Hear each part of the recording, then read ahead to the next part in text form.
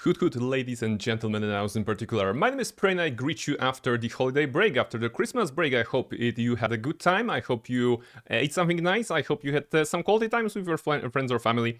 And maybe you also brought a lot of food to your home. You know, that's what I did. That's what I did. I came back with like 3 bags of basically food, and it is, you know, it is one thing to actually survive Christmas in Poland when you are being force-fed a lot of things, because if you don't know that, traditionally on the Polish Christmas Eve there should be like 12 different dishes that you should all absolutely taste. It's old tradition. Sometimes it is upheld, not always.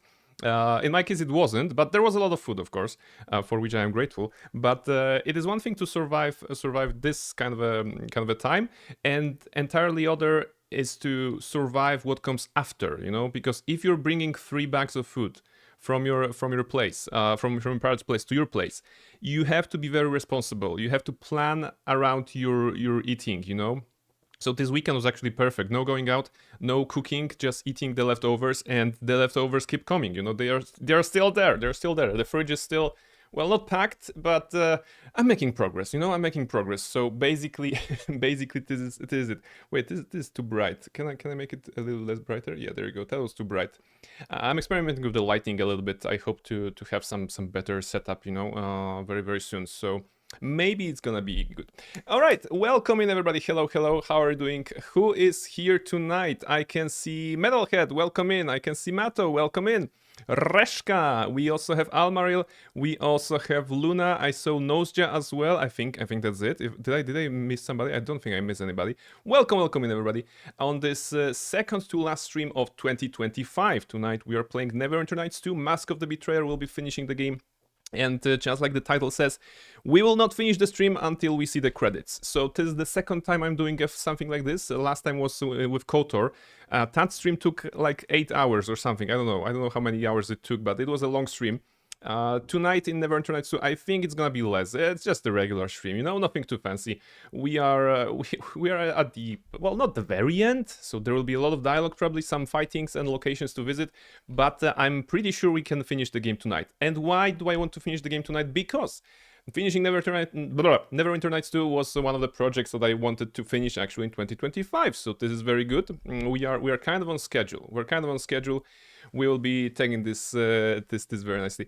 Oh, what do we have here? 69. Nice, Luna. Congratulations. There you go. No, that's Reshkas. That's actually Reshkas. 5%. Oh, Almaril. I'm very sorry. I'm very sorry to hear that.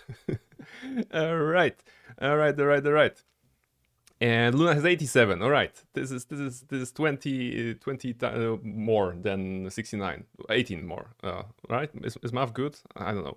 So yes, the plan is of course to finish Neverwinter Nights 2 tonight, because of course on in 2 days it's New Year's Eve. So if you are not partying, if you are not celebrating in any particular way, I invite you to drop by on the stream, because I will be streaming Baldur's Gate 3.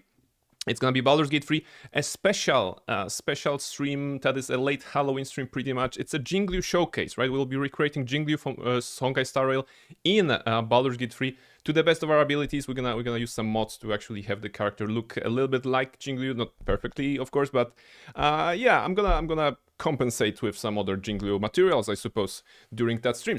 So I hope you're gonna get there. 97, nice. Oh my goodness, that's a record tonight. That's a record night. You deserve a kiss from Mischief for 97. Actually, everybody, yes. She's like, what? She's like, mwah, there you go. That's a kiss for Mischief.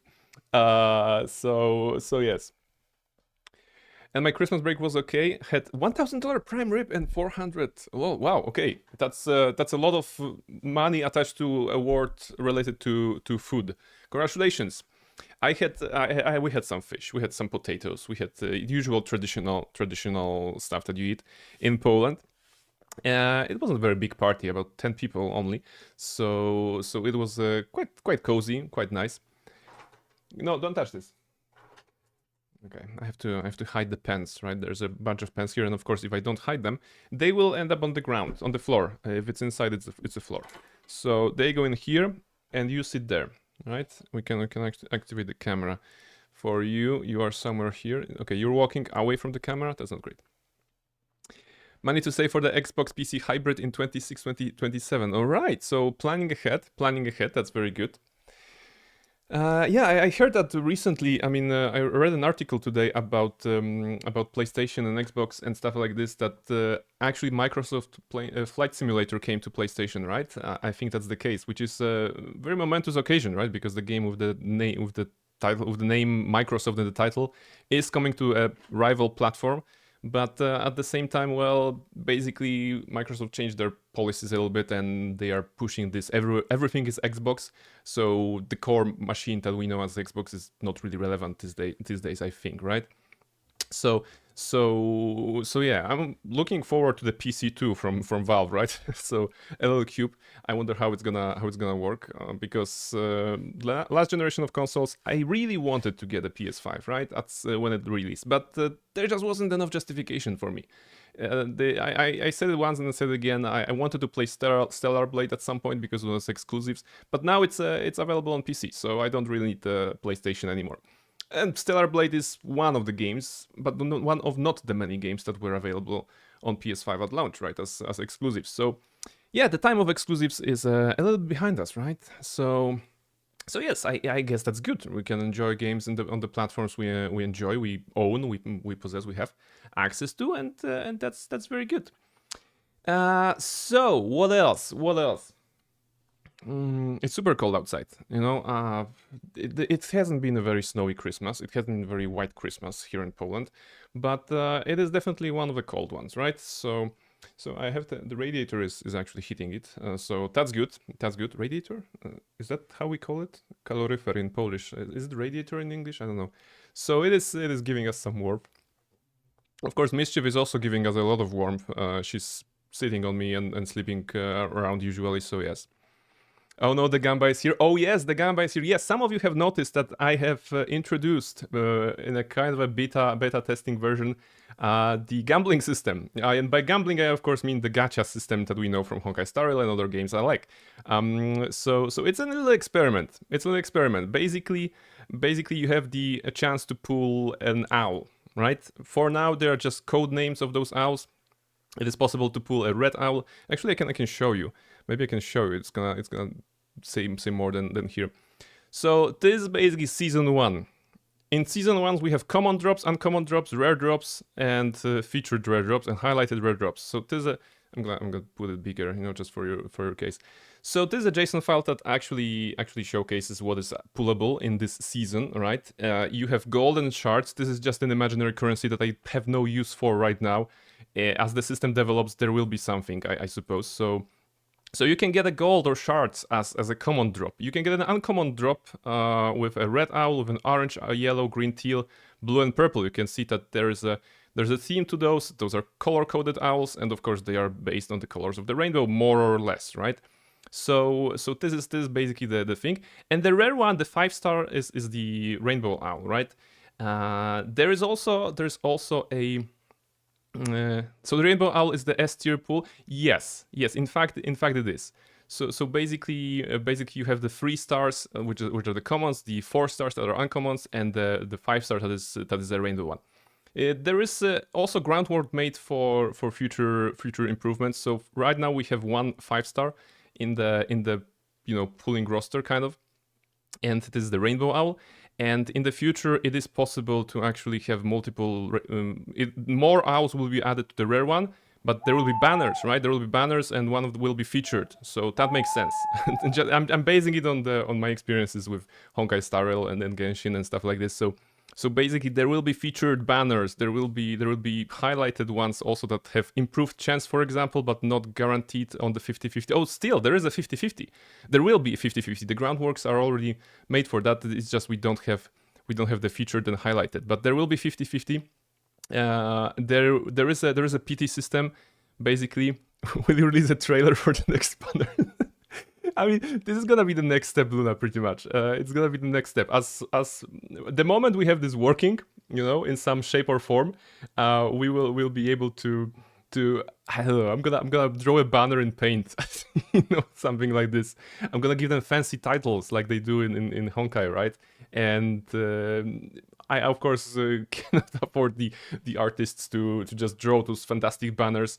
I mean, owls may not be as good as presenting their ties as the characters from Honkai Star Rail, for example, or Genshin, or by ties I mean any part of the body that is presentable in those banners. But yeah, those are just a bare bone system. Just don't make Fireful Fly Shine. It's a terrible name. It was a very weird one, Firefly Full Shine Flare something. So yes, welcome in Dusk. Hello. Welcome in. I hope you're doing all right. I hope you're doing amazing. Actually, welcome in. So yeah, we're talking about the gacha system. So guys, you now have access to the gacha system, and every time I think you can do. Wait, what was the command? It was the command inventory. No, wait, it was the command gacha. Exclamation gacha. Yeah, okay. Exclamation gacha actually accesses your inventory. So there is a JSON file that is also saving the stuff that you have pulled, totaling the gold shards and owls that you have pulled actually. So it will grow in time, and with this gacha you can do. I don't have access. I can't do a 10 pull. Why you don't have access? You can do it. You can do a free pull. You did a free pull. I do. There you go. Yes, there's a cooldown. Oh, there's a cooldown. No, wait, cooldown. There's supposed to be cooldown, but that means I set it up incorrectly. The cooldown should be per person, not per redeem. Oh, I cannot do it, right? Okay. Okay. New plan. I'm gonna adjust. It's doable. Yeah. Okay, the cooldown should be per person per hour, but I think I misunderstood. So Big Gamba. Redemption time 1 hour. No, it was okay, let's do it like 1 per stream for people, but no cooldown for now, right? Let's try this. Okay, now you should be able to do the Big Gamba. There we go. Okay, nose did the Big Gamba and got the yellow owl, some shards and some gold. Okay, at least you're building PT. It's just a 1-4 pool in this one. So yeah, the idea, I'm not sure what is the best approach, right? Basically, I knew that if I introduce this, some of you will just click it, and and just spend all your points, which is not the intention. The intention is to have you spend points at a reasonable rate, probably bigger than you are able to earn. According to Twitch, an average viewer earns 220 points per hour of watching a stream. So within those streams that I'm doing, usually you can cash in like 1,000 points. So 3,000 points per 10 pool is probably a steep price, but at the same time you have a lot of pools, right? Luna has teal. It's not a tea owl, it's a teal owl. But very close. So yeah, you get a 4-star. Congratulations. This is good. Gambling addicts would throw all the points immediately. Exactly. This, as far as it will be exciting for 5 minutes, right? But let's try to live through that excitement and have something to look forward to across the stream. So I think that the numbers I'm looking at is like a couple of regular pools, maybe with wait, the small one is also on the cooldown, right? Yeah, okay, because I set them both incorrectly. Okay, so basically we need to update this. So Big Gamba is once again no cooldown, but 1 per user, and Small Gamba is, yeah, let's do it 3 per user, but with no cooldown. All right, that way you can still pull a little bit. Ideally, I would like to have them on cooldown and limited by user, but I don't think I can do it from here. Maybe I have to do it from the bot, from the bot side. That's probably doable. So basically this. There you go, 10 shards and building PT. So yes, as you can see, the idea is here. It was a very fun side project that I did with the help of ChatGPT, of course. I was like, yo, ChatGPT, I want Gamba system on my Twitch. How do I do that? Actually, well, it was a bit more complex. We started with something small, and then we added.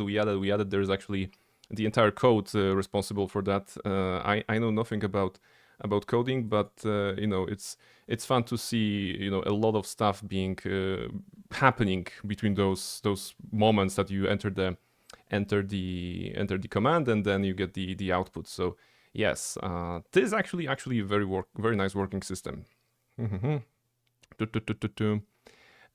So yes, welcome in. All right. Gamers Canton, welcome in. Mike, well, the mic is working. Maybe you are muted. The mic is definitely working from what I can see. So Rashka is doing a small gamba, Luna is doing small gamba. There you go. So it's gonna work out. And once again, if you do the exclamation gacha, you will have the access to your inventory. So over time, it will just grow, and I don't expect it will reset. So it's gonna work. Are you on a call? Why? I think Gamer has me muted or something like this. I'm here and speaking. Mic is not muted. There you go. I'm pretty sure that it is working.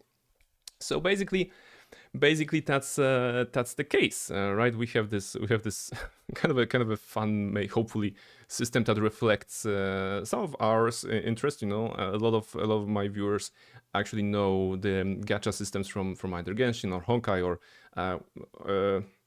Love and Deep Space, right? This is also a game, you know. So a lot of those games which involve an excitement, if you want to call it like this, of pulling for characters. So basically, that's what we're gonna be trying to evoke here, right? I think evoke is a good word. And also mischief is upside down. Wait, that doesn't work. All right, let's update mischief to be not upside down. There you go. All right, the bot is already talking me to. The bot is already telling me to take a break, but there's no break. We need to start NWN2EE and finish it. But before we got there, I would like to point your attention to the upcoming streams. Right, I already mentioned that the New Year's Eve will be the Baldur's Gate 3 kind of / Honkai Star Rail, because we're gonna be playing as Jingliu. So that's the thing we're gonna be doing this Wednesday. I invite you. But because of my insatiable need to play Baldur's Gate 3 recently, you may have remembered that I'm playing BG3 with a couple of friends from work, right? We're doing a co-op run, and this just got me so excited, and the perspective of playing Jingliu in Baldur's Gate 3 also got me excited, so I'm like, yeah, more Baldur's Gate. Which is why I would love to start the year with the game I love, which is Baldur's Gate 3, and with a particular challenge that I haven't done before, and this is basically a solo run, right? The solo run, I'm thinking that should be doable, you know, because I know the mechanics quite well of the game. I know the tips and tricks and everything that can be applied to any sort of a situation. Some exploits, of course, to just get over some difficult situations or get some gold, because I would rather, you know, focus on doing the fights during those streams rather than picking up every item from the ground. So I'm gonna probably cheat some gold in so that I can have all the items that I want, and not worry about picking everything just to keep the pace, you know. It's not about licking every wall and picking up every stone, but it's more about the, you know, personal challenge of approaching the combats and fighting and tactics and stuff like this. That's what I would like to cover in those streams. However, I have not yet decided which character would be the face of the run. So if you are interested, definitely go on Discord. And on the suggestion channel, there is a poll. There's actually a poll here. If you would like to check it out. Baldur's Gate 3 Solo Honor Mode, who to choose? You can choose any or all of those characters. You know, it's a multiple choice pretty much. So we can either choose one of the origin characters, or we can choose the Dark Urge, which is a bit different playthrough. I think for the solo run it would be actually easier, and or the custom, which will be a kind of the character we're gonna create, likely an incarnation of Barnabas, because we are just finishing Barnabella run in Neverwinter. So yeah, if you would be so kind and drop some votes on the poll on this one. Discord is here, right? Should you choose to check it out. So this is on the suggestion channel.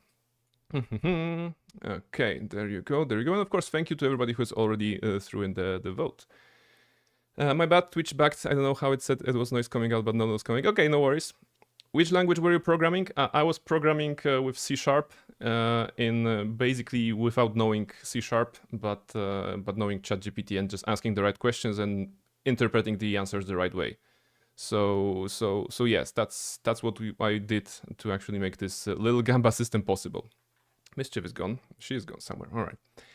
Alrighty. So basically, this is it. It's gonna be it's gonna be, of course, improved over the time, and we're gonna see how far we can go. I see vibe coding that is. Yeah. So I have to say that I never really paid much attention to language to programming languages. I never really wanted to learn that skill, although I find it very very useful, of course. However, with ChatGPT and actually asking the questions about how it should be structured or which part of code should I change to do my bidding, it actually helped me both at work and in the streams here, because there are some things that you can do with a chatbot, but there's also some things that are maybe a bit more complex, and some coding is necessary, is required, right? So yes, it's just like a fun little not adjustment, additional thing for me to do, to explore during streams. So yes, no knowledge whatsoever.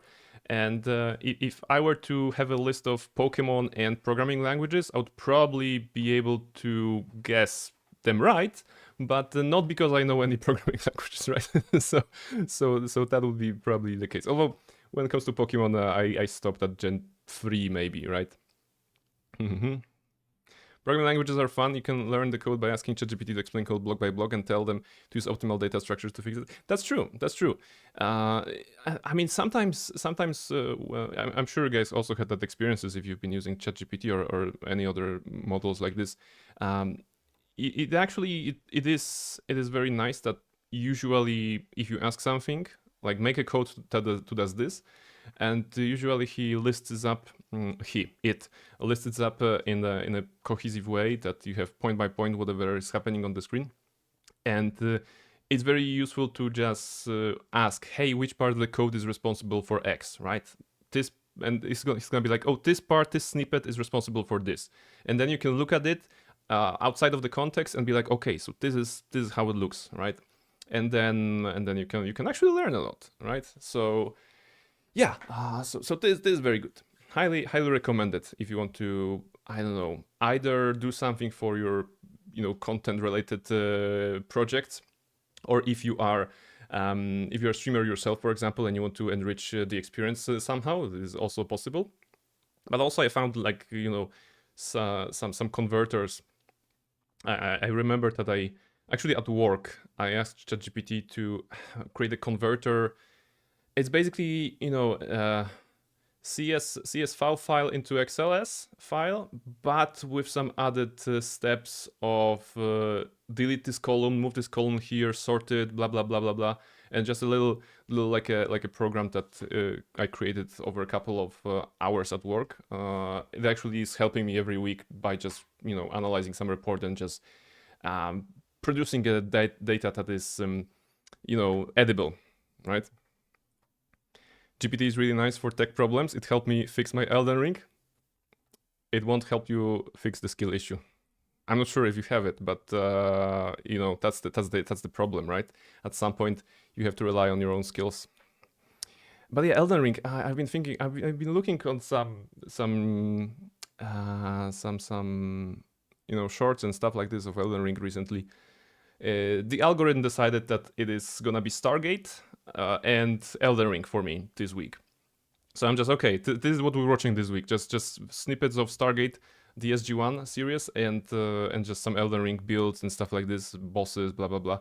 And I have to say that it is really impressive to see some of the builds, and it made me want to play Elden Ring again, actually. But one particular playstyle that would be very alien to me and very interesting to try out and learn is actually parrying. I'm not very good at parrying as a concept in general. You may remember that throughout Clair Obscur Expedition 33, I basically was dodging my way through and just obliterating enemies, of course, with one-shot Mael, but if I needed to avoid damage, I would rather dodge than parry.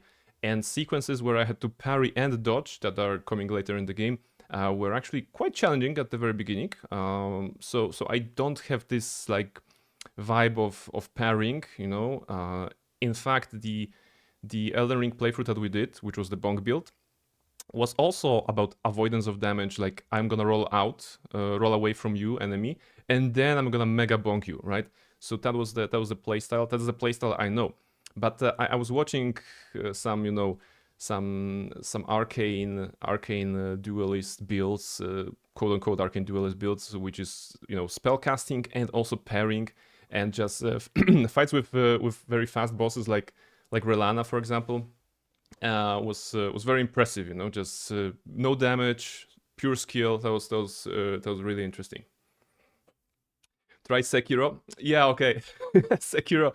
Sekiro. I'm only the only reason I'm not going for Sekiro myself is because I watched Almariel play Sekiro, and I feel that I've gotten to know the game. You know, I mean, it's not like perfect knowledge. It's definitely not skill because you cannot learn from watching. It's just, you know, a certain dexterity that you have to learn yourself. But it's like, in my mind, the Sekiro that I watched is still fresh, so I'm not looking into playing that one. Why try Elden Ring if you wanna learn parrying? Yeah, I mean, because Elden Ring is for me it was my first Souls game, right? So it is a very safe space in which I know that I'm gonna have a good time because I already know the bosses. And if I went to another game, I would have to learn that game, that mechanics, and stuff like this. Maybe it'll be a better teacher, actually, right? But still, I consider Elden Ring my you know. I cannot. It's gonna sound silly, but I consider Elden Ring, as far as Souls game goes, I consider Elden Ring my cozy game, right? So this is basically the cozy game. Lies of P can parry there too. Try Nyoh. There are options, right? There are options. Maybe. But yeah, I mean, you guys are talking about video games, and this is maybe a good time also to shed some light on what are my projects for 2026. Of course, Baldur's Gate 3 solo. That's like a RPG challenge that I want to do because I can't get enough of Baldur's Gate 3. I love this game, so I would like to share it with you. I hope you're gonna enjoy seeing me play as a single character and just obliterate the enemies. Even though I cannot parry, I'm gonna just overwhelm them with awesomeness. So that's the plan. We still have a project that hasn't been done in 2025 that I wanted to do, and that's Deus Ex Mankind Divided, because we did Human Revolution and we have to have our barrel fix. You know, we have to do some barrel content because barrel meme actually comes from Human Revolution, so we should follow up with Mankind Divided. That's basically the plan. As for other RPG projects, well, with the completion of Neverwinter Nights 2 main expansion, that is Mask of the Betrayer today, I think I will not be going into any Neverwinter. You know, we also covered Baldur's Gate 2, well, 3 as well, in fact, but now we're gonna go the solo run. I think it's too early for me to go for Path of the Wrath of the Righteous for the Pathfinder game, but I think I would love to explore Final Fantasy X. That was recommended to me, so that's something we should expect. And those are like RPG-esque or RPG games that I want to cover. But there's also like a skill-based game that I want to cover and try out, and that's Silksong. Well, Hollow Knight first, and then Silksong. That's basically what I also want to check out, right? Because well, I heard good things, right? So yes. Mysteries of Westgate is pretty nice for Neverwinter Nights 2. It's a nice short campaign, barely any budget, so barely any voice acting though. Oh, okay, with barely any voice acting I can work with, right? We can make some voices, you know, from old men that are trying to do something in the country to just, you know, absolutely amazing merchants that will buy your soul. Yeah, so we can do that. Nyoh is cheaper on sale. Okay, what is the sale go? Is it like here? Whoops. Yeah. Oh, there you go. 90% off. That's impressive. All right. Have to keep that in mind. You know, 2017. It's been a while. Oh my goodness. Demons and stuff. There you go. I love that the tagline here is ready to die. That's a good one. You can parry in Hollow Knight. Okay. So maybe Hollow Knight will be a game in which I will finally learn to parry. Maybe that's a challenge. Maybe that's something I should do. I don't know. Yeah, I mean, there's 2026 should be full in with experiences and video games. I hope to provide them, and I hope to share them with you guys. And of course, At the beginning of the year, I will have to redo my schedule a little bit because I'll be streaming 2 times per week. You know, I'm gonna stick to Mondays and Fridays, and I'm gonna use Wednesdays as an opportunity to do streaming stuff that is not actually live streaming. So either improvements or checking the clips or maybe publishing the clips somewhere. You know, doing some content-esque related activities so that I can try it out and learn some new skills, you know, to my workshop. So yes, I cannot dedicate fourth day in a week to do that, given that I'm playing D&D, given that I'm playing Magic the Gathering and meeting friends, you know, and stuff like this. So I can only do so much throughout the week. So the only solution actually is to limit the streams for 2 per week for the time being, and then see how I can work out this new schedule. So yes. Blasphemous is on its lowest. Oh, Blasphemous! That's also a game that Almariel played, right? That's that looked interesting. That looked interesting. Oh, Mischief is back. All right, Mischief is here to tell me to actually start playing Neverwinter, right? Because if I won't start playing Neverwinter, I will never finish it today. And the idea is to finish it today, so we probably should start soon. I did a few months back. Really? Don't tell me it was a few months back. I feel like it was only yesterday. I mean, okay, not only yesterday, because... Wait, it was a few months back. It was before... Wait, it was... Okay, it was a few months back. Okay. I got this game recommended to me today. Is it good? I had fun watching it. It has a very particular aesthetic. I would start with this. If you enjoy the aesthetic of the game, maybe you would enjoy it as a whole. You know, I cannot tell for the gameplay because I never played it myself. I just watching it. But I would start with checking if the aesthetics agree with you, basically.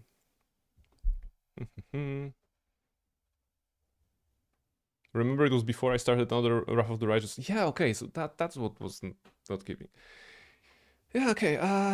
Well, it makes sense. It makes sense. It's December. It's the end of the year, so a lot of things have happened this year. Not always good, not always great, but mostly alrightish. I think that's the way to summarize this year. But I'm gonna do the summaries, of course, on Wednesday. Mischief, can you decide what you want to do? Because I can patch you, of course, but I would rather have you sit for this finale of Neverwinter Nights 2. Because well, it's the finale, so we have to live through it, and I cannot be bothered by you every 5 seconds. Steel Rising looks decent. Okay, never tried it. It was before Children of Morta, Sanitarium, and Omen Side. My goodness, it was okay. It was like ages ago then, because I remember Sanitarium. I remember Children of Morta. Omen Side was a very short one, I think, right? Because that's the one I remember the least. But Children of Morta, it was such a fun game. I love the different characters that you had there. It's the cheapest Souls like on Steam. Who made Steel Rising? Wait. It was...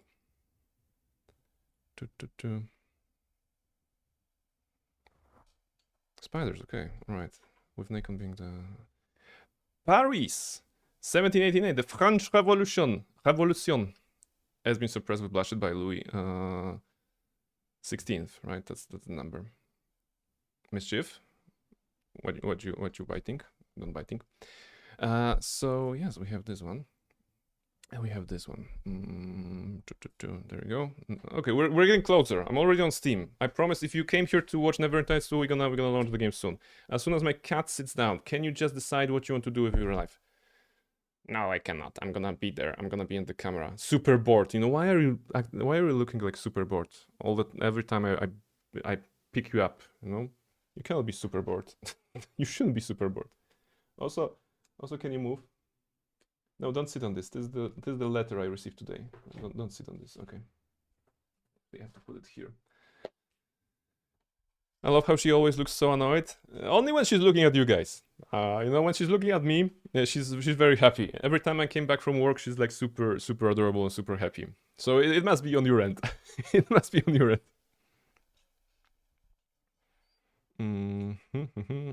Okay, clicking the game. We're gonna get there. I was thinking to play the Gang as well. Looks colorful game, is only 4 hours gameplay. Very short. If it's on a good price, why not? Almaril is going worse. You had 5, now we have 2. My goodness. Let's go here.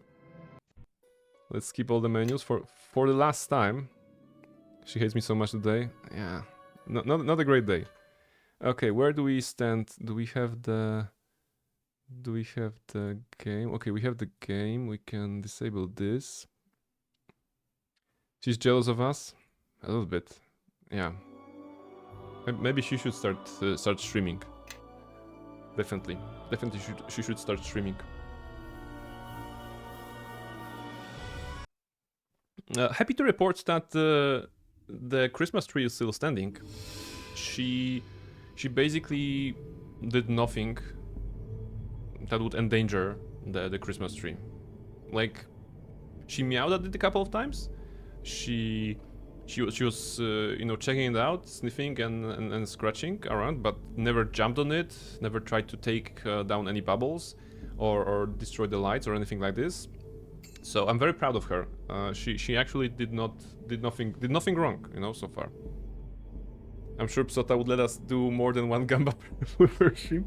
No, Luna, the idea I had originally is to have any number of gambas, or like 3 or 4 pools per stream, but with an 1 hour cooldown. But I misinterpreted the way Twitch handles that, and for now we have a 1 per stream. But ideally it's gonna be like a 5 per stream, for example, but with an 1 hour cooldown, so that you cannot come into the stream and pull 5 times and say goodbye. No, you have to keep coming back, right? This is how I'm gonna raise up the engagement metric for my streams. So the plan is in there, and there's gonna be more opportunities to pull per stream for sure, right? That's how I get your points, right? So it's gonna be like this. But we have to pay in cat treats. Yes. Are you prepared to pay Psota with cat treats? Fine by me, I can spare some. Don't tell my cat. Why? Why would you take the food from your cat to bring it to my cat? I mean, that's very, very, you know, I appreciate that a lot. Your sacrifice and your cat's sacrifice. Mimi's sacrifice, right? But rest assured that Psota is well fed. And she actually got some treats earlier today, you know? Sometime when I came back from work, I actually gave her some actual treats. So that was good. That was good. I'm ready. Okay, Reshka is ready to spend all the money on my cat. Thank you very much. But what about Gertrude? What about your chimkins? Music go higher, or maybe not super high. Let's go here. Sound effects lower. I want voice to be hearable. Okay, we're gonna balance things out. So the reason I'm balancing it out is because I know there's gonna be dialogues, as it usually is in the final sections of the game. So I want it to be absolutely hearable, and I want us to appreciate the music.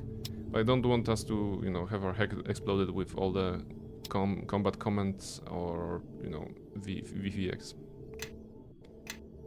So hopefully that's gonna be good enough. There we go. My chickens get treats too. That's good. That's good. Every pet animal, you know, everything that is under our care needs some treats. Woo! Spinning. So the encounter of the dead Merkel is still one of my favorite moments in video game history. It was so good. It was no cap, very good. There should be more things like this, you know. I absolutely enjoyed it. It was something that put everything together a little bit. It was also very big, very grandiose in scale compared to even our character. I think I mentioned this last time, that we are on level 30, almost 29, and yet we still felt that there was something bigger than ourselves. We're not the masters of the world, despite being at the end of the expansion to a already long campaign, you know, hours and hours into gameplay, and there's still something bigger. You know, Dead God's a pretty good thing to be over the main character if in such a situation. So that was very interesting. And actually Merkel pointed us to the Death God's vault, his own vault. Death God actually refers to him, right? We are in the Shadowverse. We are in the temple that belonged to him, or under the temple that belonged to him. And then we're gonna try to open the gate with the help of our good friend Silver Sword of Gift replica, or maybe Silver Sword of Gift, one of those. Also, I redid the equipment a little bit. Barnabella now has a crown. See? Barnabella has a crown. Because she's a queen. She slays. And she's also chaotic neutral. I remind you, she started as a chaotic evil character, but we actually did the redemption, you know, through hard work and helping people and being nice to people and talking to our party members and not ignoring their needs and appreciating their differences. We actually went from chaotic evil to chaotic neutral, and that's gonna be it, right? We cannot go to chaotic good in this playthrough, but the redemption was a success, right? That was good. This wall of buffs looks so weird. Yes, I basically put all the buffs before the stream. Not before the stream. I prepared the save, I think during the weekend, right? So that I can have some nice stuff already here, and we can just go in and see what we can do. I'd not take pet if I couldn't afford to spoil them. That's a good approach, you know. Where did this crown came from? So this crown was found as a loot. It's a chromatic crown. You may remember, maybe, that when we got this chromatic crown, I looked at it and was like, this is a shitty crown. And I stand by it. It is a shitty crown, but it looks good. You know, this is fashion. so this is basically the fashion. I think it was related to... It was just some random loot, maybe? I don't know. It's related to Tiamat, of course, Mother of Dragons, right? Dragon Queen. Stuff like this. So it allowed me to actually exchange one of the, like, ring of elemental yes. something yes. that I gave here, right? Resistance. Ring of elemental resistance. Yes. Because now I basically have the same effect on the crown plus the useless plus 5 poison, right? That's irrelevant. But again, fashion, right? Just like in MMO games, sometimes you play for fashion, sometimes you play for stats. If you're lucky, you can play for both, but usually you have to choose at the very beginning when you don't have access to a lot of stuff. And choosing fashion is always the right choice. Fashion is the true endgame, absolutely. The moment they introduce, like on a larger scale, the costumes for characters in Honkai, and I'm not saying one costume for a character or the costume that looks absolutely bad, you know, the Firefly one, the school uniform is like boring, which we don't see half of the time because in combat she's of course in the mecha suit. The moment they introduce it on a large scale and there's like clothing for Jingliu, I'm done. You know, I'm just gonna be spending everything, and we'll have to figure out the way to fund Mischief, because I'm gonna be spending all the money to just get Jingliu some new fashion. Hopefully not, right? Let's see if I can unlock this thing. The door is black and edged with curving runes. Its keyhole is nothing more than a vertical opening, more suited to a smooth metal blade than any ordinary key. Okay. Wait, do we need to insert the replica or the Sword of Gift? Probably the Sword of Gift, right? Because we got the replica. Sword of Gift. The sword clicks into place, turns, and the door swings open. And that's actually giving Gan a level up. Imagine that. Yes. Yes, I imagine that. Alright, at this point we don't care about anything, to be honest. Oh, we have a feat. Do you have a... Sure. Great charisma. I guess that's gonna be it. Might as well. Indeed. Indeed, let's go. Let's go. Where is Mischief? Okay, Mischief is up there. Mischief is up there among the lights. So this is the area that we haven't visited. We could have visited earlier. No, we couldn't, right? Because the Silver Sword of Gift is a recent addition to our stuff. Actually, Barnabella is wielding it not for the combat capabilities, but for the, you know, enhancement bonus intelligence plus 8 that allowed me to drop the fox face buckler or fox something buckler,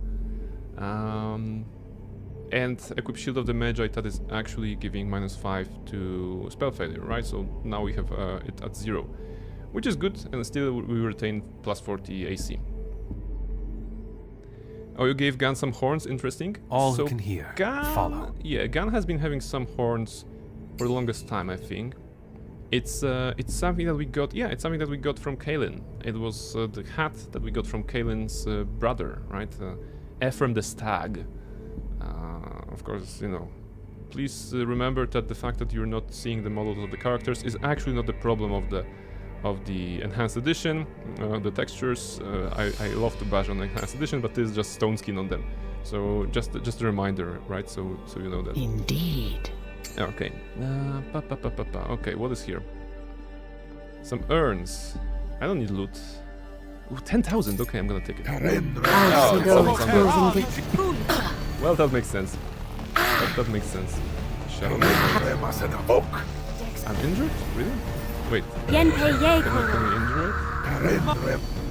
Okay, we can injure it. They were just fighting another one. Right.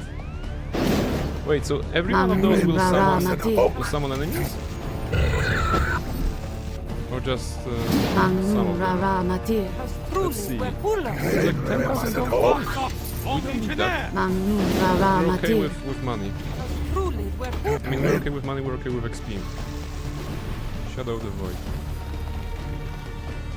Oku has leveled up. Oku has kept 700 HP. Can we appreciate that? 708 HP. This is one tough bear. Okay.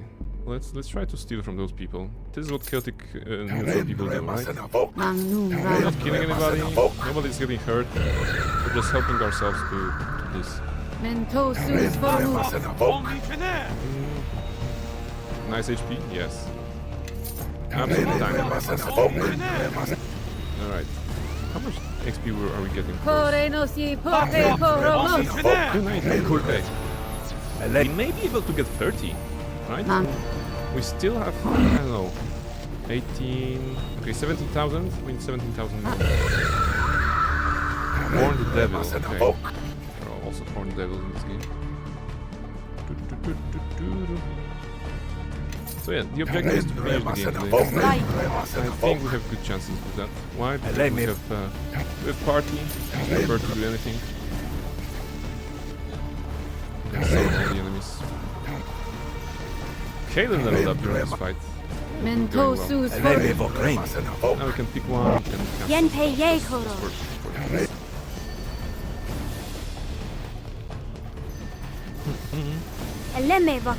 Maybe a magic missile. Casually? Oh my goodness. Okay, magic missile and then someone hits. I think it was an earthquake of some sort, or I don't know, maybe Horned Devil. All the games have been giving us loot at this point, right? This is the end game, right?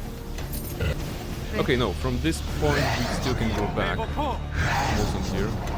But something tells me that very soon we'll go to a point of no return. All gold equipment will be pointless. Still, it would be a crime not to pick up the loot. So we're gonna get all those essences that admittedly I did not use. I understand that the essences are tied to a crafting system in this game. I did not feel the need to even try to learn it. Aside from the one time at the tutorial area, when they told me, yo, you can use that on the crossbow and you can make it do icy thingy.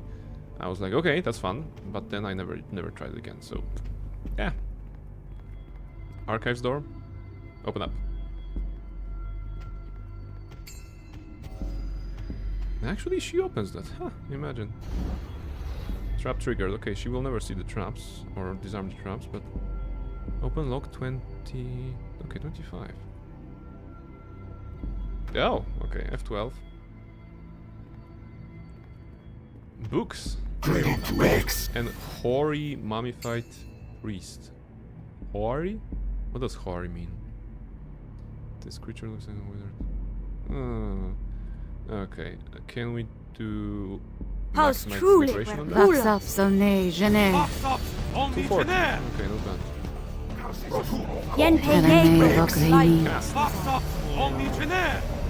Epic resilience. Wow. Kaden basically approach. I don't think the animation plays on her attacks. Tome of Profane Herb. Wow. There are also scrolls.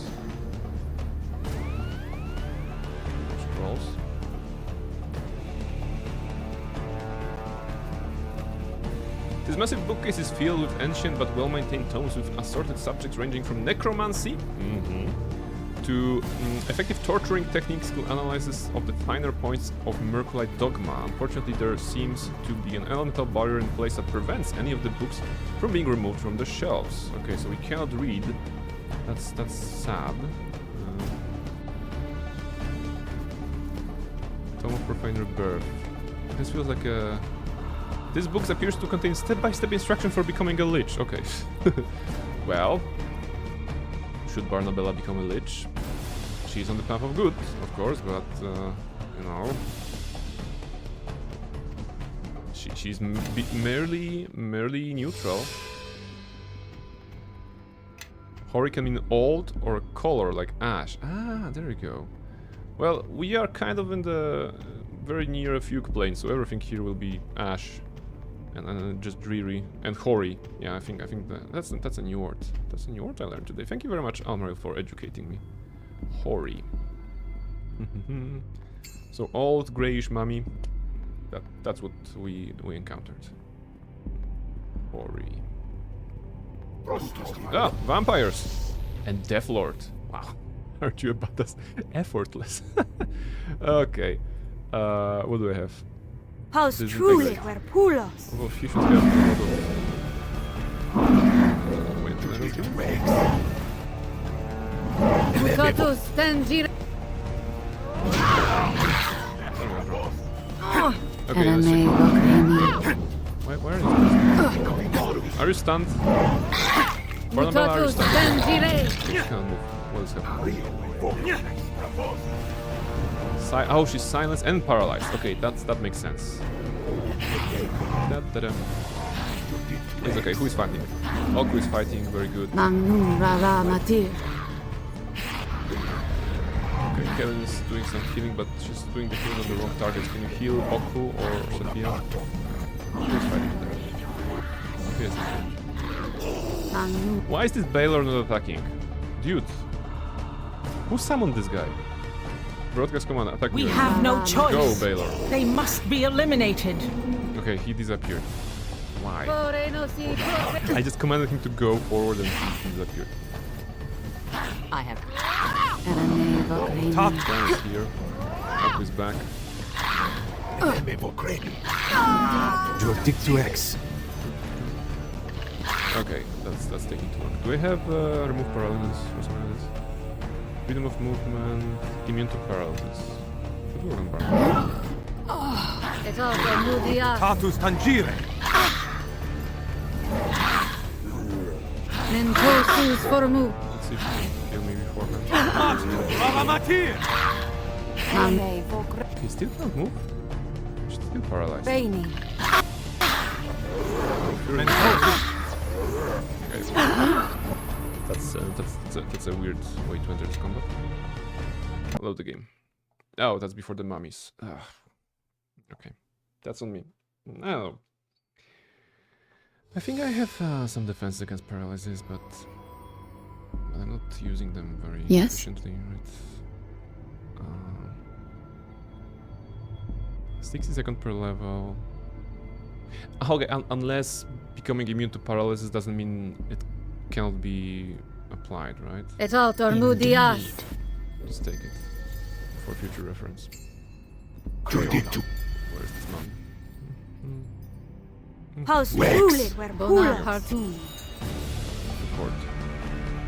Well, that's gonna be enough. Mentosus formu. Bonaparto. The spirits of Russia. Guys, you can attack this nearest because you are slacking. Attack nearest. We have no choice. They must be eliminated. Lamentation of the Dead. Wait. How is that I did not find this previously? I was in this room already, right? Here de Quijun. Okay. But apparently I needed to find an item in quest. Must have missed that. In that case, it's good to win it reload. Otherwise, it would be. In Kachi's name. Alright. Kill this one. Very good. Good valor. Very good valor.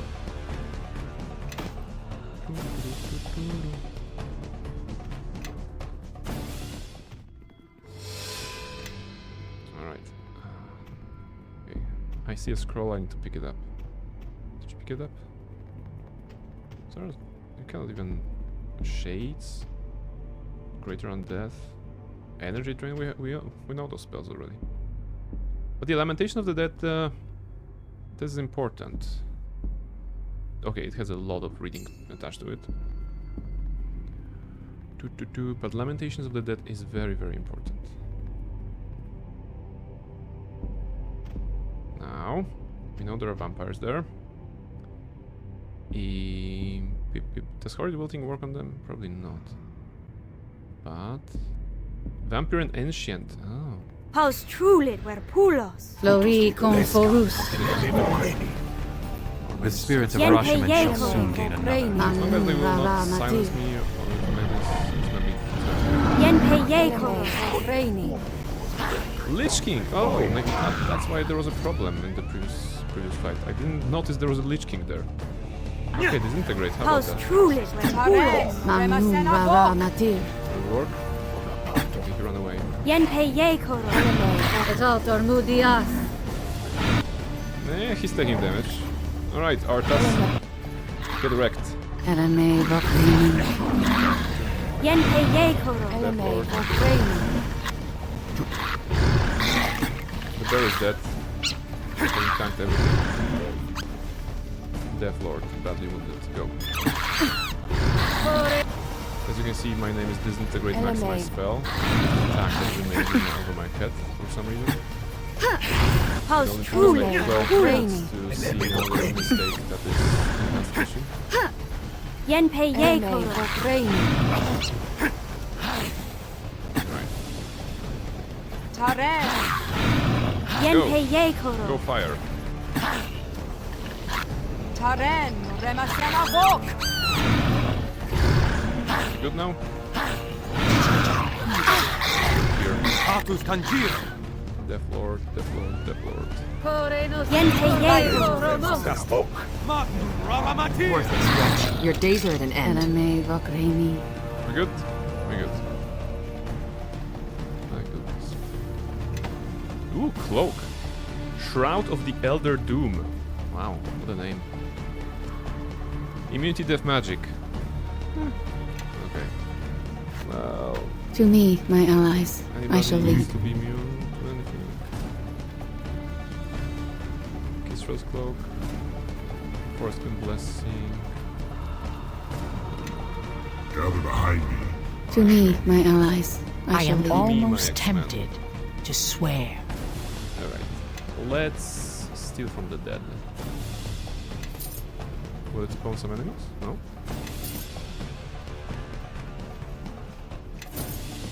Maybe we should not be looting this. No, we should be looting. Don't think, just loot. They wouldn't put that in the game if they didn't want us to loot it. There's no, like, hidden thing that will then cause us to lose the game because we loot from the dead.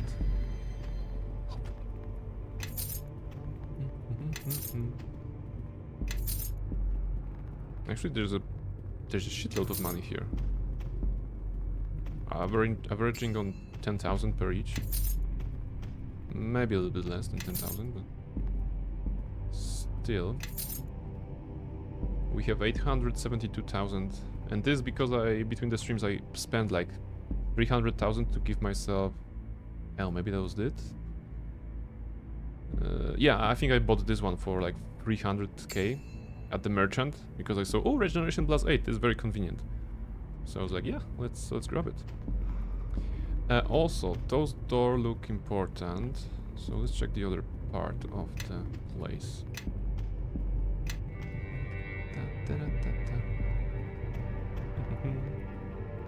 Naki, welcome in. Hello, hello. How are you doing, Naki? Ready to finish Neverwinter with us? We're getting closer and closer. I think there are like 4 locations. This is the first one we need to visit. Oh, there's a trap in the door. What is that? Vampire Ancient. Okay, 3 vampires. And none of them are starring. Yenpe yekoro. How's it? Yeah, doing well. Doing well. Just happy we can finish the game today. Because it's always nice to wrap up the project. And that was the project I wanted to wrap up. Also, the game may be too loud, I think. I'm just checking on the mixer. So I'm gonna put it a bit smaller. There we go. So yeah, it's very nice to actually be able to finish the project. I'm planning to finish. Everything is going according to schedule, which is good. Wait. There's like 10 of those guys here. Why so many vampires? They come from the... Okay. Look at the damage, that was nice. Oh, it actually vaporized them. Yeah. With negative energy. I was like, oh, there's 10 vampires, whatever I'm gonna do, because most of my spells are single target, you know, aside from horde duelting. And then I remembered I have the epic spell. I also have the epic gate and epic hellball, so should be good. Also, can we please heal? Do we have the... Oh, you already used this one, okay. What's with her stats? Yes. Are you diseased or anything? No. Gather behind me. I shall lead. Still, restoration should help on this one. And then we're gonna heal with the elixir. Should have those. Somebody. Enemies have fallen upon us. Yes. Heal. Restoration didn't work on this one? Okay. Heal. Yes? Pa, pa, pa.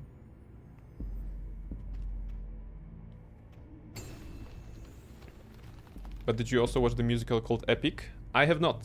I have not watched it. I know that Near Model is a big fan, from what I remember. Never had a chance myself. Oh. Takachi's name. Near Model is based? Absolutely, in more ways than one. Right now, Near Model is, I think she's going through the game about sad Frenchman people, right? So also way to be based. Base coated. Well, she's an artist, so Reshka can maybe confirm if Near Model is base coated.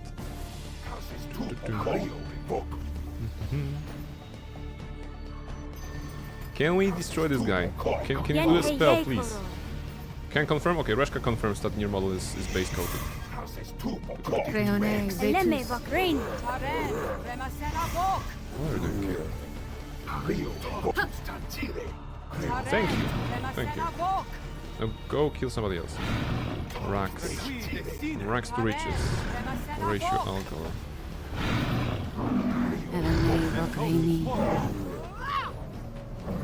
Okay, lots of mummies.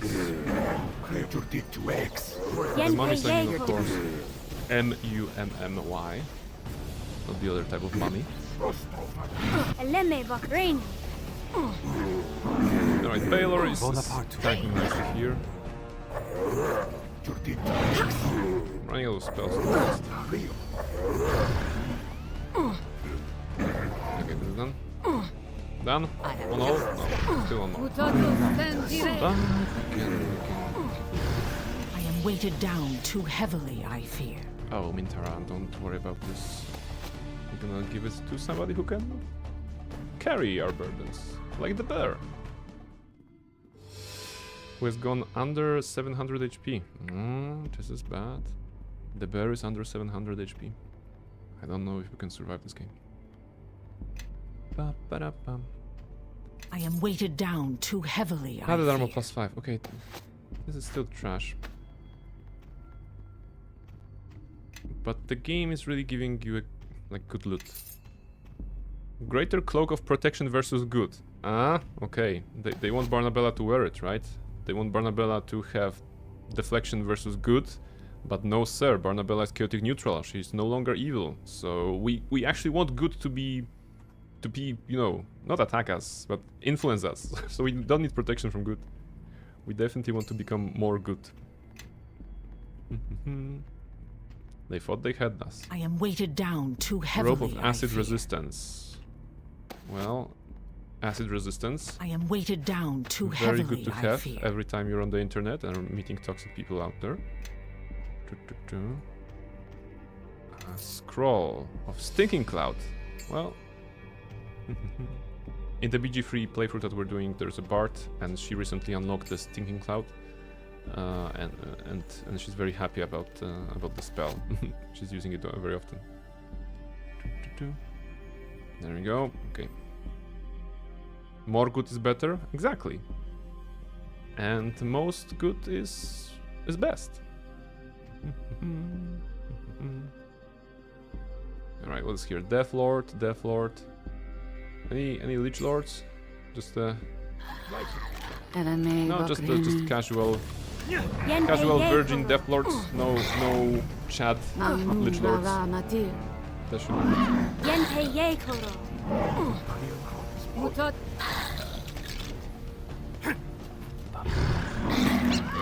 Skeleton. Wow, disgusting. Death Lord. We still have integration. Oh, this one. Okay, 240 at the end of his HP bar. That was a bit of an overkill, but stylish.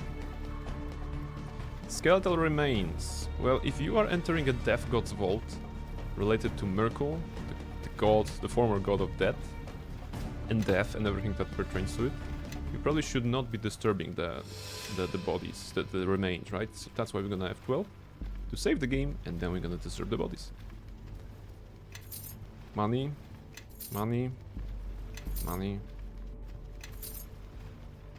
Like, imagine those numbers. Imagine the physicality of this situation. There are skeletal remains splayed on the ground, you know, on the some sort of a shared mausoleum, I would say, you know, or just some catafalque, kind of an altar, maybe something like this, and hundreds, if not thousands of gold pieces. So basically, they are drowning. They're drowning in gold. Those guys. Those are like big coffers. Only that there are skeletons in here. Okay. Anything at the end of the section that I should be aware of? No, we picked up the lamentation, so that's good. And then we're gonna probably enter somewhere forwards. That's good.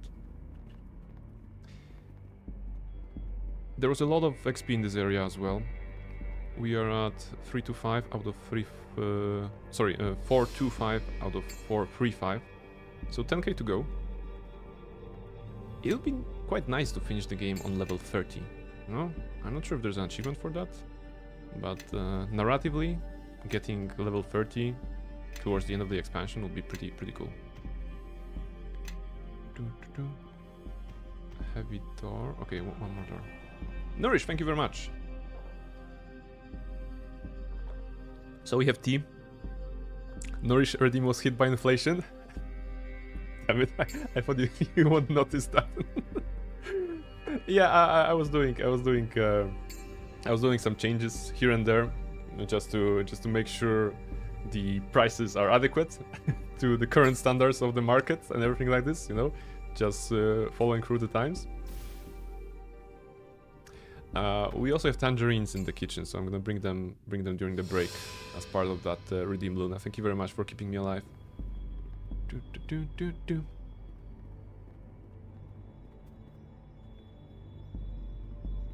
I'm not sure how to fix channel points. It's a mystery. Just throw a number and it's gonna stick anyway. Mummified priests and 2 vampire ancients. You guys take care of it. I'm gonna just remove myself from home. I will not, because I'm paralyzed. Okay, there you go. You guys do.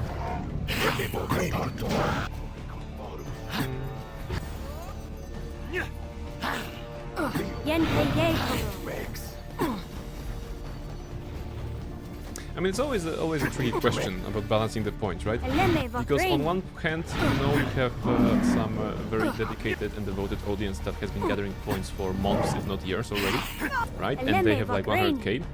And on the other hand, you also want to have some fun redeems for the people who are just coming in, who just joined in, and may not have a chance yet to gather those points, right? So if you make something too cheap, it won't make a dent in the savings of the established audiences. Of course, I'm saying make a dent in quotation, because it's not the objective to get rid of all your points, right? That's not the name of the game. At the same time, if you make things too pricey, right, the newer people will not enjoy this. You know, they will see like, oh, the cheapest redeem on this channel is 10k, and I just got 300 for following, right? It is like you know, the scale is so big. The longer you stream, the more points are generated, and the more people are watching, well, the same.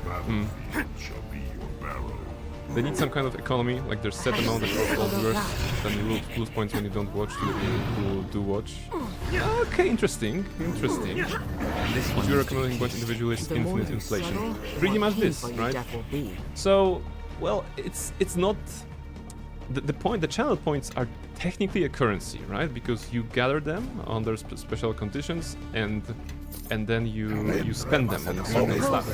The problem is that it is a it is a virtual currency, of course, and the problem is with the economy, like you're saying, right?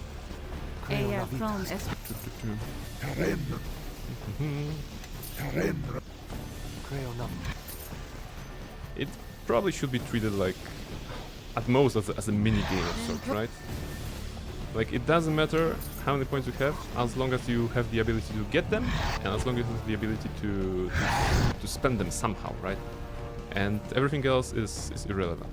Can I use this for the looking them or not? Improved disarm hit? Wait, did they disarm me? Oh, they did disarm me. Huh. I lost my sword. Where's my sword? Where am I? The guys are here.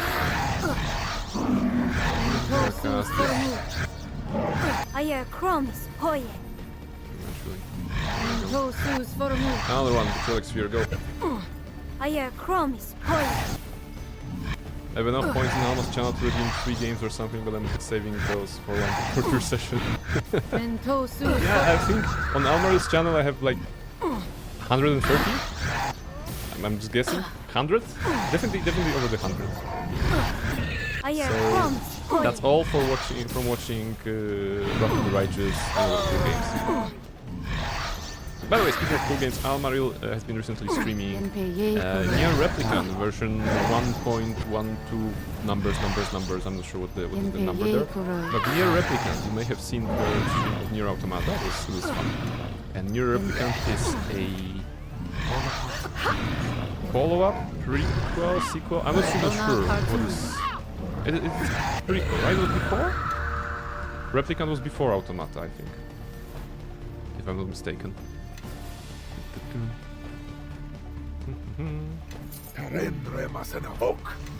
And one of the greatest things, of course, in Nier Replicant is that there are half-naked ladies. So why not?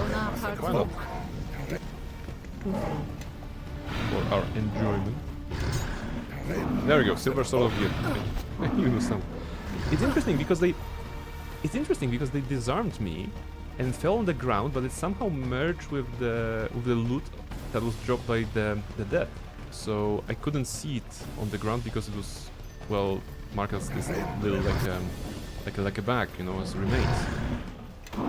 Usually when you get disarmed, it drops on the ground and should be visible like this, right, as a separate one. But it was actually merged to other things. There you go. I only have 70k channel points here, so I'm kinda poor. No worries. You're gonna have like 7k points by the time banner 2 hits, right? The second banner of the gacha minigame.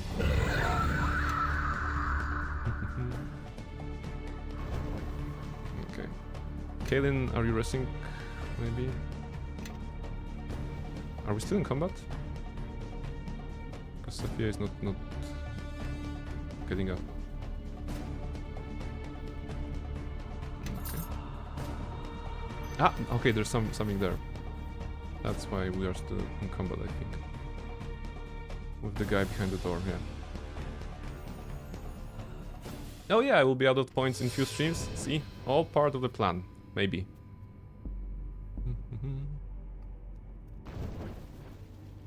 Open lock. Wait. DC 45. We can do plus 21. Really? Yeah, that's a problem. No, that's not a problem. Okay, it is kind of a problem. Barnabella has plus 21 to throw, to roll. If she does 20 outside of combat, she does 41, which is less than 45 needed, which is why we're gonna use the Thieves' Tools. But we're gonna need Thieves' Tools plus 6, and we still would like to be outside of combat if possible. So let's try to go here. Why did you die? Okay. Can we destroy the door? Likely so, but we are smart, right? We're gonna load the game here. Mischief just dropped by from the sky.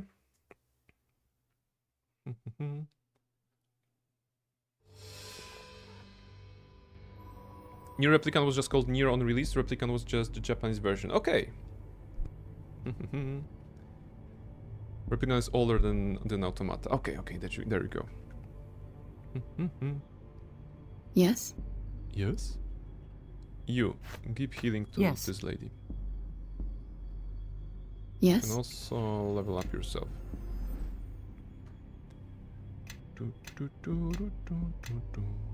Epic prowess. Do we need that? Epic gate. Why not? Everybody's using epic skills anyway, so she might as well. Yes? Heal. Yes? And now we should be considered outside of combat, judging by the lack of combat music.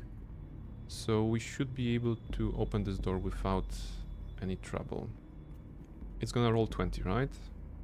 Because we're outside of combat. Yes, I can see because Mischief is in front. Mischief... Okay, she's doing this on purpose. I need to see the numbers. Come on. 41, okay. So if I use Thieves' Tools plus 6, it's gonna roll 47 total. Can you move? There we go. Success. Trap triggered. LMA Okay, now we get Vokalini. fight. Steam tags on the game. Mature nudity female protagonist. Well, one of these tags is my favorite. I will not say which one. You don't die. Okay. You die. We have no LMA choice. They Vokalini. must be I eliminated. don't even see the targets. Come on, where are the targets? Are you a target? Vampire Ancient. Sure. Why not? Is that disintegrate? Yeah. Paus Pule, Pule. We should also have a Vasculate. Do we have a Vasculate? Yeah, 3 of them. This is the part we're looking for. LMA Vokalini.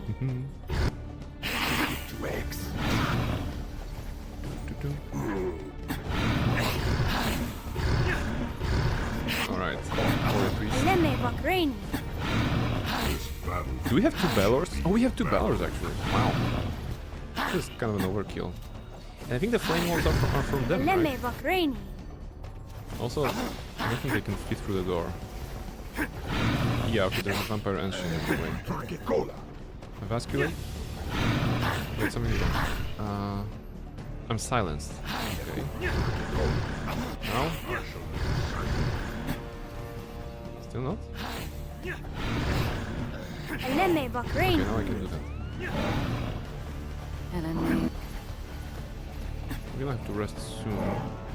Also take a break soon. Some tangerines and refill my tea. Okay. As soon as we are out of this combat. What is going on here? Who is here? They were tanking pretty hard at those doors, not gonna lie. And by them I mean, well, the enemies, because otherwise we would be through and through very soon. Okay, more gold and hopefully more enemies to spawn. And look at this, we are at 430 already, almost. So this room we should be like 42, I think. Chest. But it's trapped. It was trapped. But it gave us a sword. Fingerbone's name. Fingerbone. +7 sword. Nice. Let's keep showing the enemies. I'm pretty sure we can take them.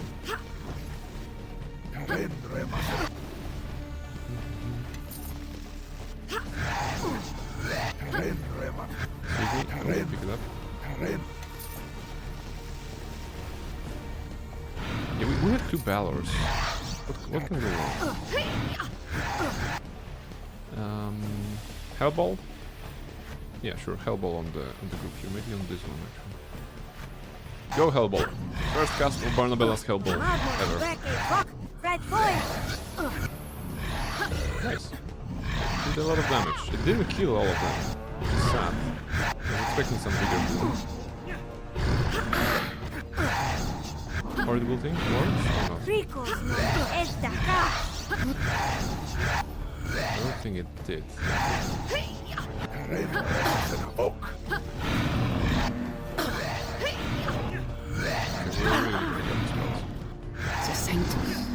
I wonder if Manor Lords will ever leave EA. I sort of doubt it. He made the money, no real point of ever releasing it now. You know, sometimes a project like this will take many months or many years even. I have no opinion on Manor Lords. I think Pulheru played them like this though. A friend of mine. So yeah.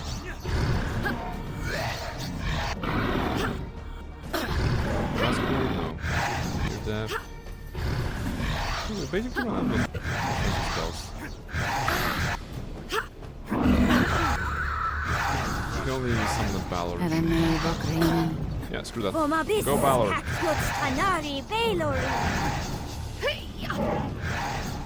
Did it work? Yeah, it did work. Hello. So now we have only the Balor.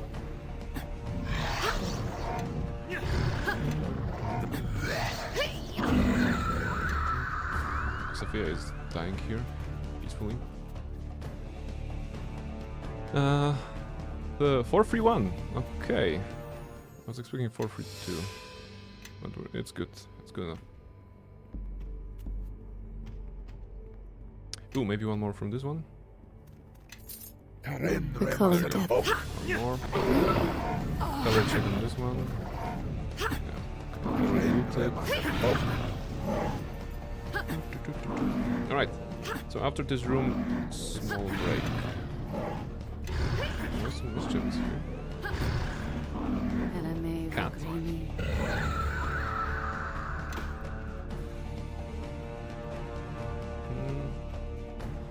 Okay, we're really going into level 30. I'm very happy with that. Alright, a short break. I need to refill my tea and get myself a tangerine. So I'll be right back. I'm gonna pause the game here and then we're gonna enter through this big ass door here, which is says the Betrayer's Gate. So we are playing Mask of the Betrayer, therefore the Betrayer's Gate must be something relevant. I think we saw this room in a vision before. We actually did, right? We've never been there personally, but now we are. And we're gonna cross that, and that's probably take us to the Fugue Plane, where Kelenvor resides behind the big-ass wall of the Fateless. So I'll be right back, and we're gonna see how far we can go.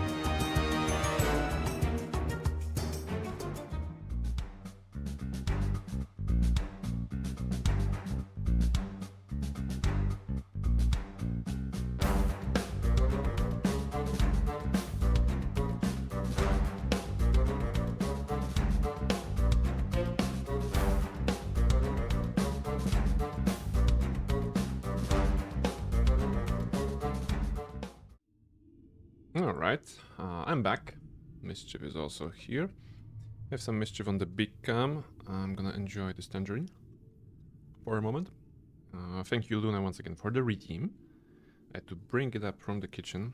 I brought up the whole, like, not bushel, whole bag of tangerines pretty much from home. Among other things that I brought from home, you know, lots of food, like I was saying in the beginning. Tangerines among them. Why not? There we go. Just get the middle thing out. There's a tangerine. There we go.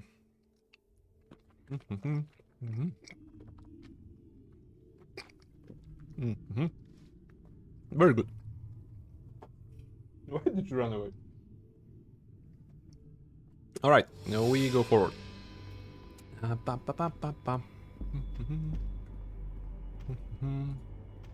by forward, I mean backwards to the place we've been to already. And we should probably take a rest here. Can we take... We can take a rest in this location, right? No problem. This is where we came from, okay. We're gonna take a left. We looted everything.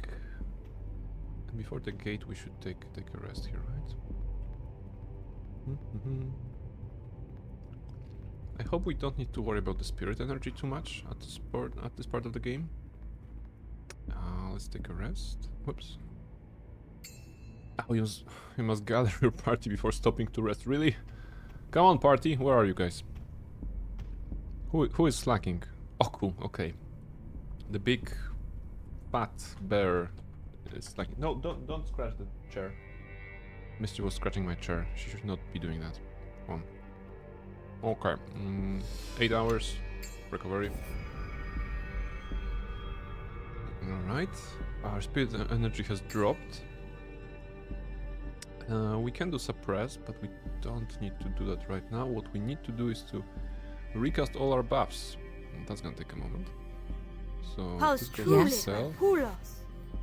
This goes on cell. And on others. Yes?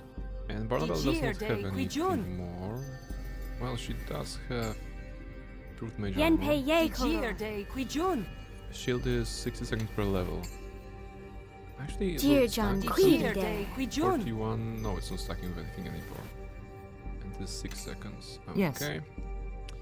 And now she has some upgrades. Mass haste. Persistent, rather. That's what I wanted to say. Magic circle. Wait, wrong circle. Against evil on Barnabelle. And this goes on self, I think. And now some random stuff. Wait, something is missing. The Owl's Wisdom is missing. I don't have Owl's Wisdom? No, imagine that. I must have lost a spell slot at some point. Anyway, doesn't matter that much. Just keep casting those. In case somebody does not have the item corresponding to this. Premonition on self. And protection from spells, why not? Yes. Do you have anything that is very good? There was some 10 rounds. No, that's mass. 10 rounds, no. No, those are mostly situational, right? So, no reason. 1 minute per level. Mass death ward. Oh, we're entering the city of the dead, so maybe it's gonna be I ask you to follow me now. Alright. F12, the wall of buffs is up. Let's see. Oh, she's still casting, sorry. Yes. Sophia is still casting. Okay, Yes. maybe now F12. And let's enter the gate. The Betrayer's Gate, show me that. Can we enter? Knock knock. A terrible wrongness hangs in the air, a sense that this gate should not be. Though it is nearly the twin of the gate on the upper level of the vault, the markings are different and powerfully alive. The keyhole is the same though, a thin vertical opening of identical size. As you look upon the door, the presence within you writhes and contorts, but there is no pain, rather you feel excitement of yearning to pass through the door. Kaelin, do you know this gate? This gate is what I have been seeking. If only I could have found this door, open it. The Second Crusade might have had a chance at life. So we actually met Kaelin in this very place, you know, in the Death God's Vault. She was trying to get to the bottom of this place. Akachi created this portal to bridge our world and then the realm of the dead. It was to be the road on which his armies would march to the City of Judgment. Okay, sure. Those runes are similar to the ones on the other door. Can you read them, Sophia? These are divine runes, and if I'm sensing them correctly, they're charging with magic of movement and unmaking. I'll be very, very careful with this gate. Insert the sword of gift into the keyhole. Why not? Open! Alright. Let's see. This is the gate that was the threshold of the First Crusade. Beyond lies the Fugue Plain and the City of Judgment. Kelemvor's domain. Let us go and end your hunger, little one. The realm of the dead holds little that could frighten me. Are you committed to this then? Yeah. I have no choice. Are you having doubts? Gan, you have followed me this far. You do not need to risk more for my sake. He's gonna say yes anyway, right? But let's try to open this option. We are only facing death itself, possibly followed by a soul-dissolving oblivion. No, that seems a small thing to risk for you. After the line, we are only facing death itself, possibly followed by a soul-dissolving oblivion. There should be the line from Gimli, right? What are we waiting for? I am with you until the end, Spirit Eater. Pretty much the same. Thank you. I hope the one who lies in the wall is worth it. I think I like you better than the one we go to save. Okay, streamer, the real question. Have you played Heavy Rain? So, no, but yes. When it comes to Heavy Rain, it's the game that I first explored by watching a YouTube playthrough on some channel, and then I explored it for the second time on a streamer channel, right? My friend played it, actually. So, I feel that I know the game well enough, even though I have not played it myself. I know all the twists, I know all the locations, I know all the stuff that this is there. And this is why I probably will never play Heavy Rain, because at this point it's like no surprise for me, right? Unless I'm gonna do some twist in the sense of like making only the worst decisions, which would be on brand for the channel for sure. But that's why we played. That's why I played the Detroit Become Human, you know, from the same studio as the game on the channel, because I knew I didn't know that one. But when it comes to Heavy Rain, when it comes to Beyond Two Souls, you know, even Fahrenheit to some extent, I know those games because I saw them on other channels. So not that I'm not really, you know, looking forward to playing them. It's a nice game, you know, nice in the sense that depression and Heavy Rain and, you know, child murderer is on the loose, but yeah. As far as I know, Heavy Rain isn't super flexible choices-wise. Exactly. I mean, if you're trying to make good decisions, reasonable decisions, you're gonna get pretty much the same outcomes, right? The only stuff that differs is when some of your character may die at some point, right? So you won't see part of the content, I think. So it's not really branching, right? There are a fair few endings, but they all happen in the last fifth of the game or so. That's true. That's true, right? The decisions that you have made, they are culminating at the very end, of course. But it's about the stuff that you do towards the very end that affects those decisions, you know. And some quick time events, right? Even with the final confrontation, shall we say, when you can do everything right and then you fail a quick time event and then your main character dies, for example, because you failed the one quick time event, right? So that's actually pretty tricky. What do you mean? What? I think I like you better than the one we got to save. I like you more than when we first met as well. What? At one time, long ago, when Is I he was the hitting on dreamer us? in his cell in Mulsantir, I did not believe that another would offer themselves up to save me. It is easy to forget such kindnesses when walking these lands. Now I find myself in the unfortunate place of being tempted to offer myself up to save you. A strange turn in the road, I think, but an important one. Whether you are a Kachi who hungers eternal, or a wayward hero from the West, you are more to me. Aww. You are nature itself. He likes A us. storm.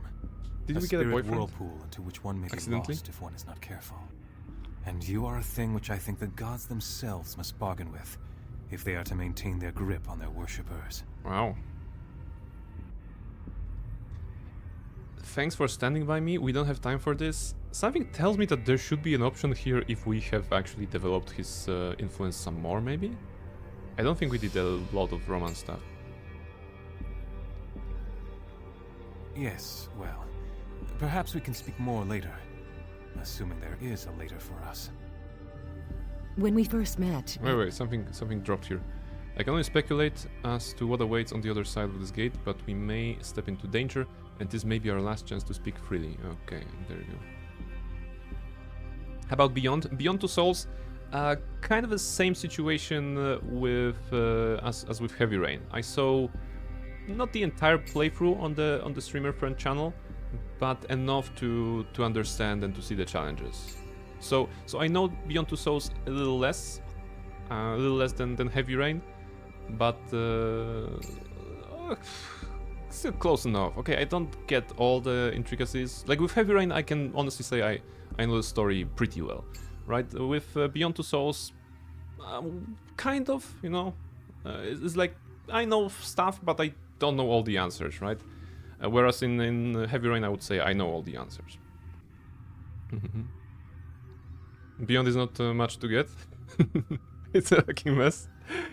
It's, you know, those games are often a mess in writing, but they are there to provide entertainment and excitement in those short bursts of action and drama. And even if it's a mess, it is packaged well enough, I think. You know, it wasn't that. I mean, from my experience and from what I saw and what I heard, Beyond Two Souls is not as great, I think, as the other two. And Heavy Rain in itself is not great at all, I would say also. But yeah, what was that? You said that actually. It's a B movie, right? I think Naki, you were the one who said it about the games. That if you treat it as like a B movie, it's actually passable. I think Heavy Rain makes sense, even if it's very stupid. Beyond is far less coherent. I think with Beyond there is also this system. Yeah, it's like a Tarantino kind of a system in which the scenes are out of order, right? You sometimes see the childhood, sometimes you see the future, the present of the character, and it just asks you to put together the story yourself, you know. It jumps from time period to time period, and you just have to figure it out yourself. Which, in its own, I think it's not a bad idea, right? To do those jumps because it allows you to piece the story together yourself rather than being presented in a step-by-step way, kind of as the character grows. So I don't know. That's what I got from watching the stream of this game. That was a big brain move. I have no idea that it adds anything except confusion. Yeah, I think it adds something, you know. If it definitely, you know, if you're watching a movie or reading a story or playing a video game that is out of order, at the very beginning, you are like, oh, this is super confusing, but there is a little bit of a reward, I think, maybe for me personally. If the story starts to click, if the story starts to make sense, you know, the things are, you begin to see the connections, you know. Of course, one could argue that any game can be just chopped into bits and then presented as into any kind of an order.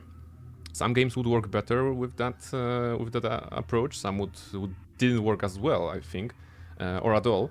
But yeah, no, it's for me it was interesting. It was an interesting choice, definitely. It was because I promised my mother I'd look after you. Now, that promise is irrelevant. I'm with you because I want to be here, at your side. I'm assuming that the characters that are talking to me right now, they are basically swearing fealty to me and being like, yeah, I'm riding with you till the very end. But probably if I didn't have enough influence on them, they would leave here. I don't know, maybe. I think it's fine as an idea, but the twist near the end of the game is not even what what her face memory. That's true. That's true. Like, it wouldn't be the first time when a piece of media was very, very good, and towards the end it was like, what? Like, okay, it's either crappy, it's either overthought, or just, you know, plain weird.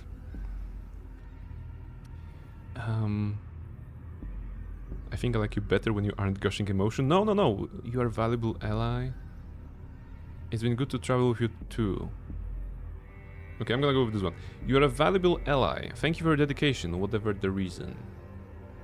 No, okay, no, whatever the reason actually implies that we're looking at her promise, at her devotion, you know. Okay, it's been good. Travel. I've had very few people in my life who I love and respect. My mother, Master Jaffe, Kaji. And Barnabella, the necromancer who was previously chaotic evil but now is chaotic neutral? That changed when I met you. I was bound to you by dint of my promise to protect you. But in our travels, I've seen your true nature, and it is honest and strong. I could not protect my mother in her time of need, but I can protect you. Are you telling me that you love me or what? Thank you, Sophia, your companionship means a great deal. I will stay at your side until we finish this. Trust me as you would trust yourself. I will not let you down. Thank you. The Betrayer's Gate gapes open, leading to the City of Judgment in the Fugue Plain. Once you enter, it is unlikely you will be able to return. Mm-hmm. Gotta love those moments in video games, right? This is the point of no return. Player, are you sure you finished all the side quests? And I'm sure. Let's go. Enter the Betrayer's Gate. We need to finish this gate, right? So, this game. We need to finish this game today, so... Might as well go forward. There's only path forward.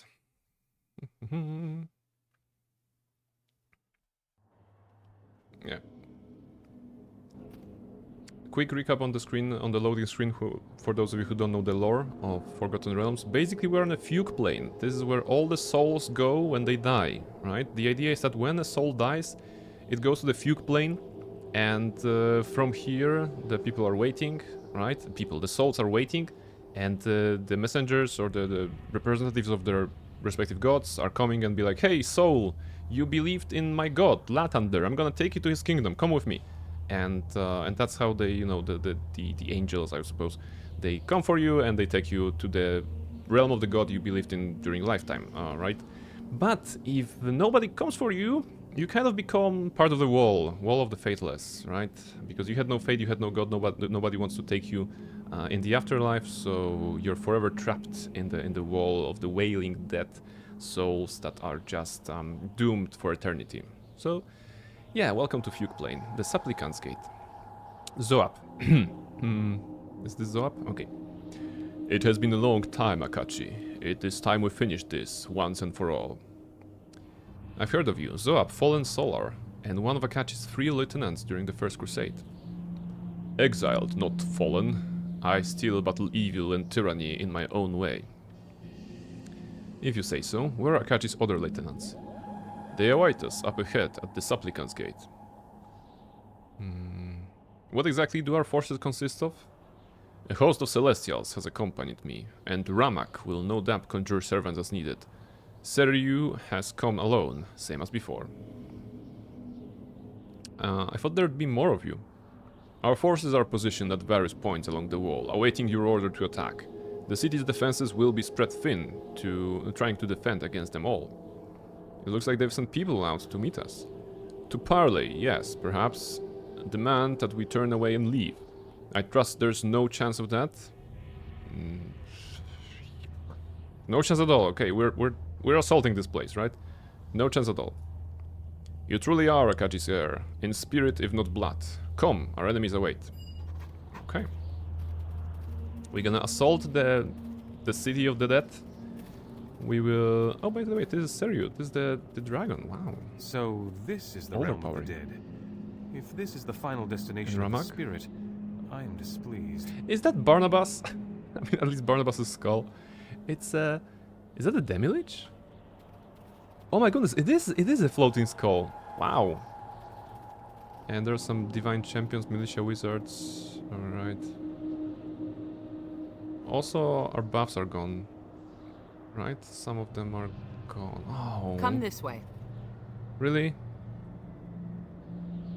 Okay, the buffs are gone upon transition from here. Let's load the game actually. Before entering. Yeah.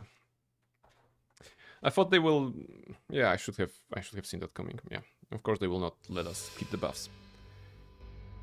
Beep, beep, beep. Rest. Wait. Suppress first. 89, that's acceptable.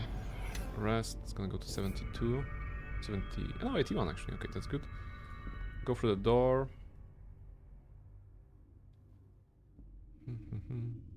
Continue, continue. Insert, go. Now quickly through the dialogue again. Are you committed to this then? You I don't am need with to you do till the it. end. Thank I think I like you better than the one we go to. What do you It is mean? now whether you are and you are a thing which I. Thanks for standing. When we with first me. met, that I could not protect Okay. my mother in her time. The Betrayer's you. Gate. Enter. There you go. See, if you skip dialogues, the game is really, really fast.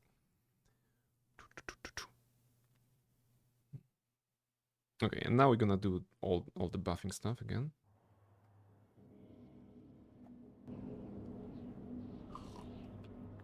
I've heard of you.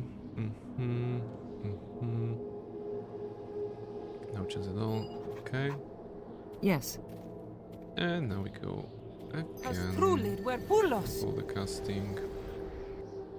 For gun. Digir de Yes. Quijun. On self. Paus trulit ver pulos. Digir de Quijun. Did you cast on the bear? No. On the bear then. Digir de Quijun. Nah, could have prepared an extra spell but forgot. Paus trulit ver Pulos. There you go. Paus trulit ver Pulos. Paus trulit ver Pulos. Against evil. Paus trulit ver Pulos. Paus trulit ver Oh, Pulos. interesting. It displays only 3 elements, but actually you can actually add more. Trus Lycan Fruzan. Premonition self. Spell defense self. Trus Lycan Fruzan. Nah, this won't work on the bear. Hutus Christu Clar Marchon. Greater magic weapon though. Can work on some of those Jacque guys. Dide Quandir Aja. Yes?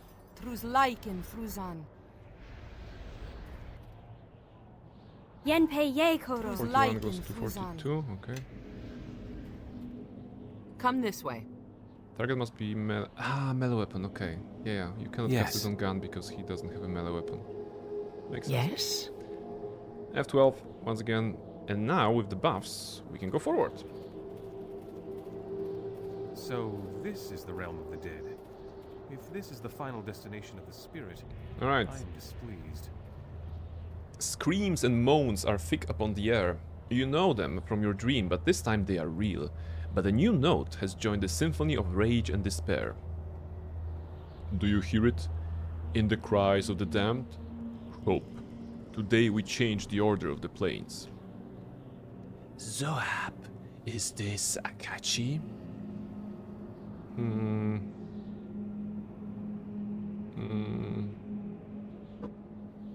Akachi's remnants lie within me, but I am not him. Well, technically we have to say the truth. You're close enough for me. If I hold this gate on your command, I'll count my debt to him repaid. Your armies gather around the city, my lady, and Kelenvor sends false souls to parley. Be wary, the god of the dead thinks to sway you. Those are souls that once stood with us. Jorin? But... Yes, Kaelin, it is I. And the rest of the sleeping brothers are here with me. I did not think to see you again in this afterlife. How did you die? Your second crusade was cut short before it could march, Kaelin. And like your crusade, our lives were cut short as well. Upon returning to the realms, our liege had put us the sword for our intention to march on death itself. Kelemvor's priests sought to dissuade him, but it was not a question of sacrilege. It was the fact that we had disobeyed him and taken orders from another. We knew the punishment, but we could have done no less. Still, we can allow you to come no further, Kaelin. You must turn from Kelemvor's citadel, or you shall join us in death. You followed Kaelin in life, now have you turned against her? Jorin and his brothers were judged false by Kelemvor. Their sentence was to serve forever in the City of Judgment. We beg you, whether you are truly Akachi or only his heir, turn your armies away and spare your followers' souls. All must be judged by Kelemvor at the end, and rebellion is a sin that he doesn't quickly forget, as we know well. Think carefully before you make a choice. Akachi tried this once before, and the realm paid the price over many centuries. In our travels, you have seen all the damage the Spirit Eater wrought. Would you inflict a greater punishment on others should you fail? What are the options here? I'll help you defend the city. No, I don't want to join these guys. I kind of want to... Right, not to start the war. Okay, it is diplomatic here. I came to retrieve my soul, to right Merkel's wrong, not to start the war. Your actions have shifted your alignments 3 points toward good. Wow, we're getting good here. We are fighting a war. Your soul is only one part of Merkel's wrong. It cannot be corrected unless the wall is brought down. You must realize this. No, wait, but this is actually saying no to Kaelin, kind of. Alright, I wanted to be diplomatic. Okay, maybe I should not be diplomatic, because the options here are like saying no to Kaelin, which is bad. My judgment is final, I'm the one leading you, not us, or keep your crusade for your own time. Influence loss, yeah. No, I don't want that. I don't want that. No. Yeah, and Kaelin leaves the party, and then attacks us, right? And the dragons attack... Yeah, okay, I did not want to join those guys. No. That's bad. I love the game. The dialogue was not super clear. But maybe I should have realized that in hindsight. This is the very end of the game. There is no, like, diplomacy. It's either assaulting the gate or defending the gate. There's not, like, hey, I'm just gonna grab my soul real quick and then be gone. So, yeah. Let's embrace the betrayers. The betrayer in us a bit more. Okay, once again. Continue. Okay. You followed Kaelin. There you go. Maybe it is one. Halor, you fought for the Crusade once before. Why do you oppose it now? When we died, Merkel judged us false. In following the Crusade, we betrayed our gods and our fates. The crimes of the false, they gather on your soul like leeches or blooms of mold and seal until the moment of your death. The greater the sins, the stronger their weight. We must serve the god of the dead, lest we feel the weight of our sin. Lungs crushed and burning, bones splintering, straining to breathe. We are not alive, but we can still know such pain.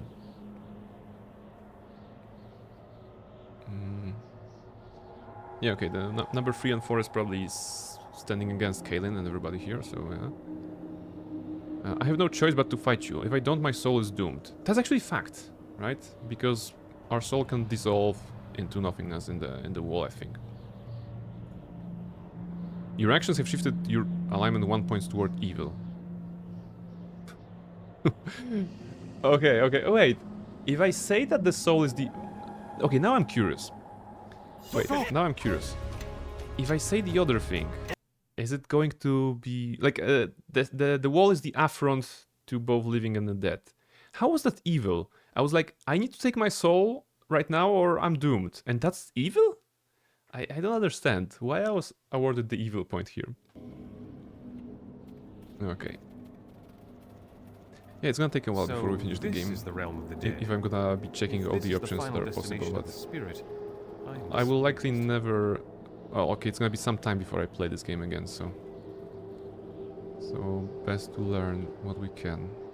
You follow the crusade, continue... The wall is an injustice, an affront to gods and mortals alike. We will not turn aside. And I have no choice but to fight you. If I don't, my soul is doomed. This is evil? Okay, what's the first one? Was injustice. Okay, so this is good. But saying I have no choice is evil. Huh? Okay. Okay, but Kaelin like that, so that's good. As long as it remains, the two of us shall see it destroyed. It is not a form of judgment, but a symbol of arbitrary punishment. A creation of a dead god's whim. You know this. You know that you force our hand. We cannot abandon this gate, or suffer any living soul to pass into the city of judgment. Now we have diplomacy. I intend to cut my soul from the wall and end Akachi's torment. For the love you once bore him, I ask you to stand aside. Please, you served the crusade once, now we ask you to do this so again. Success, okay. What you ask is... Akachi belonged among the fells, not screaming in the wall. His fate was Mirko's whim. Whoever you are, the betrayer or his heir, if you tear your soul from the wall, you might save yourself. But as for Akachi, whatever you were told, an empty thing cannot be easily healed. We will not raise our hands against you, whatever the cost in pain. But I'll warn you this. Pass these gates and you'll find no further mercies. Okay, nice. So it is possible to do diplomacy on this gate, but you have to choose the right options. Farewell, Kaelin. I pray that in saving this one soul, you will quench your thirst for justice. Okay. A bloodless victory, thanks to you. Still, we must split our forces and assault the city from different directions to prevent other defenders from overwhelming us. The location of your soul can be found in the Codex of the Dead in the Temple of Kelenvor at Eternity's End. The names of all who reside within the city are listed there. The key to the temple is possessed by the Scrivener, the guardian of the Codex. You must obtain that key from him, without it you cannot enter the temple. During the First Crusade, Akachi successfully goaded the old Scrivener into emerging from the temple to face Akachi in single combat. She stood no chance against Akachi's fury, and we took the temple early in that battle. My spies report that the new Scrivener is much more cautious. He is unlikely to make the same mistake as his predecessors. Okay, thank you, Skull. We don't need his key. Locked doors have a way of opening when I'm around. This is no ordinary lock. Only the Scrivener's key will open the temple door, and the key must be taken by force. Remark is correct. Though this new Scrivener may not be brought forth by mere words, I'm certain our deeds will have the desired result. The Scrivener's duty to the Codex supersedes any duty to the city, but if we inflict enough damage throughout the various districts, he will have no choice but to deal with us directly. Let's get to it. Where to first? I am going nowhere. My deal with Akachi was to hold the gate and force the militia to divide their forces. The First Crusade was over before I could fulfill my debt. See that it doesn't happen again. Kelenvor rarely faces those he passes judgment upon, so he has another servant, the Voice of Kelenvor, to do it for him. The Voice resides in the Basilica of Lost Hope, so we should go there first. If we strike down the Voice, it will be as if we struck at Kelenvor himself. Injustice will be silenced, if only for a time. Tactical diversions and symbolic victories will not win you your soul, Barnabella. That requires power. Power that can be found in the vaults at Eternity's End. That should be our first target. You spoke of power, Ramak. What kind of power? Long have I sought the path to godhood, and it is said that there are certain tomes penned by Lord Ao himself, which will reveal that knowledge. My servants are not intelligent enough to recognize the tomes, and thus I shall need your aid to search for them. Help me in this, and with my new powers I shall shatter Kelenvor's crystal spire itself if you so desire. Are there any other advantages to attacking the Basilica first? A victory there could rally some of the city's militia to our side, false souls who've had enough of torment and servitude. All they need is someone to show them that Kelenvor can be beaten. Are we sure the militia will bother diverting forces? Mischief I cannot see. Forces to the gate? They will not risk leaving the gate in your hands. Demons roam the plains, waiting for any opportunity to steal into the city. I can see again. and snatch souls, and the militia are fools if they think I will be keeping any of the fiends out. Okay, enough to make a decision. I'm going to the Basilica first. Aetherius' End is my first destination. On Serio may need holding the gates. I'll help her first. So is it about doing all 3 quests, I think? I think it's all about doing 3 quests. Don't touch the screen, come on. I'm going... Let's do Basilica first. I think that... if I were to make a choice between the solar guy and the skull, I would say like go with the solar guy, because the skull talking about the power and trying to become god and whatever, that's a recipe for disaster, right? And dragon is also not very not relevant. What's the word I'm looking for? Reliable, I think, in this case. So I would definitely go with this guy if I had the choice. But I think the game allows us to go all 3 paths. Basilica, right? Wise decision, Barnabella. I will mark its location and meet you there should you require more time to prepare yourself. So be it, Barnabella. I will still take my servants to Eternity's End and attempt to retrieve what lore I can, if any. And I will remain here, as I said. Okay, that's good. Now, I assume there's no loot outside here. So we can just enter. Does it mean we're gonna lose all our buffs again? Upon transition? Ooh, a map. Travel. Basilica of Losco. Can you not be in front of the screen? Move. Come on. What a mischief. Yes, you can see it on the side. Just not be on this in front of the screen. My goodness, what a menace. Alright. Yeah, the buffs are gone. Of course they are gone.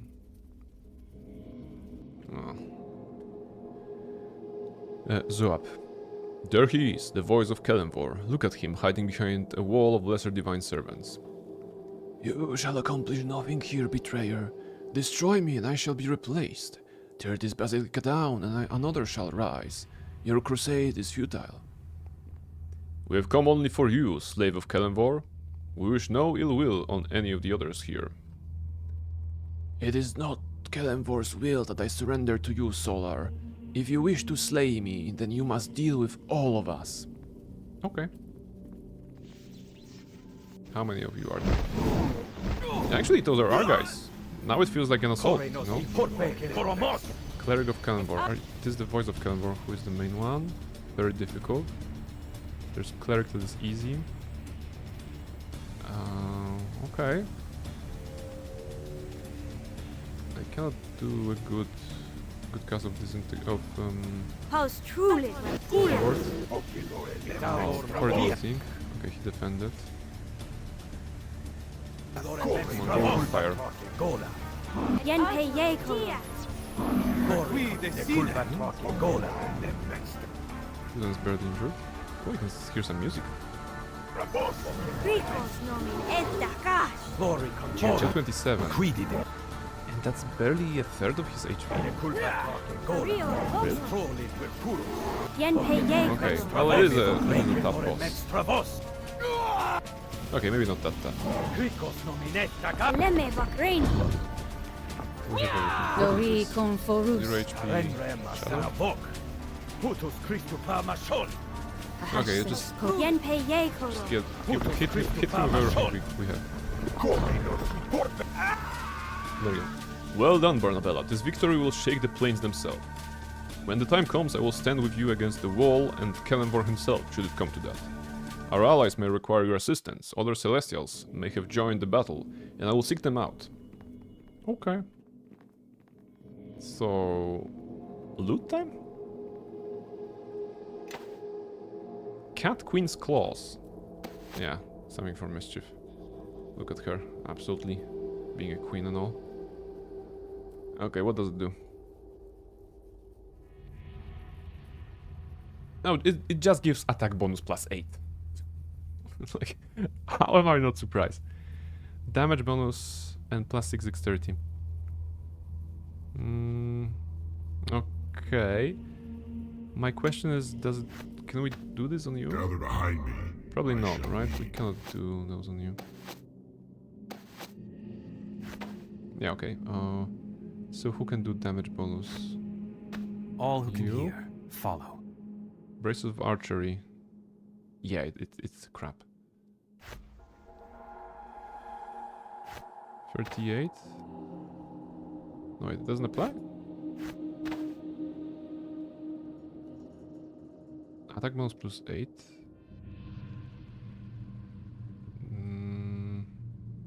It's not changing anything here. Is it only on melee?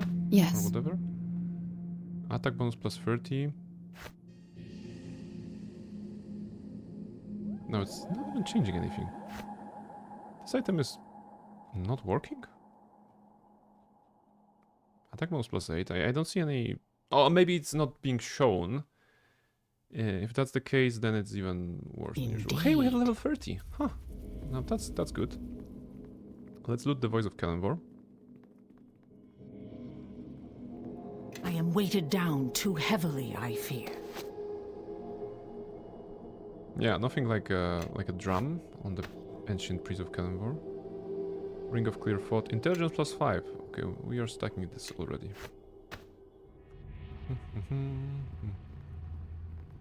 Oh, look at this. There's a throne here. I wonder if Kalimvor sits here often.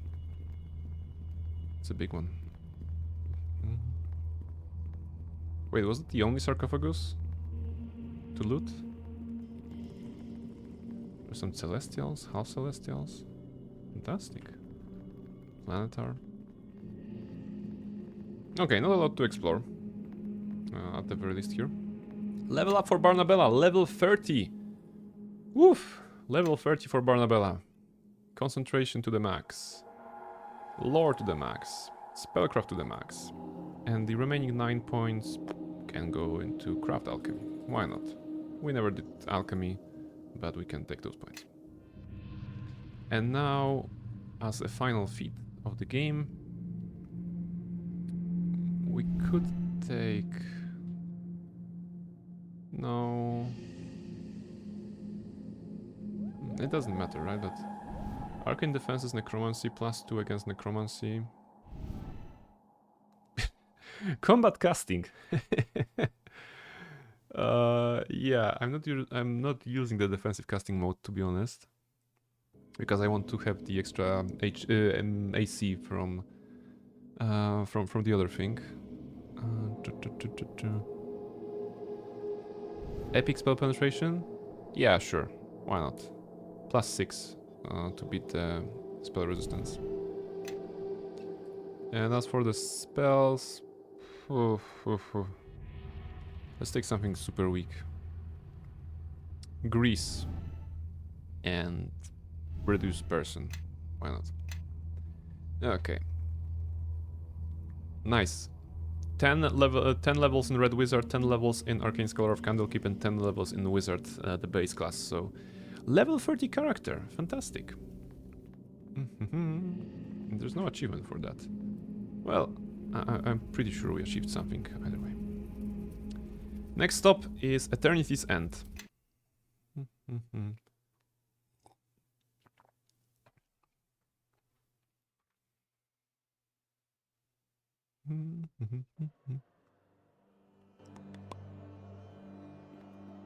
Ah, there's the biggest skull. Ramak. I've sent most of my minions to scout ahead. While they'll battle Kalimvor's servants, it shall fall to you to locate the tomes.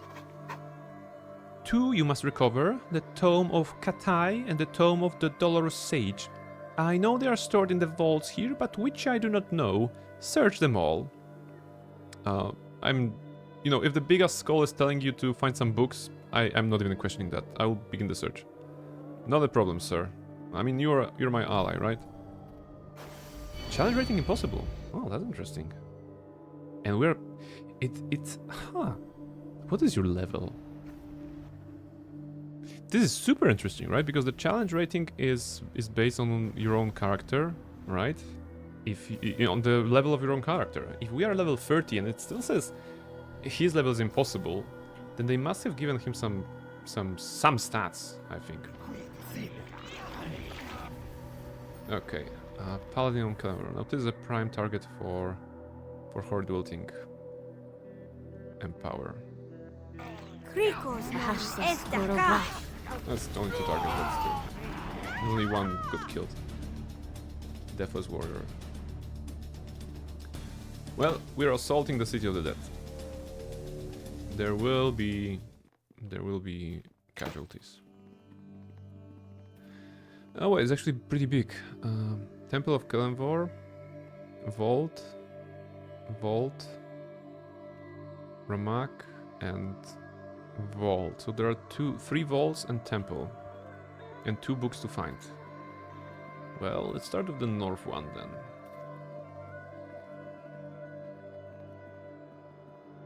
Also, I like the idea of, well, this is technically a City of the Dead, right? So it's not only a location in which the souls are tortured, but it is an actual functioning city, I think. You know, the wagons, the houses, trees and everything, people. Most of them, if not all of them, souls. I shall do as I must. Do I need to fight them? I don't really need to fight them, right? I just need to get the tomes. Let's see how big are those balls. What is this? I enter and...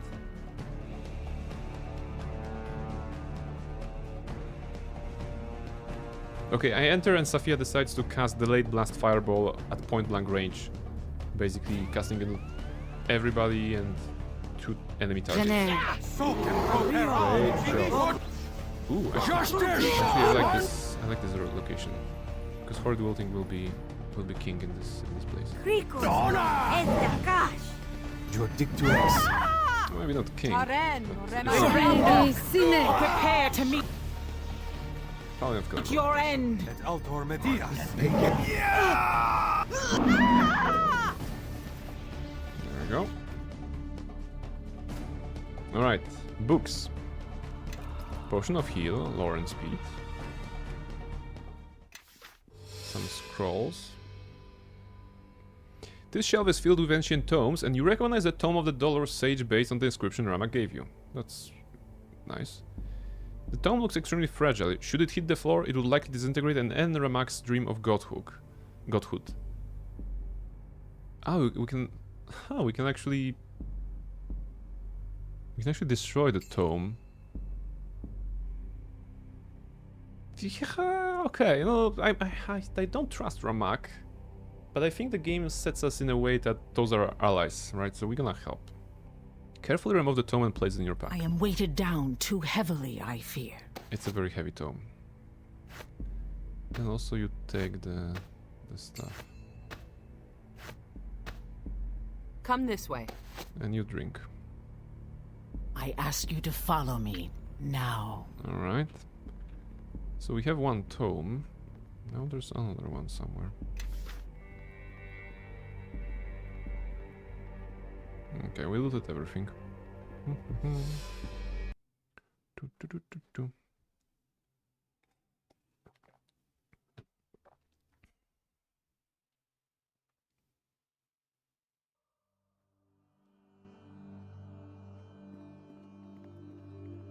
And look, the battle outside is over by the time we are here. I wonder if those Deathless Warriors spawned here because we took the Basilica first.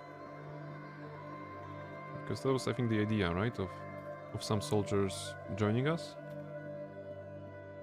Maybe the Paladins are always hostile, but the soldiers would not be hostile. Sorry, would be hostile if we didn't take the Basilica first. Okay, let's take this one now.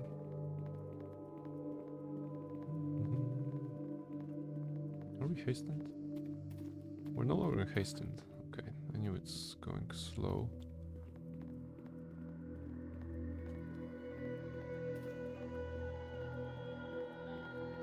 I can do suppress. Will there be spirits in here?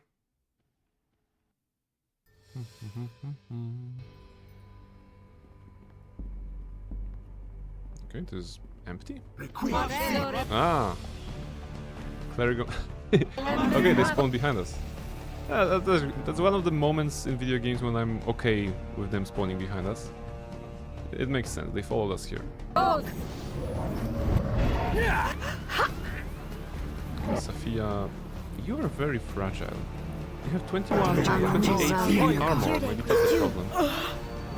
Did you cast Greater Stone Skin on yourself? You did not. Why did you not cast it on yourself? Wait, when did we rest? Because we have full spells again. We didn't rest. But the game refreshed our spells for some reason.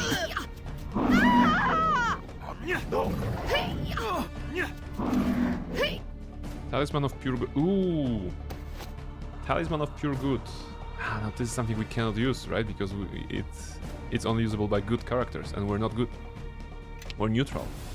But getting the talisman would be very good narrative for Barnabella. Like, she cannot touch this medallion, this talisman for whatever reason, and then she learns that she's not good enough. She's not goody two shoes enough, and now works towards that. Yeah, the redemption continues in fanfics, basically. Come this way. All right. I'm not sure when did it happen, but magic circle. Indeed. Yeah, and we also lost the Paus Greater truly Stone were Skin. pulos. Trus Lycan Fruzan. Cast it. Digir de Quijun. Digir de Quijun. My magic will erase this nuisance. My magic will erase this nuisance. I think this is the first time she used that line in the game. Never heard it before. Or don't remember it. But you're a support, Safia. Pretty much. Premonition on self.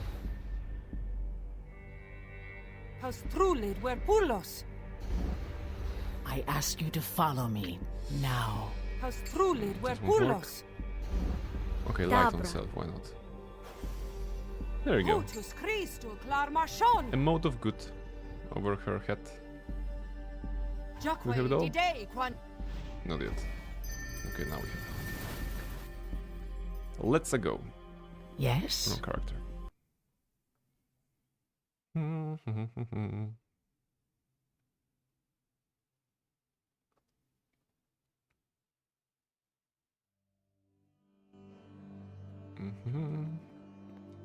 We go from here to there. We didn't find the second book in the second vault, therefore it must be in the third one. A lot of targets. I kind of regret engaging now because they're gonna use a lot of good spells. Hopefully they will not summon Baylor or something like this. Yenpei Yekoro.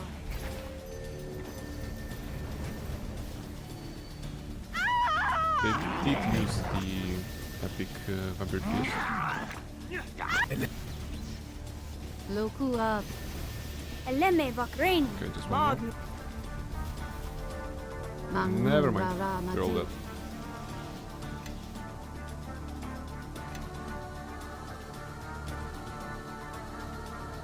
I like the combat music here. It is kind of...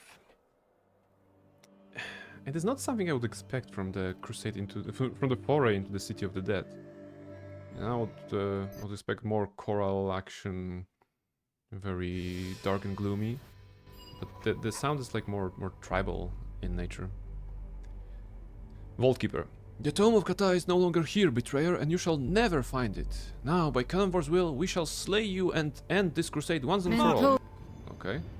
How about I'm gonna just destroy you? Cast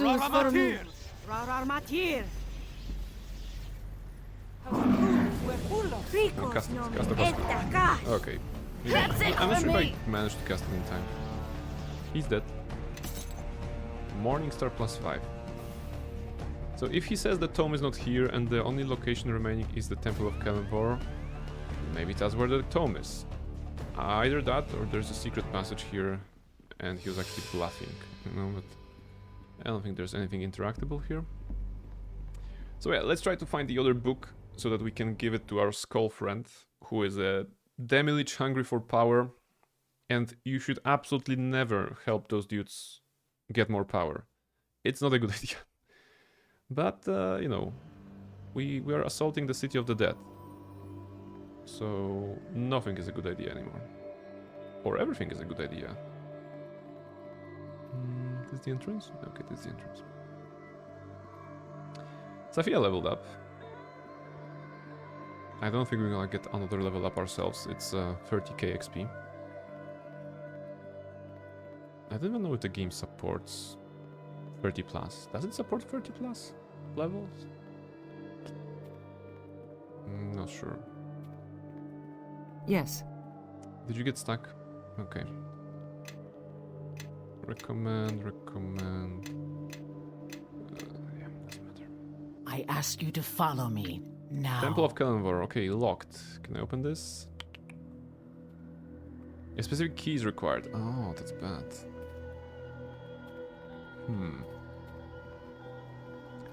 Alright, let's consult Ramak. Unless, of course, there's a location that is not marked on the map, and we have to use our eyes to find the doors, which would not be great, because I cannot spare too many eyes. This is the vault. Okay, Ramak, I have one book. I've got the tome. Excellent! Find the Tome of Katai and our mission here will be complete. Okay, but they were able to move the Tome of Katai to another location before I could retrieve it. This would never have happened had you chosen to aid me immediately. Oh, so that's the thing. I'm sorry, Ramak. I suppose it is fortunate for me that you were able to recover one of the tomes at least. Without both tomes, I cannot attain my goal, but I am still a deep step closer, and I may yet discover an alternative path. An ally of mine shall join you once you have located your soul. Use him as you see fit. Farewell, Barnabella. We shall not meet again. Okay. So there are actually ramifications for not choosing his path first. I guess now all that remains is the Dragon Lady, right? Which should be some sort of a gauntlet, defenses.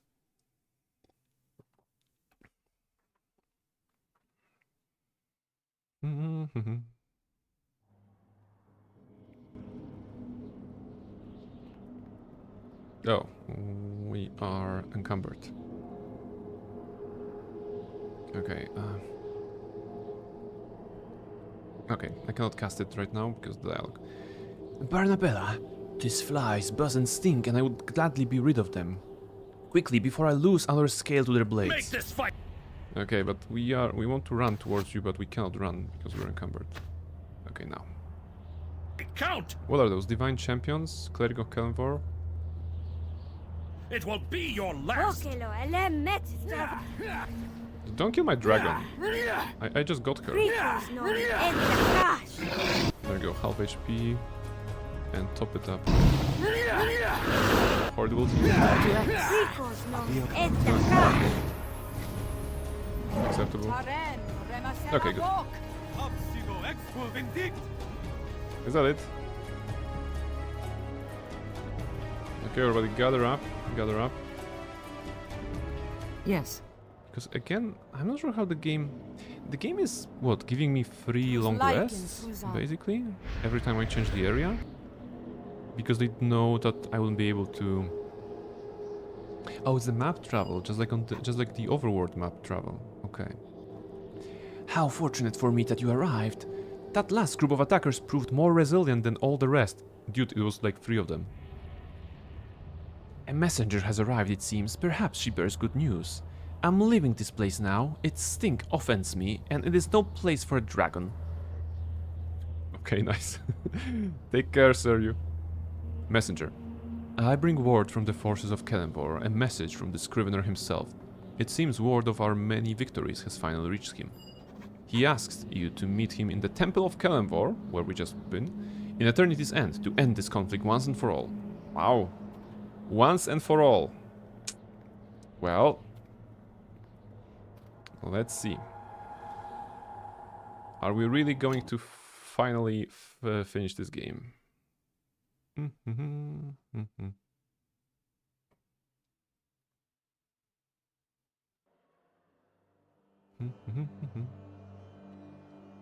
See, everything recharged. Yes? Yeah, because it counts like a map travel, right? So So this is why we're getting long rest technically between those. And the recharge on the suppress as well. Do you count as souls that I could rest next to? No, you don't.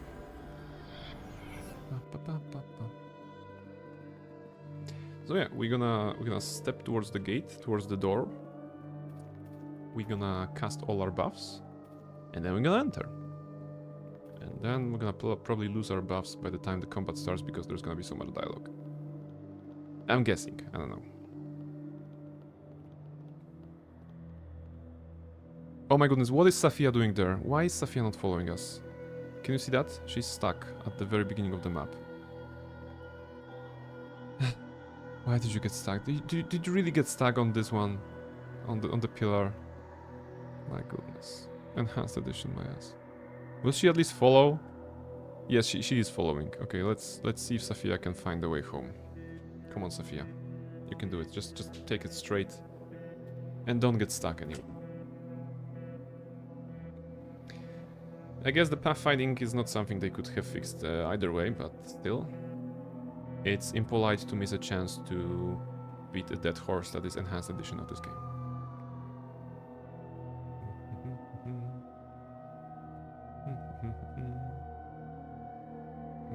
There we go. I wouldn't even need to wait for her, but she's our buffer. Come this way. So she's actually important. Digir de Quijun. Dabra. Digir de Yenpe Yekoroi. The assortment of Digir de supporting Quijun. spells. Pastrulid Werpulos. Prevention self. Hop. Pastrulid Werpulos.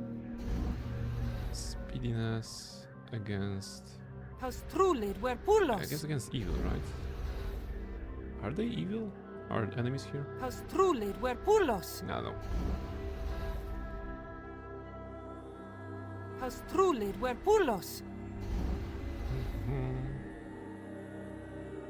Putus Christus. This is basically, you know, buffing before the fight from Overlord anime. There's this scene, you can look it up, where the character just buffs up before the fight, just activating all the auras, all the magic, all the buffs, all the stuff.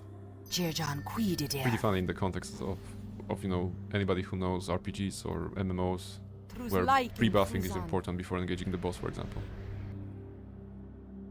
Okay. We good? Yes. F12.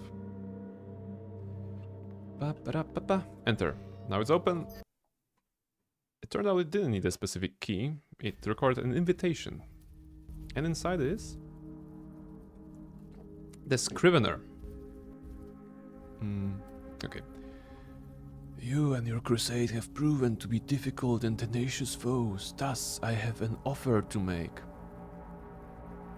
A little odd that I didn't see you out there during the fighting. My duty is here, not on the battlefield. My predecessor forgot that and was destroyed by Akachi because of her mistake. Why would I bargain with you when I can just take what I want? It would have taken you a great deal of time to break in here, and from what I know of your condition, time is not your ally. I kind of want to kill him because Kaelin, you know, full on crusade mode. At the same time, I want to explore the option. So let's hear your offer then.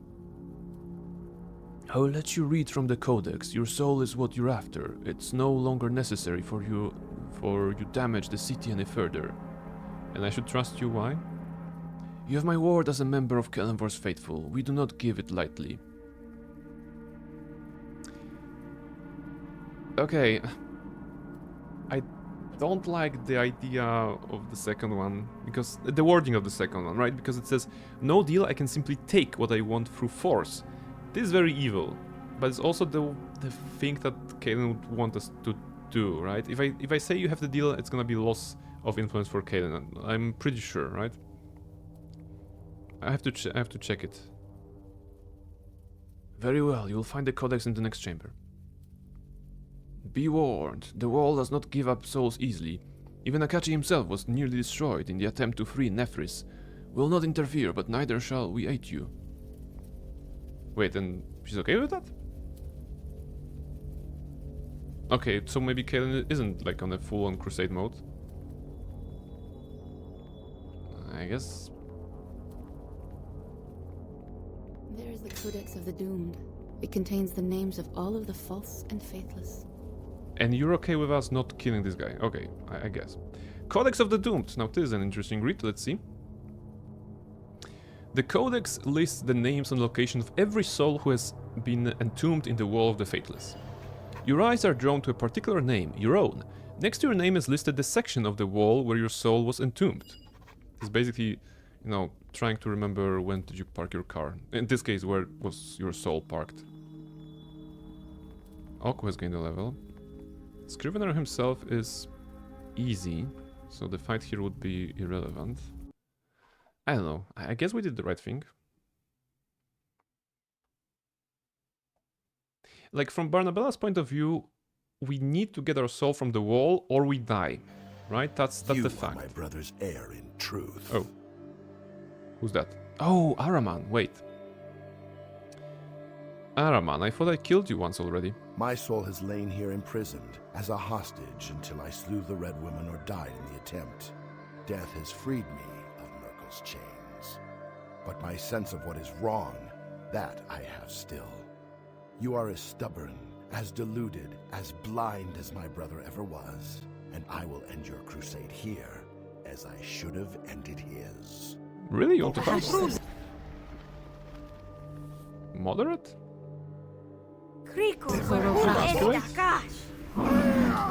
That was it?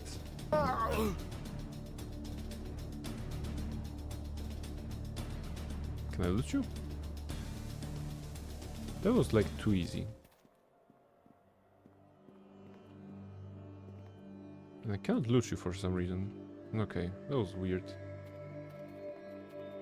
A bit sus, no?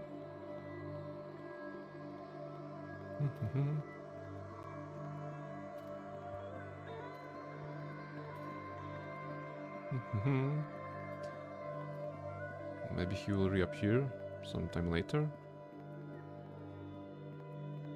Because Araman is a character that is, of course, very connected to Akachi. And we meet Araman a couple of times in the game. Meet or see. Wall of the Faithless. Yeah, okay, so this is where our section is. They wouldn't just present Araman like this and have him die in 5 seconds, right? This place. Okay. I remember it. It is where you encountered that black-hearted ranger from your past adventures. Bishop, yes. Your soul is in that wall, where the Founder once was. Where I once was, before Akachi freed us. Kaelin the Dove, leader of the Second Crusade, and formerly one of my Doom guides, returned. Oh, is the You are cannon not war? welcome here, and your grandfather cannot intervene to save you a second time. Your presence is a reminder that I should not have been merciful. Has anything you have done in your reign been merciful, my lord? I think that is the question you should ask. Pride is not a shield from me, Kaelin. Do not test my will in this. And you, Spirit Eater, you have brought strife to my gates, ignored every warning, allied yourself to a cause whose consequences were plain before your eyes. Do you understand what you risk? Bring down the wall, and mortals will see that they cannot be held to account for their faith. On that day, mortals will put faith aside, and the gods will bring vengeance upon them all. Interesting take, right? Because the Wall of the Faithless is pretty much a way to scare the mortals into believing in the gods, right? So the gods are not encouraging the mortals to believe in them, rather they have the Wall of the Faithless and the entire system set up to scare the people into belief. That's not a good groundworks, but I can imagine why it does work in this case. Would the gods really be like, oh, they are not believing in us anymore, we will obliterate them all? Like in Faerun here? Are they really that vengeful? Most of them, or some of them probably, and that will be enough to wreak havoc across the Sword Coast and more. I'm just wondering of the cosmic implications of any sort of decisions that maybe make here. Okay.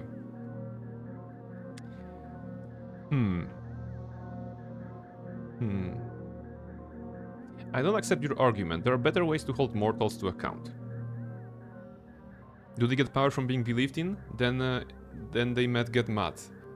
Yes, but at the same time, like imagine all the people in Faerun stop believing in any gods.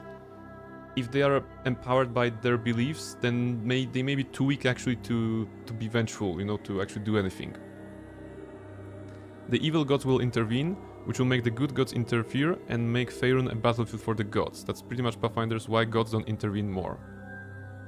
Ah, alright, so the evil guys who are into destruction anyway, they will see this as a free pass into mortal realms, and then the good guys will be like, okay, I guess they don't believe in us, but deep inside, I know they are my sheep, and I will protect them, right? So let's meet at Baldur's Gate and just whack each other with our books. One god said to another. so tricky question. Barnabella started as a faithless character, right? I didn't choose any god at the character creation, which is not playing a huge role in the game on the gameplay level, but on the narrative level, I like it really much, because she technically met Merkel, she technically is meeting now Kelenvor, so she may reconsider believing in gods or not, but for now she has a crown, she's a queen, right? She doesn't need anything else. Now, Reshka, small gamba, recharge for you. So you're faithless? Yes, Barnabella started as a faithless character. During character creation, I could choose a god, but I chose no god, which again did not have any. I think any. Right? Yeah, I don't think it had any effect on the gameplay. So yeah, there are better ways to hold mortals to account. That is my belief as well. Okay, she agrees. No, Spirit Eater. The words you speak were mine once when I first rose to godhood. I granted mercy to false and faithless alike, and men began to drift from the gods. I saw for myself the error of judging souls with the eyes of a mortal, and learned to judge them with the eyes of a god. Can you believe in a god if you know they exist? Quoting Pratchett, it's believing in postmen. Okay, yeah, okay. I mean, believe as in have faith, as in have respect, admiration, adoration, that way, because in Faerun, technically, the gods are a fact, you know, undisputable, because they sometimes drop by and do stuff around. So it is like generally accepted that the gods are real, right? Therefore, it's not a matter of I believe if they exist or not. It's more like I believe they are, you know, superior beings to believe in or not, right? Because their existence is never brought into question in Forgotten Realms. I think that's how the entirety of the things works there. As the heir of Akachi, you had the chance to set things right, to show the planes that some justice, however cruel it may seem, is necessary to prevent the greater evil. In Pathfinder again, the atheism on Golarion is described as technically they exist, but I don't think they deserve worship. So exactly. So it's not about the belief of their existence, it's about the belief like they're worthy, they are cool, they deserve admiration, stuff like this.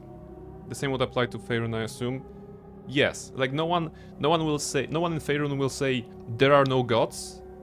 They will most likely say there are no gods for me, maybe, right? Like I don't care about the gods, but they are a fact, you know. They are a thing that resides in the sky on the outer planes. So they send their angels, you know, and there are clerics of those gods who clearly get their powers of spell casting through belief, you know, through devotion, through prayer. So this is the fact, but they may not be for me.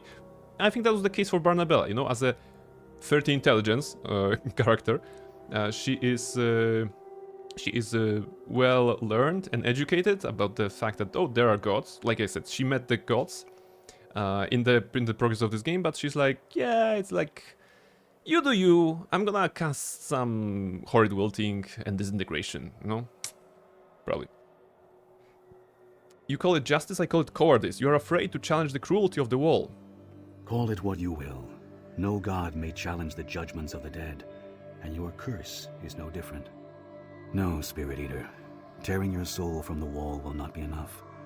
Myrkul's cruelties are not so easily undone. Okay. Akachi's hunger was born of loss. The loss of memory, soul, and self. He can only be freed from his hunger if he remembers who and what he is. But I have the mask.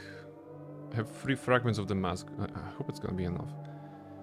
Restore memories to an empty soul? That sounds like madness to me. No. No. Speak plainly. How can that be done? Take back what is yours from the wall, and then return to Akachi what is his. Okay. All that you need, Equivalent you already trait. found in dreams. Insight. The fragments of the mask are the fragments of Akachi himself. Well, makes sense. Those are his memories, right? His memories. Akachi's essence was scattered, not destroyed. If he had been utterly lost, nothing would remain to hunger. Myrkul was so enamored of his own cruelty that he couldn't see its flaws. Free your soul, bring the fragments together, and Akachi's hunger will end. Okay. That's the priority.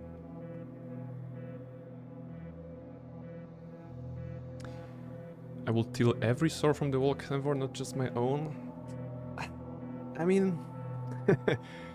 So again, we're going... What would Barnabella do?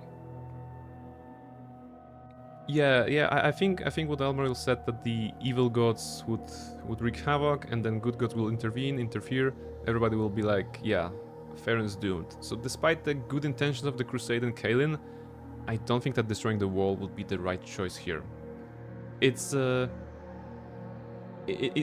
injustice, it's cruel. It's kind of like democracy, right? The system sucks, but we don't have anything better.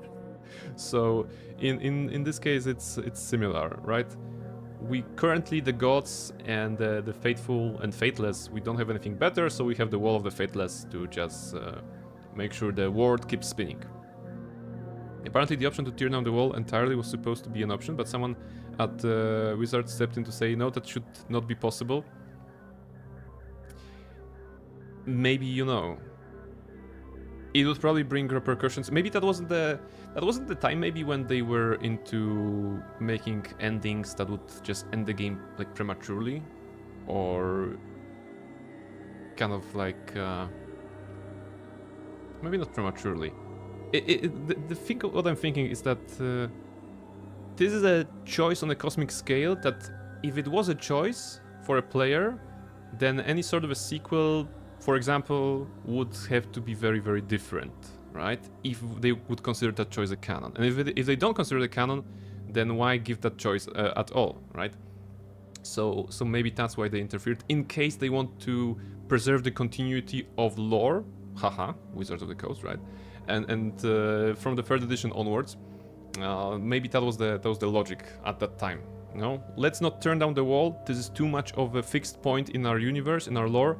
We don't want to actually give the player this option because it should be unmovable, right? So let's say that we don't want to attack the wall. I understand. Will you let me pass? Know this, Spirit Eater. I will not stand in your way now, but my memory is long, and all must come before me in the end. On that day, the debts of your crusade will come due. The wall cannot persist, and even should we fail, the acts done here will serve as a beacon to others. And I warn you, the wall does not willingly part with its treasures, even if they are wrongfully won. Is that your soul? There in the wall.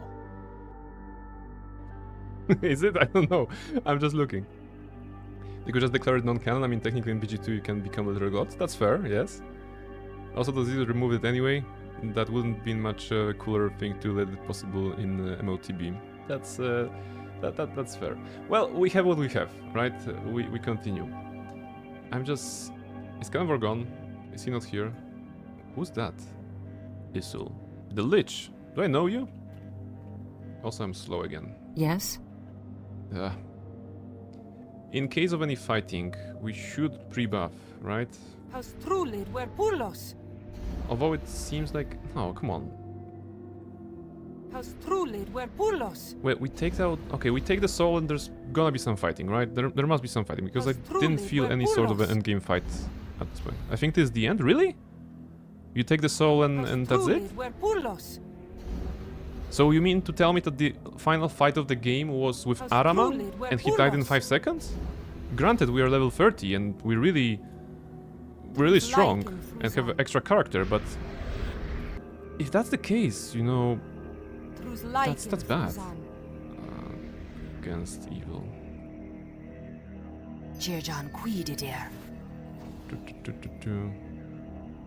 I'm gonna assume that I don't know anything and just cast my spells anyway.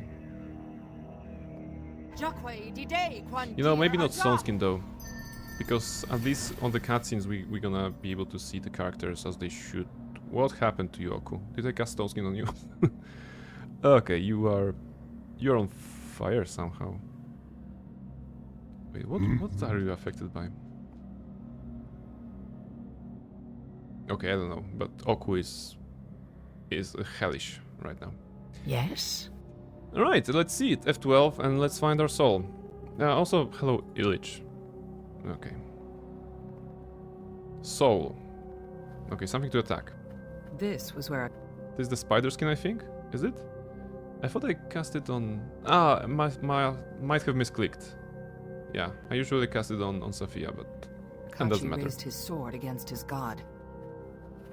Okay, there are some fatalist golems. Moderate challenge. Soul. Can I disintegrate the soul? Whoa, 420 damage. Nice. Can I do this? Flame arrow? I cannot. I can? Oh, there you go. Burn the soul. I think there's gonna be summoning. Okay, so this looks like the final fight. We just need to do enough damage to the soul, right?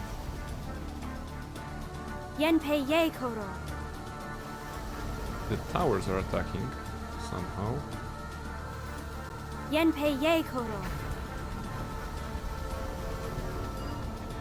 Okay.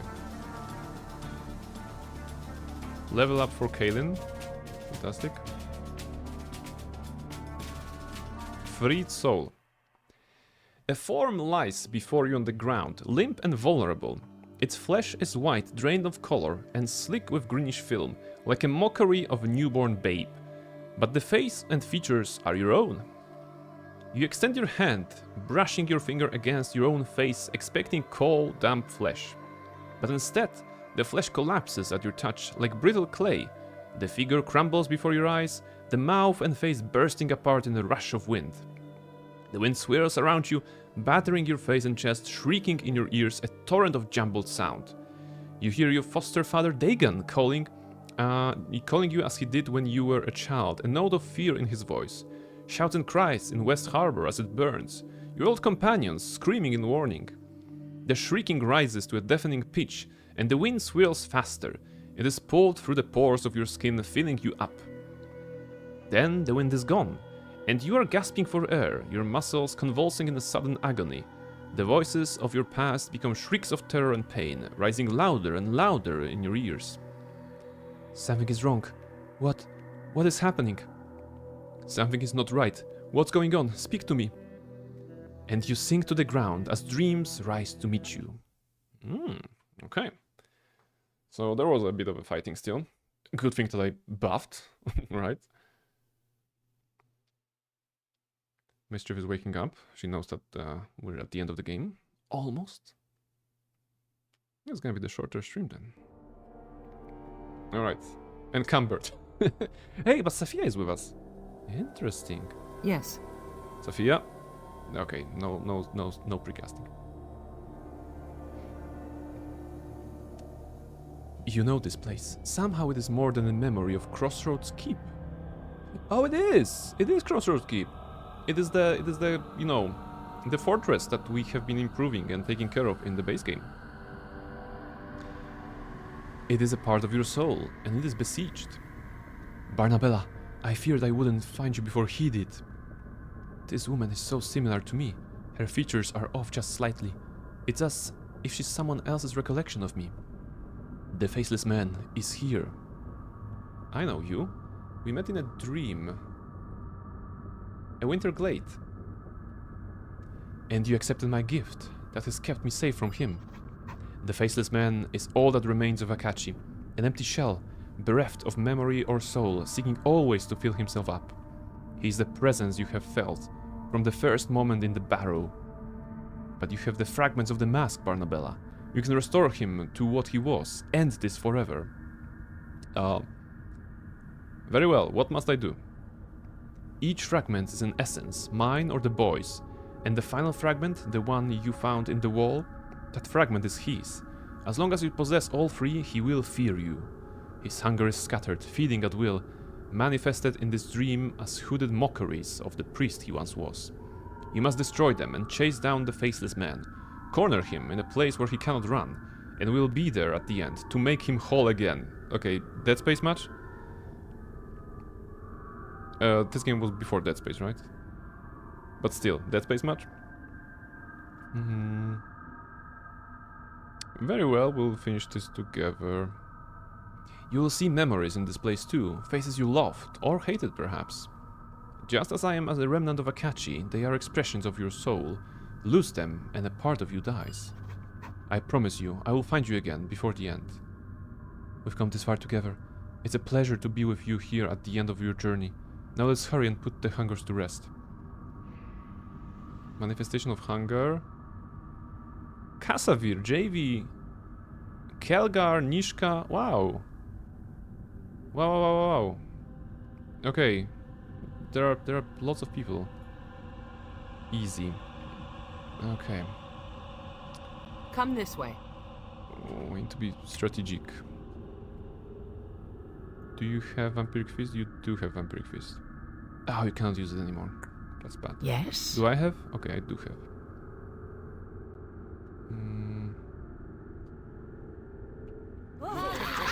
Okay, I'm slowed down because of encumberment. Let's try to do something about it before we continue. Take the replica. What's waiting a ton?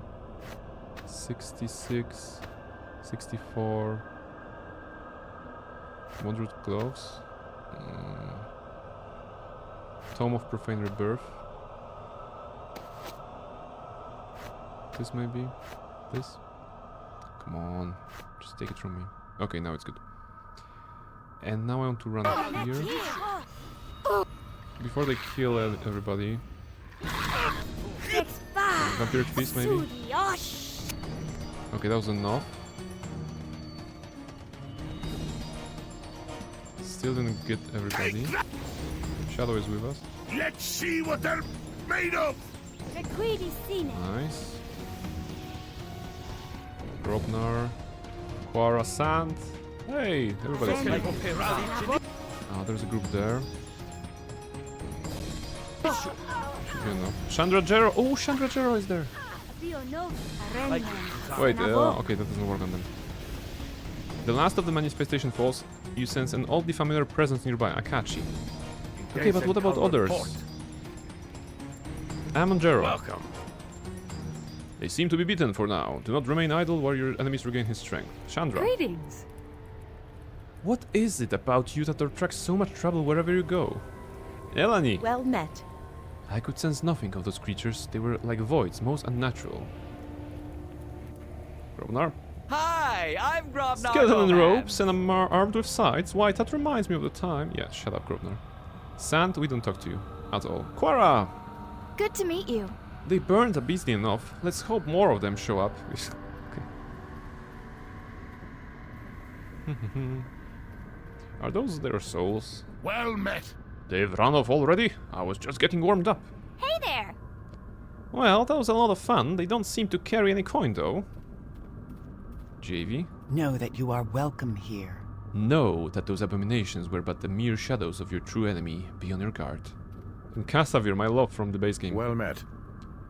Those things were evil, yes, but desperate as well. You could sense it, too, could you not? Well, I am desperate. Yes. For sure. Okay. Did you cast haste? You did cast haste, okay. Okay, so this is good. Yes? You have it on yourself. Ah, I must have moved away. Anyway, it should be easy, right? No worries, let's go and progress. The Faceless Man. Rating easy. Well, Avasculate and maximize disintegration. How about that?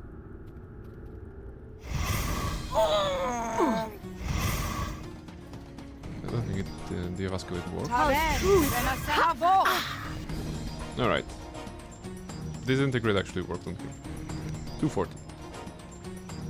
The Faceless Man fades from sight, retreating deeper into your soul. The doors to the Crossroad Keep have opened, and you sense that you must pass through them to continue pursuing Akachi. Okay. So we're gonna be chasing this guy and, you know, finishing fight after fight until we got downstairs, I think?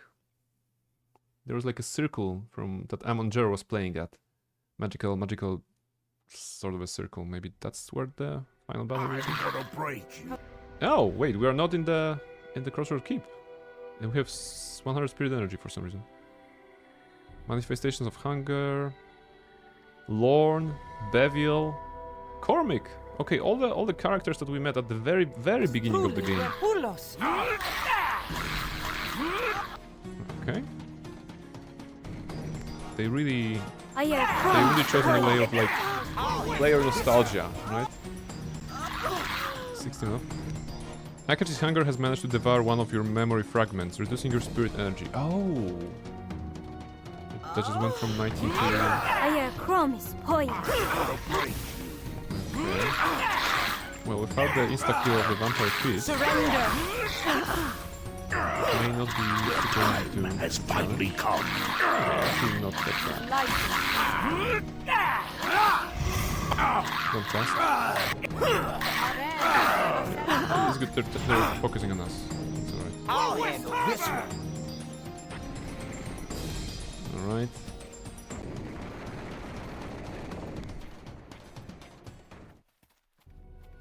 Yenpei Ye Koroi. Yenpei Ye Koroi. Don't cast. Choose the other one. Can I please choose the other one? Thank you. Go. Sophia grew a little bit. Yenpei Ye Koroi. Go.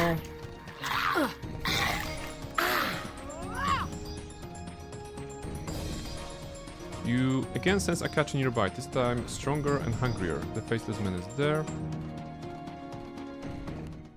Vasculate? Using a scythe. Okay, 103. Mass disintegrate. Surrender! Maximus. Or prepare to meet your end! 240, okay. It doesn't really have defenses against those. What's the... where is it? It's fortitude, right? 37 is the DC. He's plus 26. So he needs to roll 10 or less. Okay. Well, 50-50 then. Like in a good gamba. Red Woman. Barnabella, wait. You have cornered the Faceless Man in the deepest recesses of your soul. He has nowhere left to run. We promised we would be here at the end, so here we are. Wisdom, insight. What are you really? Mere memories or something more? In our way, we are a remnant of what Akachi was. Not just memories of his brother and his love, but pieces of his mind. We are all that survives of him, and we have tried to help you, to guide you when we could, though we know that we have done little in truth. Just as a single recollection can spark a far greater memory, so we can restore most of what he was. Oh, so this is the vibe, like the memories of us live also in the spirits of others because they know us, right? That's what I'm reading from this. Very nice sentiment. You'll help me restore Akachi to what he was and end this curse? There's also a boy. He's forgotten us, forgotten what he was, but you've gathered his essence in the fragments of the mask, and now it's whole again. As the boy speaks, you realize that his words are true. The fragmented mask has somehow joined together into one, a single mask that contains all that the betrayer once was. You know what, this is again, I mentioned that at Miracles, right? These games, those moments, deserve better than just being on the old, I think this is Aurora engine, right? Neverwinter Nights 2. I think it's on the Aurora engine, if I'm not mistaken. It just, I can see it from my mind's eye, you know, a cutscene in which those masks fly and join together will be super cool. Like, this story, maybe not the base game, but this one, okay, base game maybe as well. It would be so nice to just experience this game with some, you know, big budget, full voice acting, you know, stuff like this.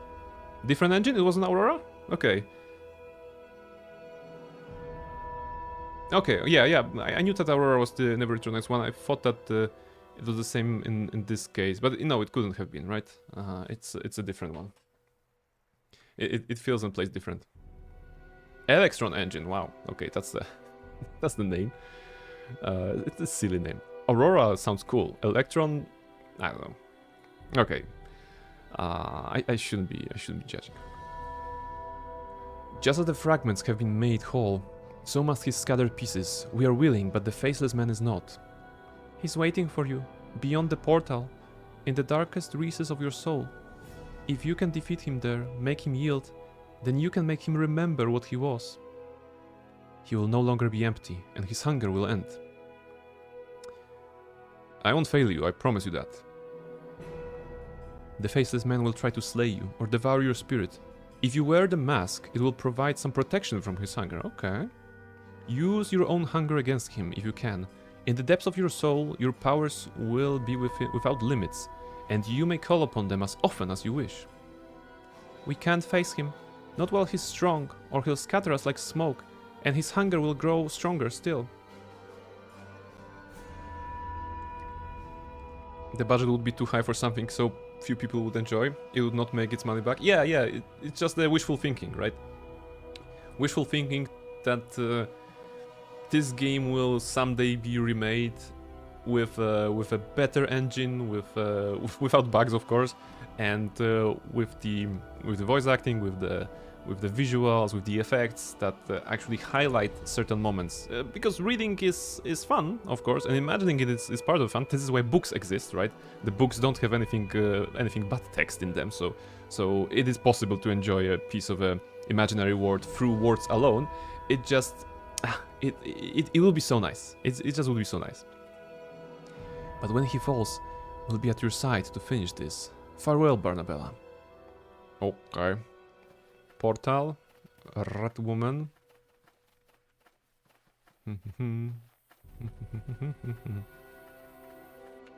Actually, I should have saved. Okay, the game saved itself. Beyond the shimmering portal, Akachi awaits. Once you enter, there is no return until one of you has been destroyed. Well, what about the buffs? Okay, step away. F12. And...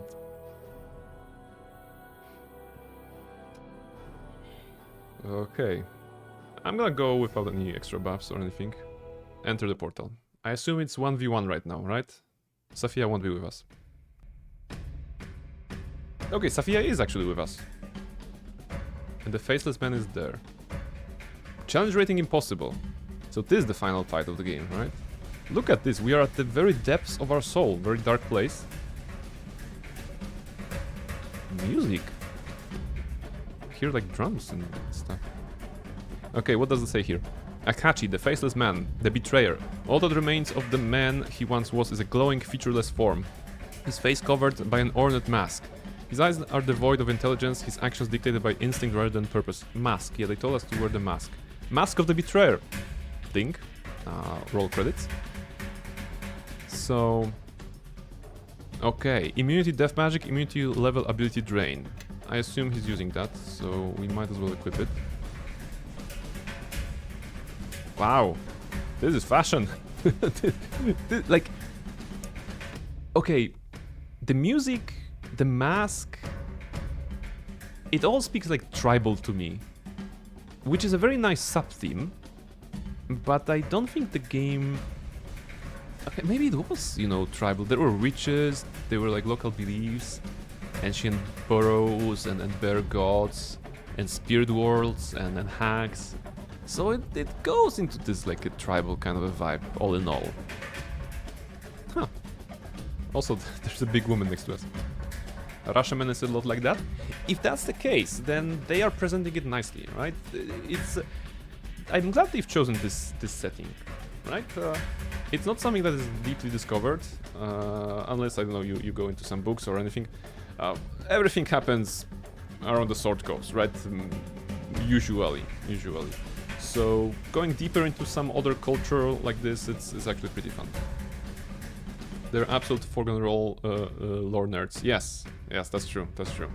Fitting up nicely. I mean, if nothing else, I'm very happy that this kind of presented me the other part of the world, right? Because I know Baldur's Gate, I know Neverwinter, I know Waterdeep, you know, everything there around the Sword Coast, of course we know, because we played many games, we have heard many stories, you know, and everything is set up there. For good reason, you know, it's a very nice and very malleable setting that has enough backstory to, for example, base a TTRPG campaign on, right? Some other parts of the world, for good reason, they are not fleshed out or discovered, or you know, there hasn't been a chance to return to. For example, I would love to get to know a bit more about Aunorok, right, the desert, which is featured, of course, in regarding Karsus Folly, right, and Netherreal, everything like this. You know, that would be very cool. So maybe next game, you know, Netherreal.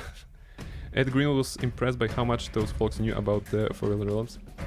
Yeah, I mean, this is always nice when you create something and then you meet people that actually follow up on what you create, and they know, they tell you, they remind you, because you have created so many things along the way, and you may not remember every detail, but they do because they live for that shit, right? They absolutely live for that shit. Alright, Akachi the Betrayer, the Faceless Man. Let's see if I can emasculate him at the very beginning. Concentration success. Did he hit me 4 times with 1 stroke? Okay, she cast Hellball. Okay, you know what? I'm wondering how the combat will progress. Let's see if I can just keep disintegrating. 30. Okay, what's his... Okay, he's casting plus 37 against our DC of 37, so this is gonna be 30 damage each time. Not great. But maximize Flame Arrow should be better.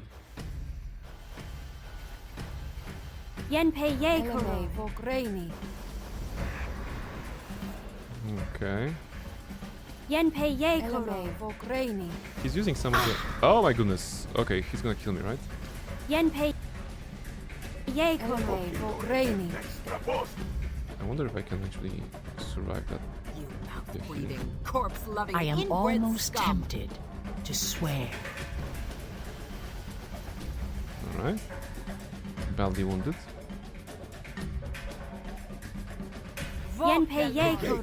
There's also something nice about the fact we're fighting along Safia in this fight.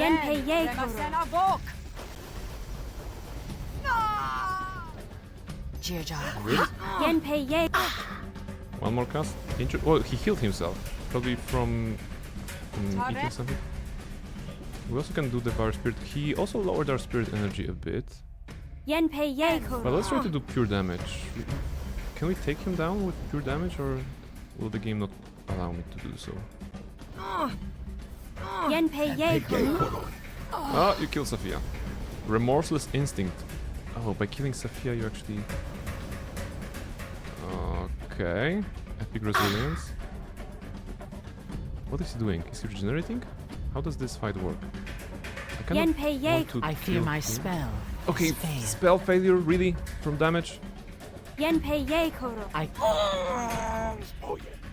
Wait, is she... Okay, we're gonna lose this one, that's okay.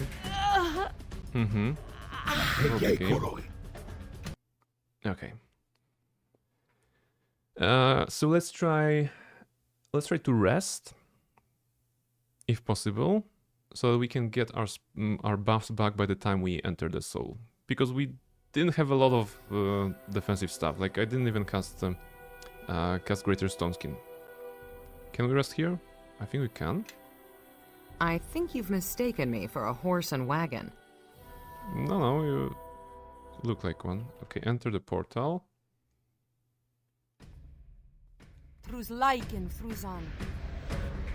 Oh, the fight starts already? Okay, but she started with haste at the very least. So, greater songs. Of course. Yeah. And you know what? Defensive casting. Yes, I can accomplish this task.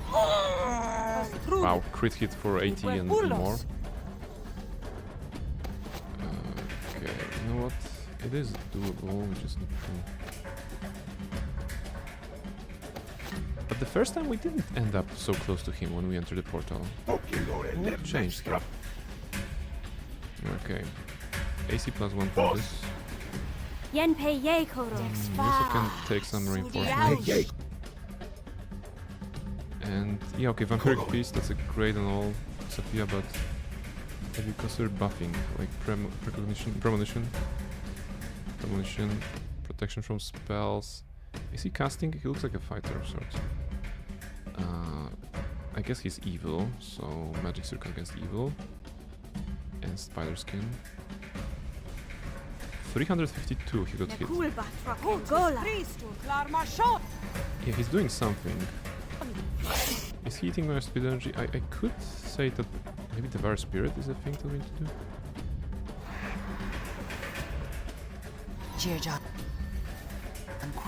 44. Okay, he really is eating my spirit energy. It was mentioned that I should be using those things because they'll be super powerful, but epic gate? Can I summon a demon inside my soul? Devil. Yeah, okay, I get it. There we go. Can you do the same? Do you still have it? Or maybe you don't have the epic gate. Oh, you don't have it. Okay, you never learned epic gate. That's okay. Be wary. Well, how about this? There are hostile forces nearby. Also, spirit energy is at 42. Can I use this to suppress to just 17? Oh my goodness, he actually hit us hard. Okay, and that was the only time I could use it.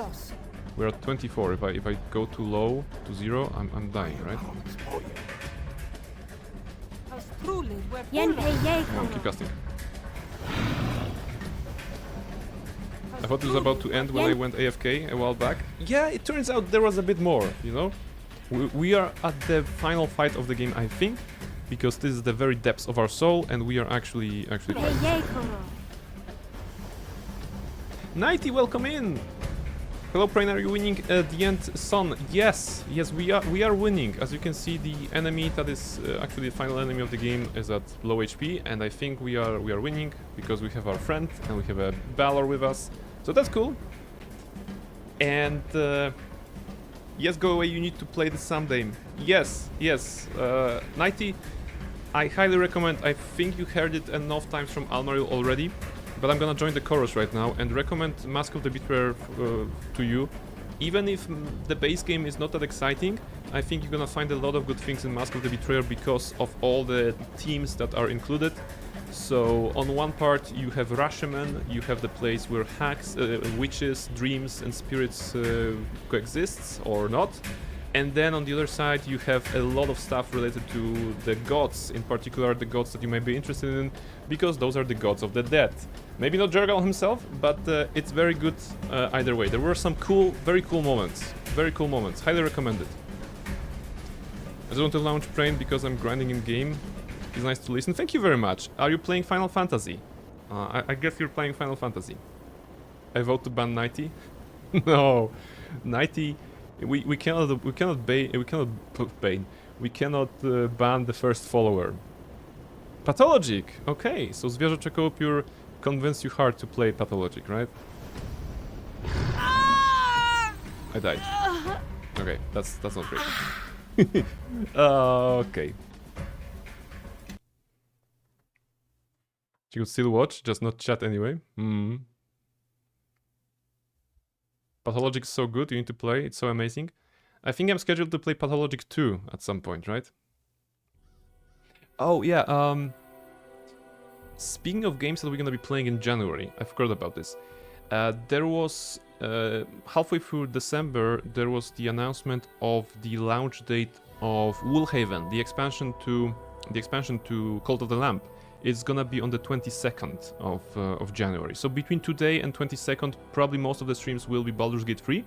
Once again, Wednesday, the New Year's Eve, that's gonna be the Jingle stream, and then starting on the Friday, it will be the new Honor Mode solo run that I'm gonna attempt. If you haven't voted on Discord yet, there's a suggestion channel on Discord with a poll where you can suggest and vote on which kind of character should be the face of the solo attempt. You know, any character will do. We're gonna just pick the one that gets the most votes. So check it out if you haven't already. If you have, thank you very much for sharing your opinion and lending a vote. And that's gonna be like the first 2-3 weeks of January. And then on the launch date, so 22nd, it's gonna be Thursday, I'm gonna make sure to stream Woolhaven. So once again, the Cult of the Owl will rise, and we're gonna turn up the heat, and we're gonna turn the difficulty to extra difficult, and we're gonna see how far we can go.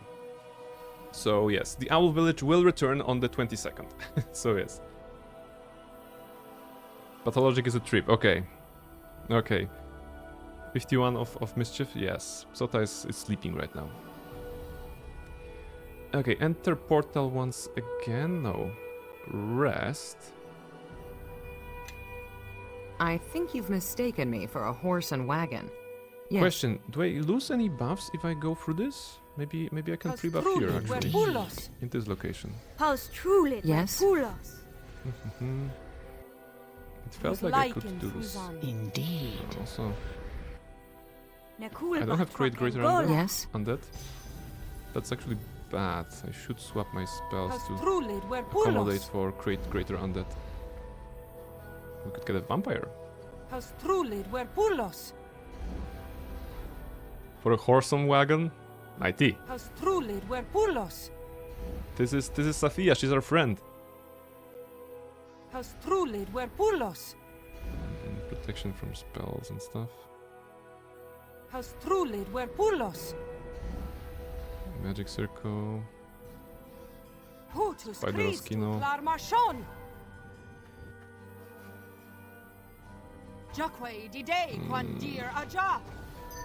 Stone Skin on the Mummy. Don't we have like yeah, a large person on the Mummy, why not? A big Mummy. Indeed. Not that kind of big Mummy. True. Alright, we are back. Yes? Also 73 on... Wait, we cannot bigify the Mummy? Okay, that's sad. Why are you only with Safia? Where are the rest of the people? Play the game and you're gonna learn. I cannot tell you why we're only here with Safia. It makes sense / doesn't make sense, but that's what we have. See, interesting, now it spawned us here and not here, so we don't need to engage him right away. We actually could still pre-buff in this location. Also need to, yeah, have the mask. Now F12. Angry Pingu gift? No. Evacuate, go. It's super short range. Is that the thing with Evacuate? Is it level 7? Show me. Range short, okay, it is range short. Oh, gosh! Also didn't work. So our best choice is still that.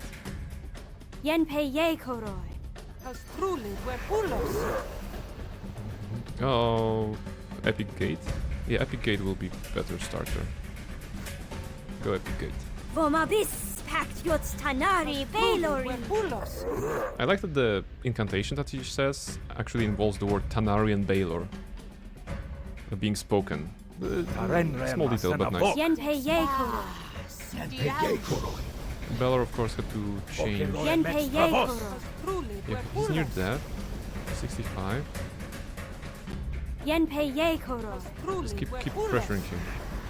Yeah, he attacked my spirit energy and killed himself. I'm just gonna keep pressuring him to see if I can do anything that? Or do I need to devour spirit? Maybe I need to devour spirit. actually. Yenpe ye koro.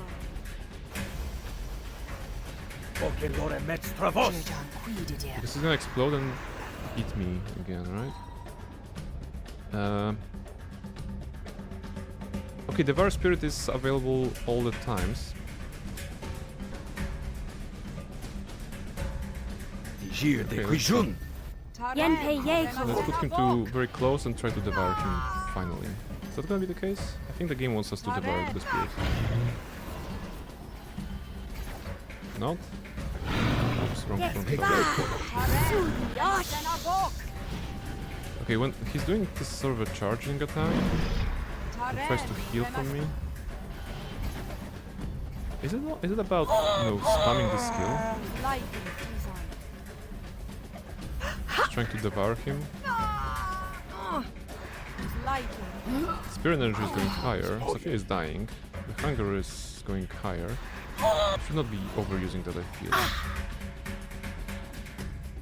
Unrelenting Fury, Remorseless Instinct. Okay, so he summons ads. So I guess this fight is about killing him, have him summon the ad, then killing the ads. Alright, let's rethink our strategy then. We are here. We will try to leave the AoEs for later. Now, interestingly enough, he starts with... Okay, now he starts with this one? Will it hit? 78. Okay, it did not hit. Weird. Vomabis pact yots tanari velori. Alright. So let's try to be on the lookout for any enemies. He may spawn. He will spawn. Whoa. Yenpe ye koro. Yenpe ye koro. We can also give Sophia more offensive spells for Yenpe this ye fight. koro. But they overwritten the quick save. There's no coming back. Yenpe ye koro. Give it a stronger version. Yenpe ye We koro. start with the small one. The thing is that... okay. You will Yenpe ye summon... koro. You will summon a small one right now, yeah? Okay, Instinct. Are you good at avoiding disintegration? You are good. You have plus 27. Okay, no, if you roll less than 10, you're gonna get hit. I believe in my luck. Let's see some 240. Also, the Baylor is going down. My goodness, the Baylor is going down. Just the tip, kill the ants as soon as they appear. Yeah, now I understand how this fight works. Previously it wasn't so obvious to me, but now apparently that's the case. The ants too, but yes. There we go. It's gonna summon another one. Yeah, there we go. Infinite Despair. Let's try to give him one or two disintegrations. Okay, second. Second one connected. Going back to Faceless Man. Yenpe ye koro. It's gonna go to 0. Okay, he starts summoning again. Baylor is at 6. I cannot heal him though. Baylor's down! Unrelenting Fury. Okay. Oh, nice! The first one connected. Magic Missile, regular. Sophia, do you still Danger have spells? approaches. Be on your guard. Yeah, okay, Sophia used everything she had. Not everything. She has some Missile Storms. Danger approaches. Is she really casting a large person on somebody?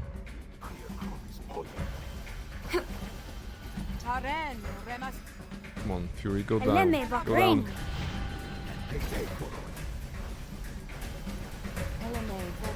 Alright, this one is dead. Maximize Flame Arrow.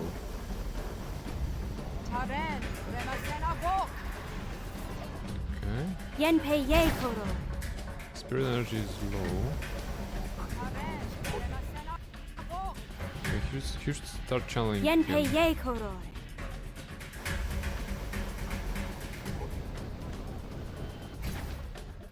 Okay, again. Ayer crumbs poye. And you heal from the bottom. Corpse-loving inbred scum. Gonna get hit by opportunity attack probably, but it's acceptable. Okay, he's summoning another one. There you go, there's a small one.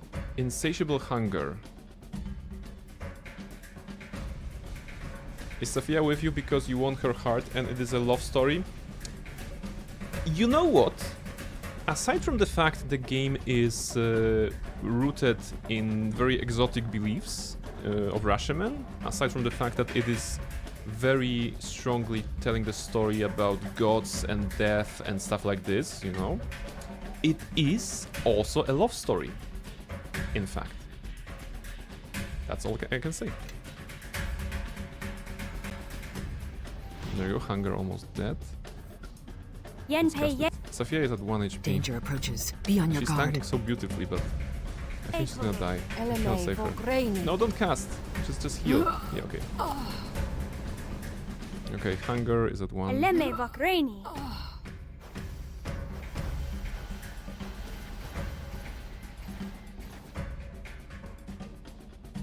What are you gonna do now? Are you going to summon again?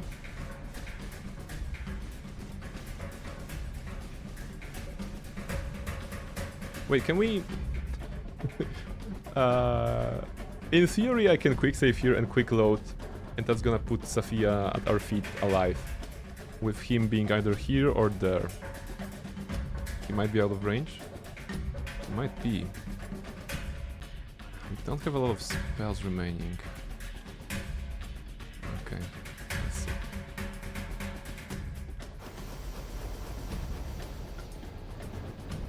Yenpei ye I can get koro. another cast before he gets here.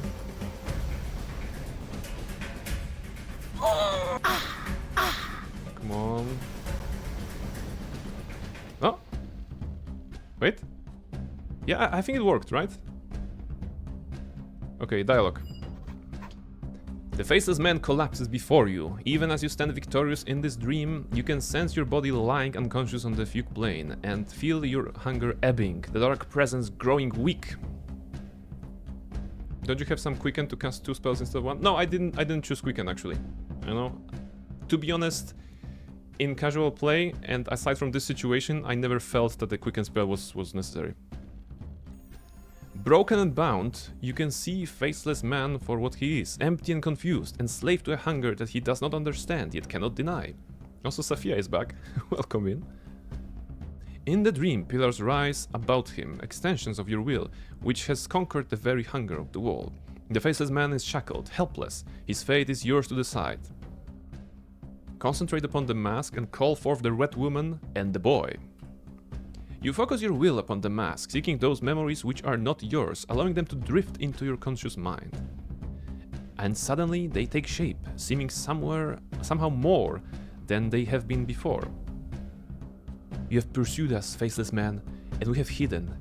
In your hunger and pain, we have forgotten what you are, but we remember. We always remembered. No, you have forgotten what you are.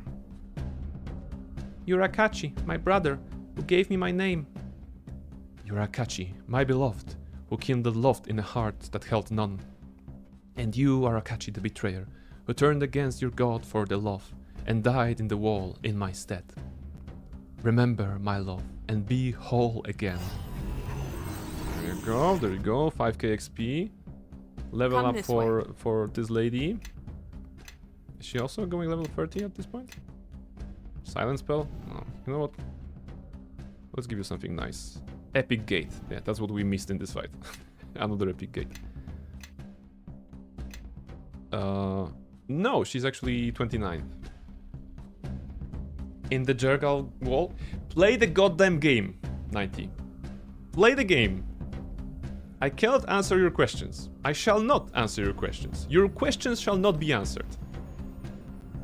Indeed. Play the game. It's good. It won't take you long. It took us what? This, I think, 8th stream, maybe? So what? 40 hours stream time, so 30 hours casual time? I may be mistaking some hours, but it's nice. Angry Pingu GIF? You have no power here with your angry Pingu GIFs. Go play the game. Okay, end credits. The approaching. curse is finished. The betrayer's suffering has come to an end. You have restored Nighty, close his the stream. soul, done what gods Don't thought watch. beyond their Play the power. game. Akachi has gone to his judgment, to the fate that should have been his had Merkel not intervened. Not to lie within the wall, but to find rest amongst the false souls of old. His torment is ended, and as for Merkel, the dark god's soul will fade and pass into oblivion as he deserves. Is this my boy Kalenvor? No. No, that's not. That's his cousin. Belemvor. Nighty, go play about me. Should I give you never returns a complete edition on GOG 90? No, it takes more than that. First, you need to ban her in Final Fantasy XIV. Second, you need to make sure that the developers of Stalker 2 will not release another patch. Then, you have to somehow destroy every physical copy of Thief. And then Nighty will actually have time to play other games. So, gonna be difficult. But let me know if you need help. I'm with you on that.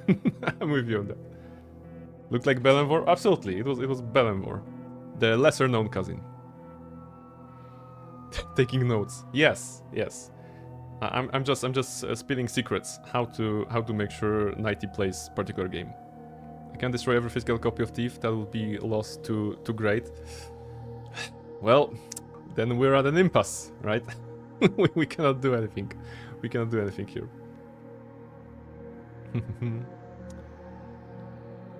So the Spirit Eater is no more, and my hunger will not return?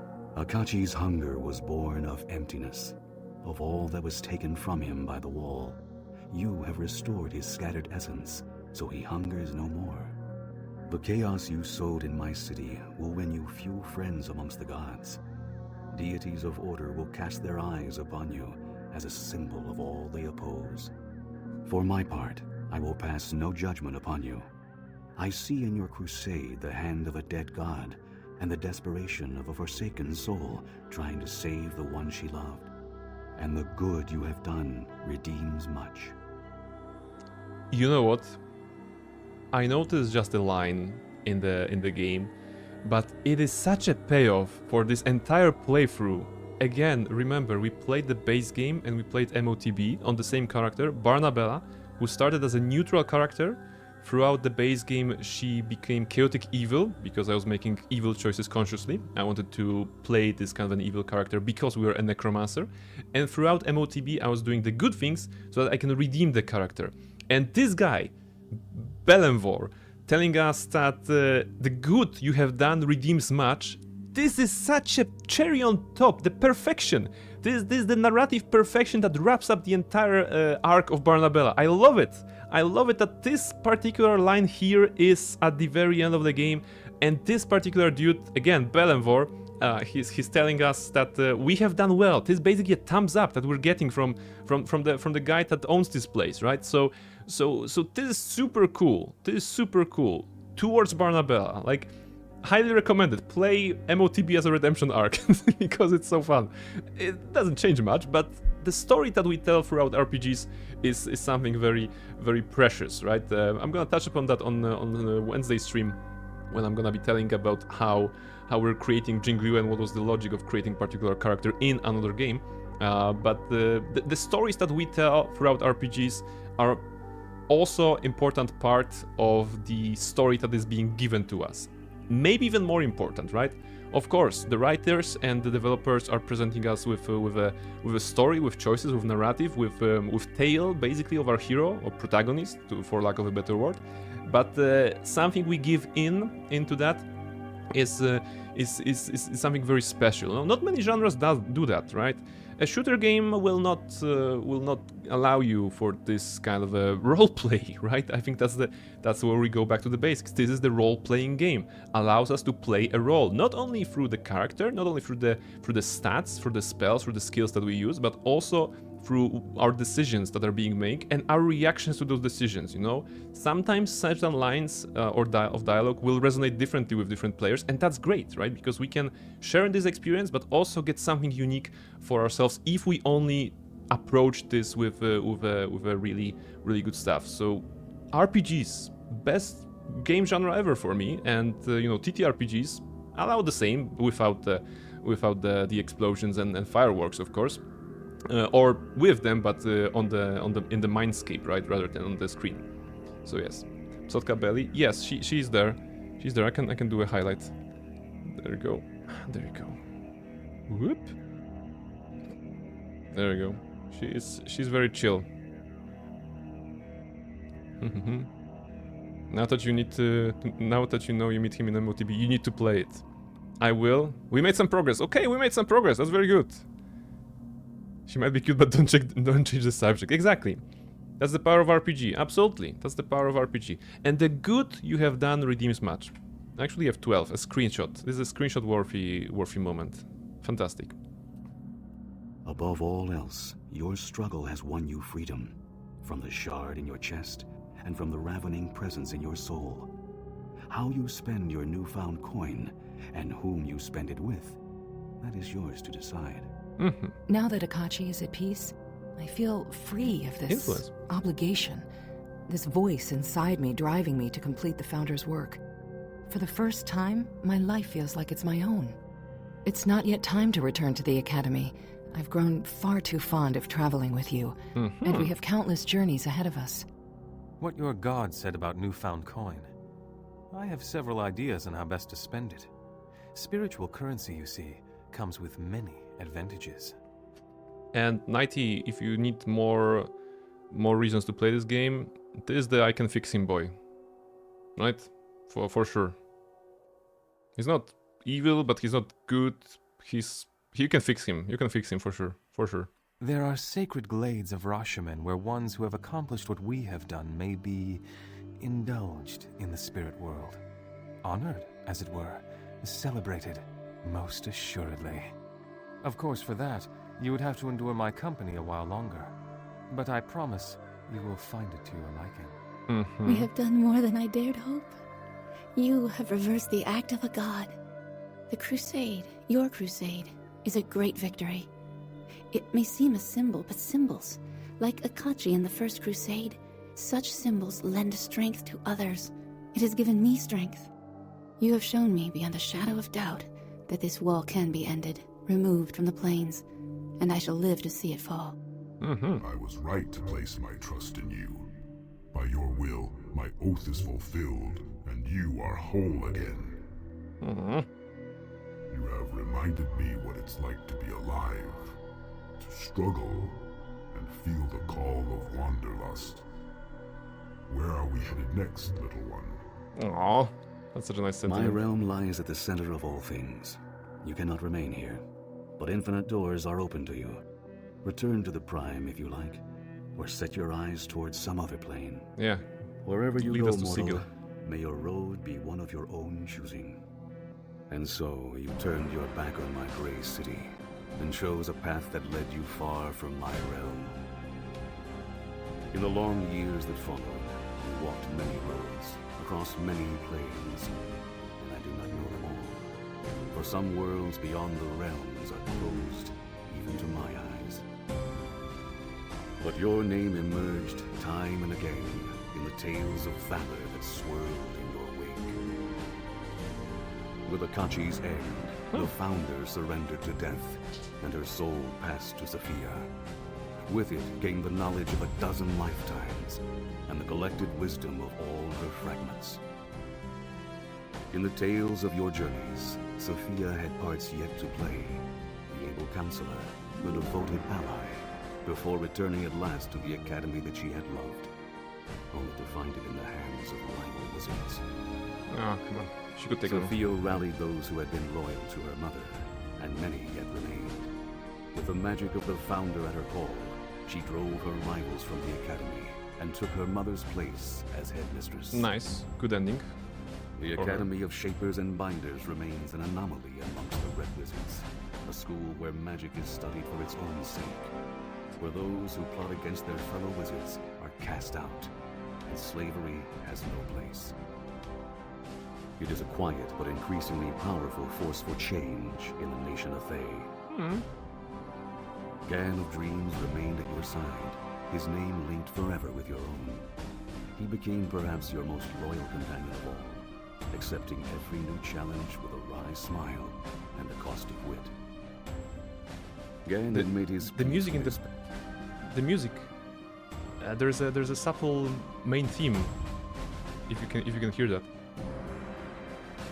Baron sang his past, and though he never pledged himself to the gods, he found another sort of faith, not in religion and ritual, but in love, friendship, and trust. Kaelin the Dove left your company, intent upon continuing her crusade against the wall. She rallied those who had survived your assault upon the City of Judgment, and led them to the Plane of Shadow, where she sought still more allies for a new and greater war. Your success was an undeniable boon to her, where before, Kaelin had found only tepid support. Now outcasts of all kinds flocked to her banner. But Kaelin's idealistic nature proved her downfall as ever. She struck a bargain with the demi-lich Ramak, thinking to sway him back to her cause. Okay. Instead, Ramak lured Kaelin into a trap. Her party was set upon by demons. Never trusted Demi-Lich. Though Kaelin escaped, her siblings did not, and the other members of the menagerie were dragged screaming into the abyss. Damn it. Okay. Defeated at last, Kaelin returned to her grandfather's court, a broken woman. It is said that she never spoke again, lest her words lead others to their doom. Oku, god of beasts, followed you for a time, but the doom of his race weighed heavily upon him. He finally begged your leave to return to Roshaman, and you gave it. You never saw him again, though the Rashemi believe that he slumbers peacefully in his barrow. And years later, when a host of Thayans crossed the river Mulsantir to invade southern Roshaman, it is said that a great bear spirit led an army of beasts against them. Yeah. The invading Thayans were crushed, and not a drop of Rashemi blood was spilled. Good. As for the bear, he vanished soon after, leaving no proof of his passage, save for the ravaged corpses of gnolls and red wizards. Oku slumbers as peacefully as Psotka. Did you hear just what happened? The Thayans came in, and then Oku slaughtered them all. So as soon as some Thayans come through that door, to this place, they're also gonna get assaulted by Mischief, by Psotka. I feel safe. We are officially now safe from the Red Wizards because Psotka is sleeping like Oku. She's a spirit, probably spirit goddess, just like Oku, right? I see that the romance with Gan kinda worked out. There was like underlying words there. I don't think we ever heard "I love you" from him or something like this, which would be the thing that cements the romance. I'm not sure how romance works in this particular game. There wasn't like a scene like we had with Xavier, and by scene I mean the brief meeting at the door and not at the door, at the wall, and then the implication that they were fucking. But that was still good enough, And what of your fate? In time, you returned home to West Harbor, reunited with a foster father who had never abandoned his search for you, and in that time, had come to fully realize the Wait, love. Dagon's still alive? The old fart? Okay. The dwarf Kelgar Ironfist also found his way to your side, a bit dismayed that he had missed such a grand adventure. Oh, such a Kelgar. And the opportunity to try his fists against a god. At Kelgar's urging, you agreed to one last journey, retracing the steps of your now famous road to Crossroad Keep. Word of your passage spread, and hundreds of folk gathered in Highcliff and Neverwinter, hoping for a glimpse of the Knight Captain, who had long been thought dead. Okay, that actually it is a thing that I didn't consider, right? Because we did a lot in Neverwinter and adjacent areas, and then we disappeared after the fight with the King of Shadows. They knew that the King of Shadows was defeated, but where's the hero, right? Where's the Knight Captain?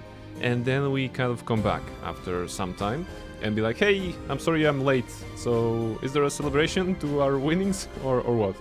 So yes. Brain romance Gan, or more like Gan decided he's being romanced, I guess.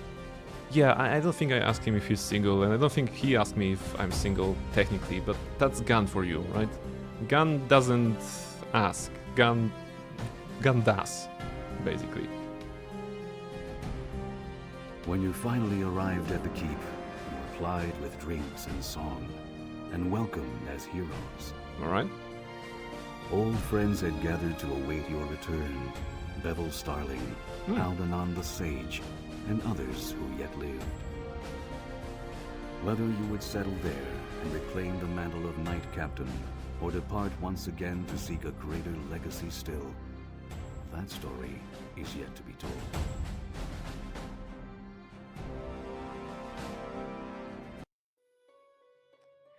Now, that, ladies and gentlemen, was Neverwinter Nights 2 Enhanced Edition.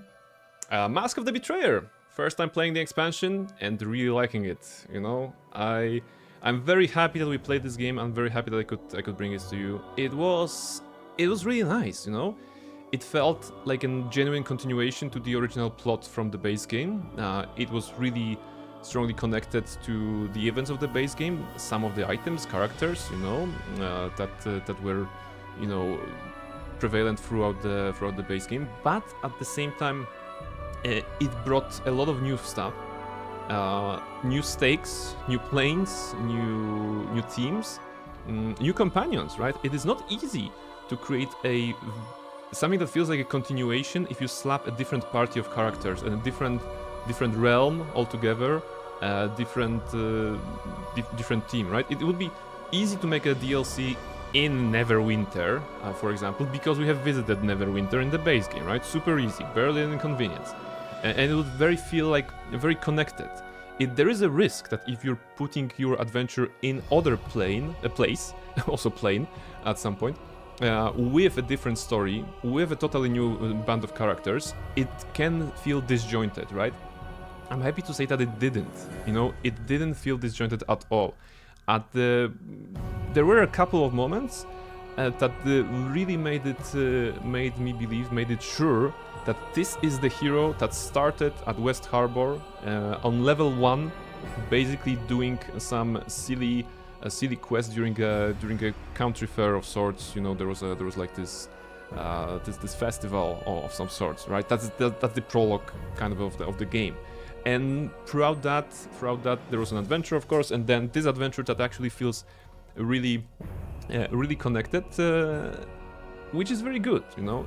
Even the fact that we didn't meet any asterisk of the characters from the base game in this one, that didn't like take any way of the experience. And still, the new characters were perfect additions to the party. Once again, I highly recommend using the console commands to have all 4 of the characters that are available to you, rather than the 3 that the game limits you to, because it was such a full experience, you know, having Gan, having Oku, having Safia, and having Kaelin, right? So yes, it's possible to revive Amonjero. I thought it was the case because I had the medicine check available there, but I didn't have medicine skill on myself. Or I don't know if I could use anybody else for this one, but it's okay. It's okay. He's an old fart. So we didn't need any more bold people in our party, right? We already had Barnabella and Safia, right? So this is it.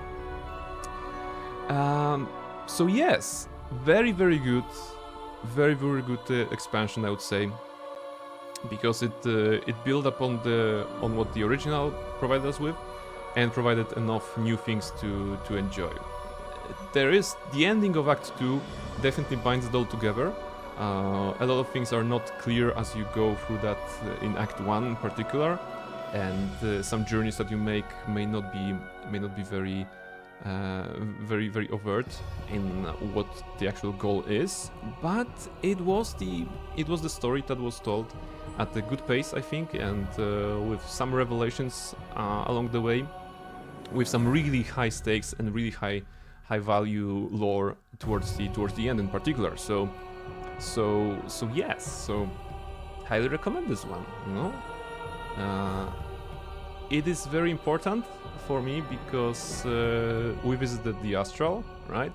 And Nighty will know that, but my TTRPG party will be going to the Astral plane very, very soon, and I may take some inspiration from this game, one way or the other. So that was good. And yeah, what else? Well, for Barnabella, I mean, once again, on accident, kind of, we made a fantastic redemption arc. Actually, maybe I can go here. On accident, we made a fantastic redemption arc, right? Because Barnabella started as a neutral character, went evil through all her necromancy and stuff, and then became neutral again, chaotic neutral towards the end. Mischief is here. There you go. There's Mischief. So Barnabella became neutral, and that's such a cool thing to have, right? The arc that was actually completed. I wasn't sure it's gonna be possible, right? Because we only barely made it, I would say, through from that chaotic evil to chaotic neutral change. It took us a lot of decisions, you know, going from 3 points of evil to 31 points of, well, the alignment to get into neutral part. That wasn't easy. I really had to fish for some goodness points towards the end, but hey, I feel that the redemption arc worked, that we absolutely got the ending we deserved for Barnabella, for other characters. So yes, that's really good. 46 and 59. Okay, Almaril, that's better than you had on the previous two ones, right? So that's good. Now she's awake and she's ready to love again. Now, as for Barnabella herself, the game kind of ends open, right? So what happened to her? This is the story that you can figure out on your own. You can basically tell your own story, because we didn't make Neverwinter Nights 3 because we went for the Neverwinter Online game. Sad, of course, but continuing the theme of KOTORs, right? We had KOTOR 1, KOTOR 2, and then we didn't get KOTOR 3. We got the Old Republic MMO. So that's what happened with those brands, and that's actually sad in a way, right? That we didn't get the third game. Can you not punch the microphone, please? We didn't get the third game. Neverwinter Nights 3. I would love to play this, you know. It would be much different game, just like Baldur's Gate 3 is a much different game from Baldur's Gate 1 and 2, of course. So something that will be made today would be much different. But Neverwinter Nights, very cool, you know. There are still some pieces missing for me. For example, Hordes of the Underdark. I need to play it and finish it, maybe even on stream. Not saying no, but I would definitely want to play Shades of the Undertide first, probably. Shadows of the Undertide or Shades. Hordes, yes, yeah. Even if they made Neverwinter Nights, it will be unrecognizable. That's true. And Romance Valen. I don't know who Valen is. Should I be afraid? I don't even know who that guy is. Also, Valen doesn't sound like a lady, right? So why would I? It would have to be on a 5th edition game with all the lore catastrophes they brought in 4th edition and later. Yeah, that's true. It will be a game from different times, for different times, right? And for a different audience maybe as well. Yeah, so probably no. So probably Neverwinter Nights 3, not. But hopefully we can get more RPGs in general, you know. Just give us more RPGs, I'll be happy. No, Valen is cool. See, Almaril agrees. Okay, I trust Almaril's judgment, because for the most part it's more level-headed than your own when it comes to characters. so I definitely trust Almaril's judgment. He's a tiefling dude, but he's cool. Okay, that's all I need to know. And yes, what happens next with Barnabella? I don't think I will have space to play any sort of Neverwinter Nights product in the near future, right? Because of the Baldur's Gate 3 tide coming in. So I need to get that out of my system somehow first, and maybe then at some point we can do Mysteries of the Westgate or go back to the first game and do Shadows plus Hordes, because probably not doing the OG campaign. It's fine, of course, but it's very basic, and I would rather tell the story of the character through Shadows plus Hordes, because this is the one that is connected, right? The original one is not connected. It's connected to the Icewind Dale thingy, right? BG3 that will be 2026 set. There will be some BG3 for sure, for sure. Nathira is romanceable as well. She's also pretty nice. She's a drow lady and she's single. Okay. You had me at pretty nice. That's really all I need to know. Shadows plus Hordes. Okay. Yeah, so when it comes to Neverwinter products, probably those two. Hordes is the highlight of Neverwinter Nights 1. So I heard. But I still want to visit. Shadows for Onarok and everything that is related to that. You know, if anything has a name Netheril slapped on it, I'm like, yes, please give me more. The best companion in Neverwinter Nights Horde is the Kobold Bard. Dusk is saying, and at the same time Almar is saying, of course, Deakin the Ultimate Bro. Yes, that's true. That's true. Deakin Scalesinger. Deakin's the companion king. Okay. You can have one companion in Hordes or two? Well, how does it work in Hordes? Can I have Deakin and Nathira, given that she's romanceable? Or do I need to... Or is it like the... Two, I think. Okay. Two? Okay, good. Yeah, that's good.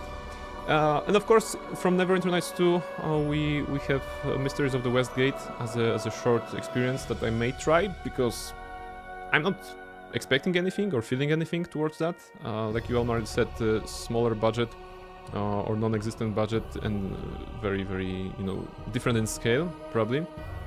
So basically, I'm not. Wait, I just thought of something. Two companions going to have Deakin, Nathira plus Velen. Maybe you can unlock this with console somehow, just like we did in this game. Mysteries is nice, but much more contained. Okay, Nighty would probably like it. Oh, there you go. See, Nighty, lots of stuff in Neverwinter Nights 2 for you to like. So this is basically covering the Neverwinter Nights 1 and 2 parts. Well, to Baldur's Gate 2 we're not coming back anytime soon because we did it on the channel already.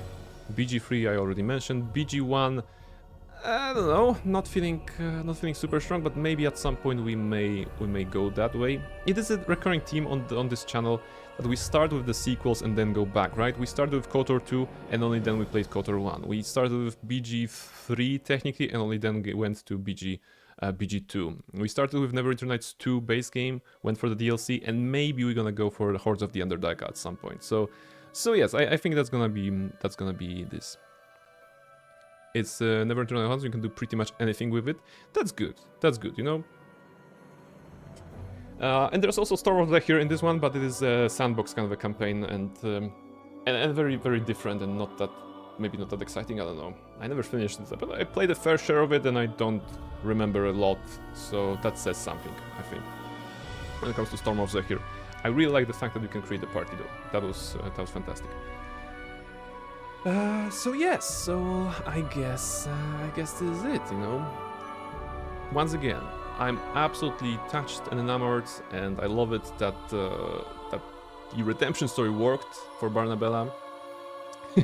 And we actually redeemed her towards the end of the year. You guys know that this year has been a bit of a evil doing stuff for my streamings. You know, you have seen Barnabas the Renegade in Mass Effect 3, which was absolutely devastating and heartbreaking experience because of the evil that we have done. You have seen the evil Barnabella Necromancer that has proven there is a path to redemption. So I guess, you know, something, year is ending, changing of seasons, you know, becoming bad, becoming good again.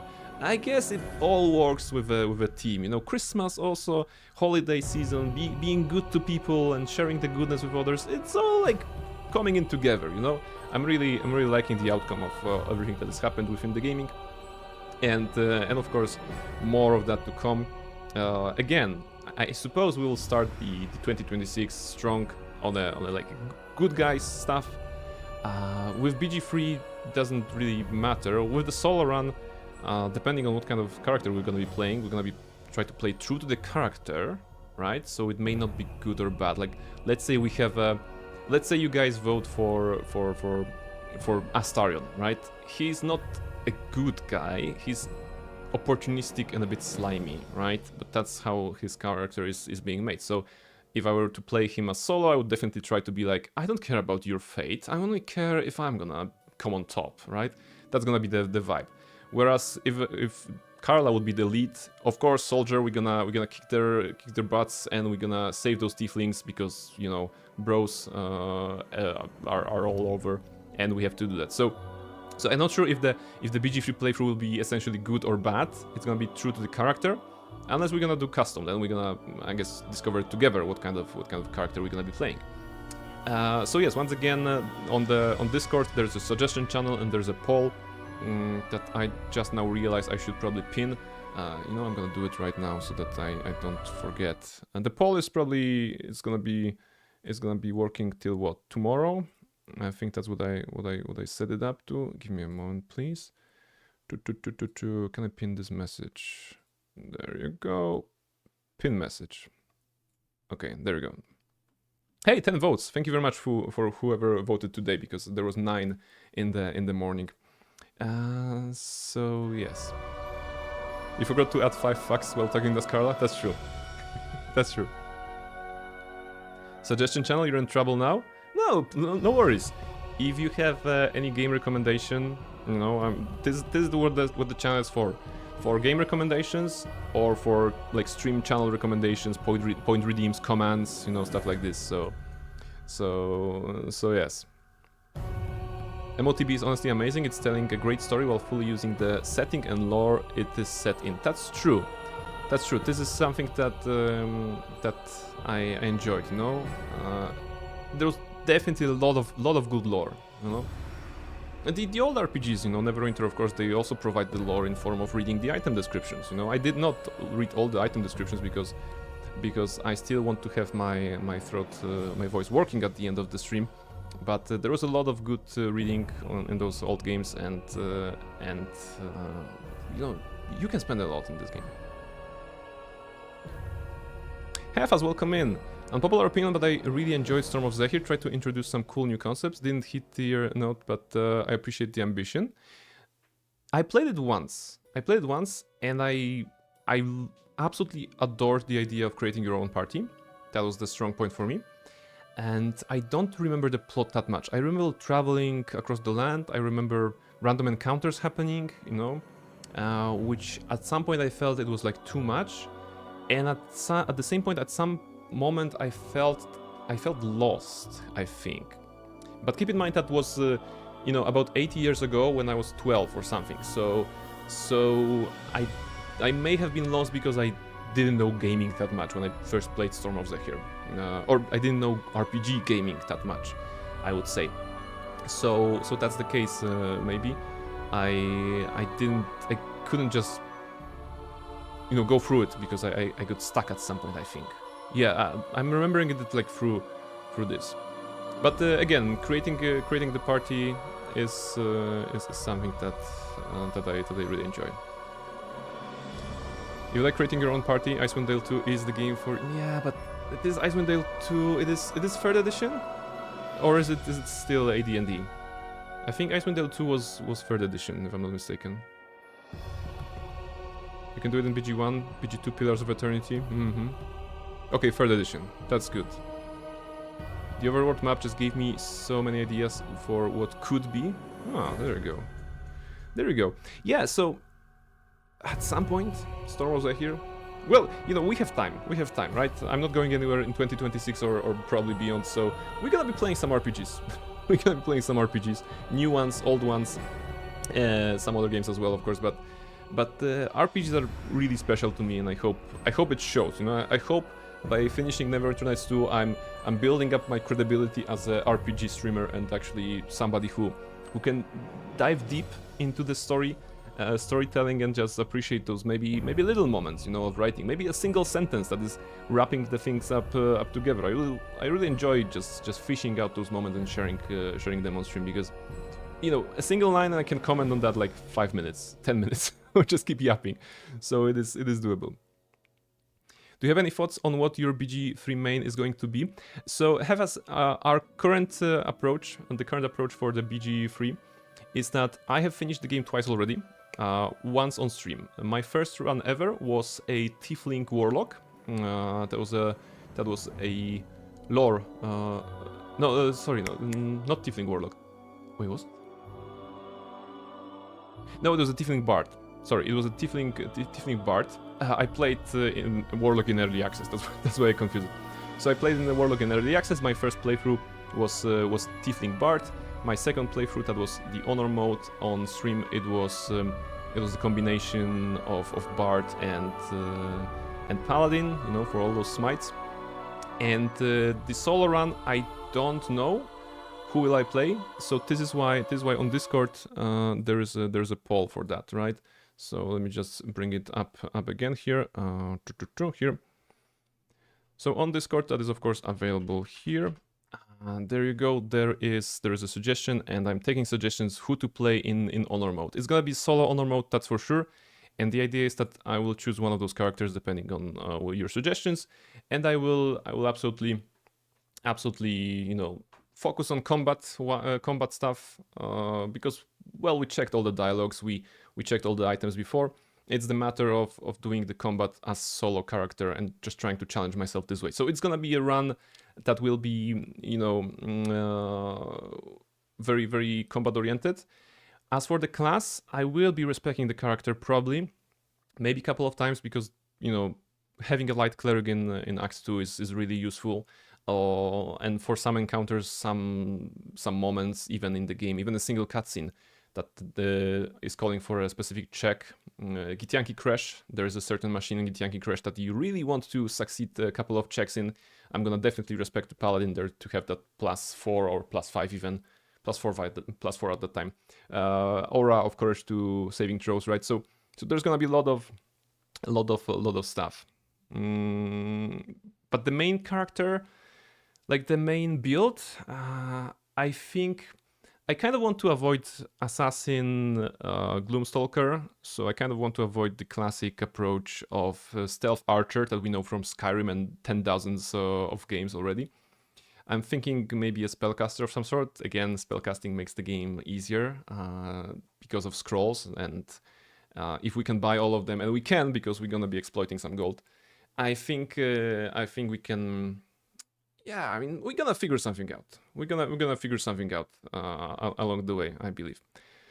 So I'm not sure what kind of build will I be making, but we're gonna be testing a couple of things for sure.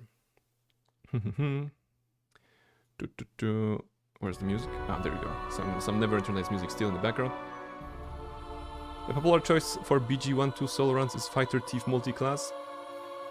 Yeah, for sure, because I won't have the access to a rogue character for the most part probably.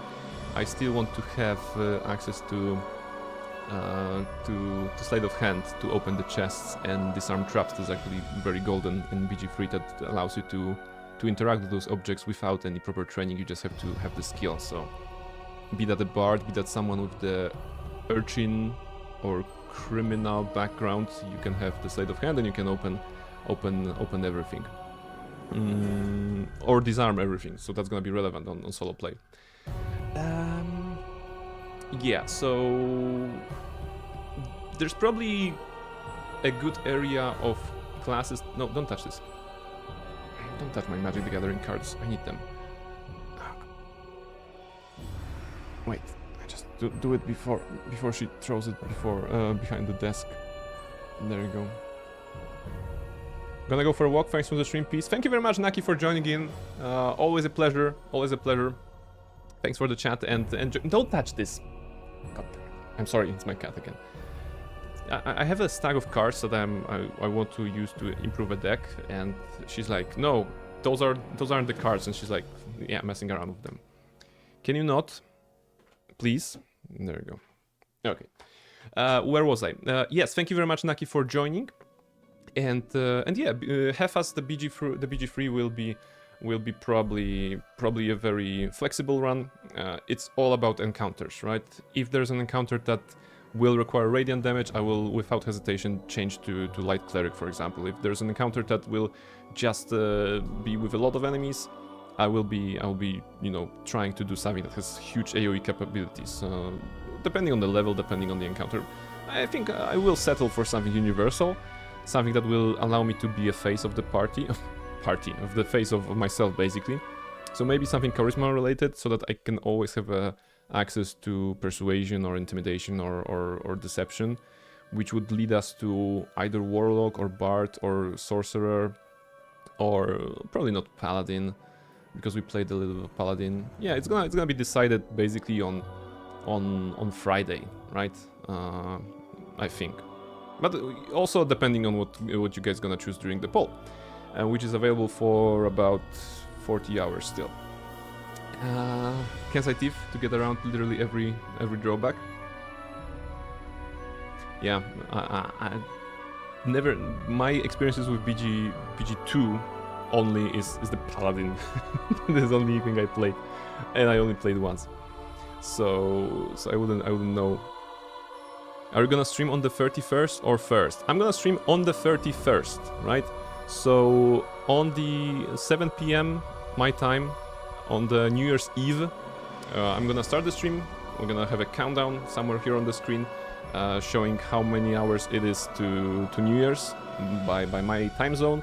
And we're gonna, if you wish, we're gonna greet the New Year's together. I'm gonna greet it with mischief, with a glass of champagne or something like this, or similar. And then we're gonna be playing a couple of more hours into the 2026, so that I can truly end the year with the RPG game and start the year with the RPG game, right? So that's gonna be this. Poland is CET? Yes. Right now it is 11:13 here, 11:13 p.m. Just if you're checking. Updated Note 60. Yeah, keep at it, and you're gonna have to move it to some sort of wiki, Train Perfect wiki, just to get all the random facts there. So yeah, so that's the plan. Again, the stream will be kind of a Halloween themed, because we'll be creating Jingliu from Honkai Star Rail in our BG3 run. It's not gonna be a run. It's a single stream that is more of a showcase, I'm gonna be playing with the idea of how to best recreate a character from a different game into Baldur's Gate 3, in this case Jingliu from Honkai Star Rail, and what kind of skills, what kind of background, what kind of spells, and logic we should take to best mimic the character from the original game. Of course, we can't have it like perfectly, but we're gonna try to get it as close as possible, I think. And as close as possible, it's definitely gonna be good enough. So you can expect some dueling, right? Because Jingliu fights with a sword. You can expect some ice skills or spells, because of course she can do some ice stuff. And then probably a lot of jumping, because during her ultimate she jumps really high and then barrages you with icicles. So yes, that's what you can expect on Wednesday. So it's gonna be like a showcase stream with a mod that will allow us to gain XP more quickly, like 5 times quicker, I think, on average, or 2 times. No, I'm gonna probably choose the 5 times mod. So it's not about the challenge on New Year's Eve. It's about the showcase of the build and the logic behind building the character. Whereas on Friday we're starting a brand new honor mode run in BG3 with all the limitations that the honor mode assumes, right? So no going back if we die. Going back to to level 1, restarting the game, I suppose. But maybe we won't die, right? I know the game, so it's probably gonna be good. Right, you're right, team. So I guess this is it, guys, for tonight. Thank you very much for helping me test the gambling thingy.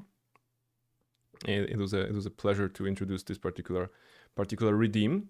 I hope it's gonna be useful throughout the streams. And what else? Hefas is saying, been an awesome bunch of MOB streams, though. Thanks for the entertainment as always. Thank you very much. Thank you very much for sticking by, and I hope we can also chat around non-Neverwinter Nights 2, non-BG2-1, but also BG3 and other RPG games that we're gonna be playing together. Alrighty, guys. So how about I send you to Burp? I'm gonna send you to Burp. Burp is playing Marvel Rivals. It's always nice to go to Burp. Right, Burpzilla. There you go. So yes, Burp is going for some Marvel Rivals, so let's go and say hi to Burp, and yes, thank you very much for joining tonight, everybody. Metalhead Reshka, Mato, Almaril, Nosja, Luna, Gamer, Naki, Nighty, Hefas, and of course Dusk on Discord. Thank you very much for joining tonight. Next stream is in 2 days, so you won't have to wait that long. And yes, thank you very much for helping me and sticking around throughout the entirety of Neverwinter Nights 2 base game, and also the Mask of the Betrayer. Fantastic expansion. Nighty, play this game. Nighty, play Mask of the Betrayer. You have to play this because it's good. It's gonna be nice for you. All right. Thank you very much, everybody. Let's raid Burp and say hi, and I will see you on Wednesday when we greet the New Year's together. Take care and good night.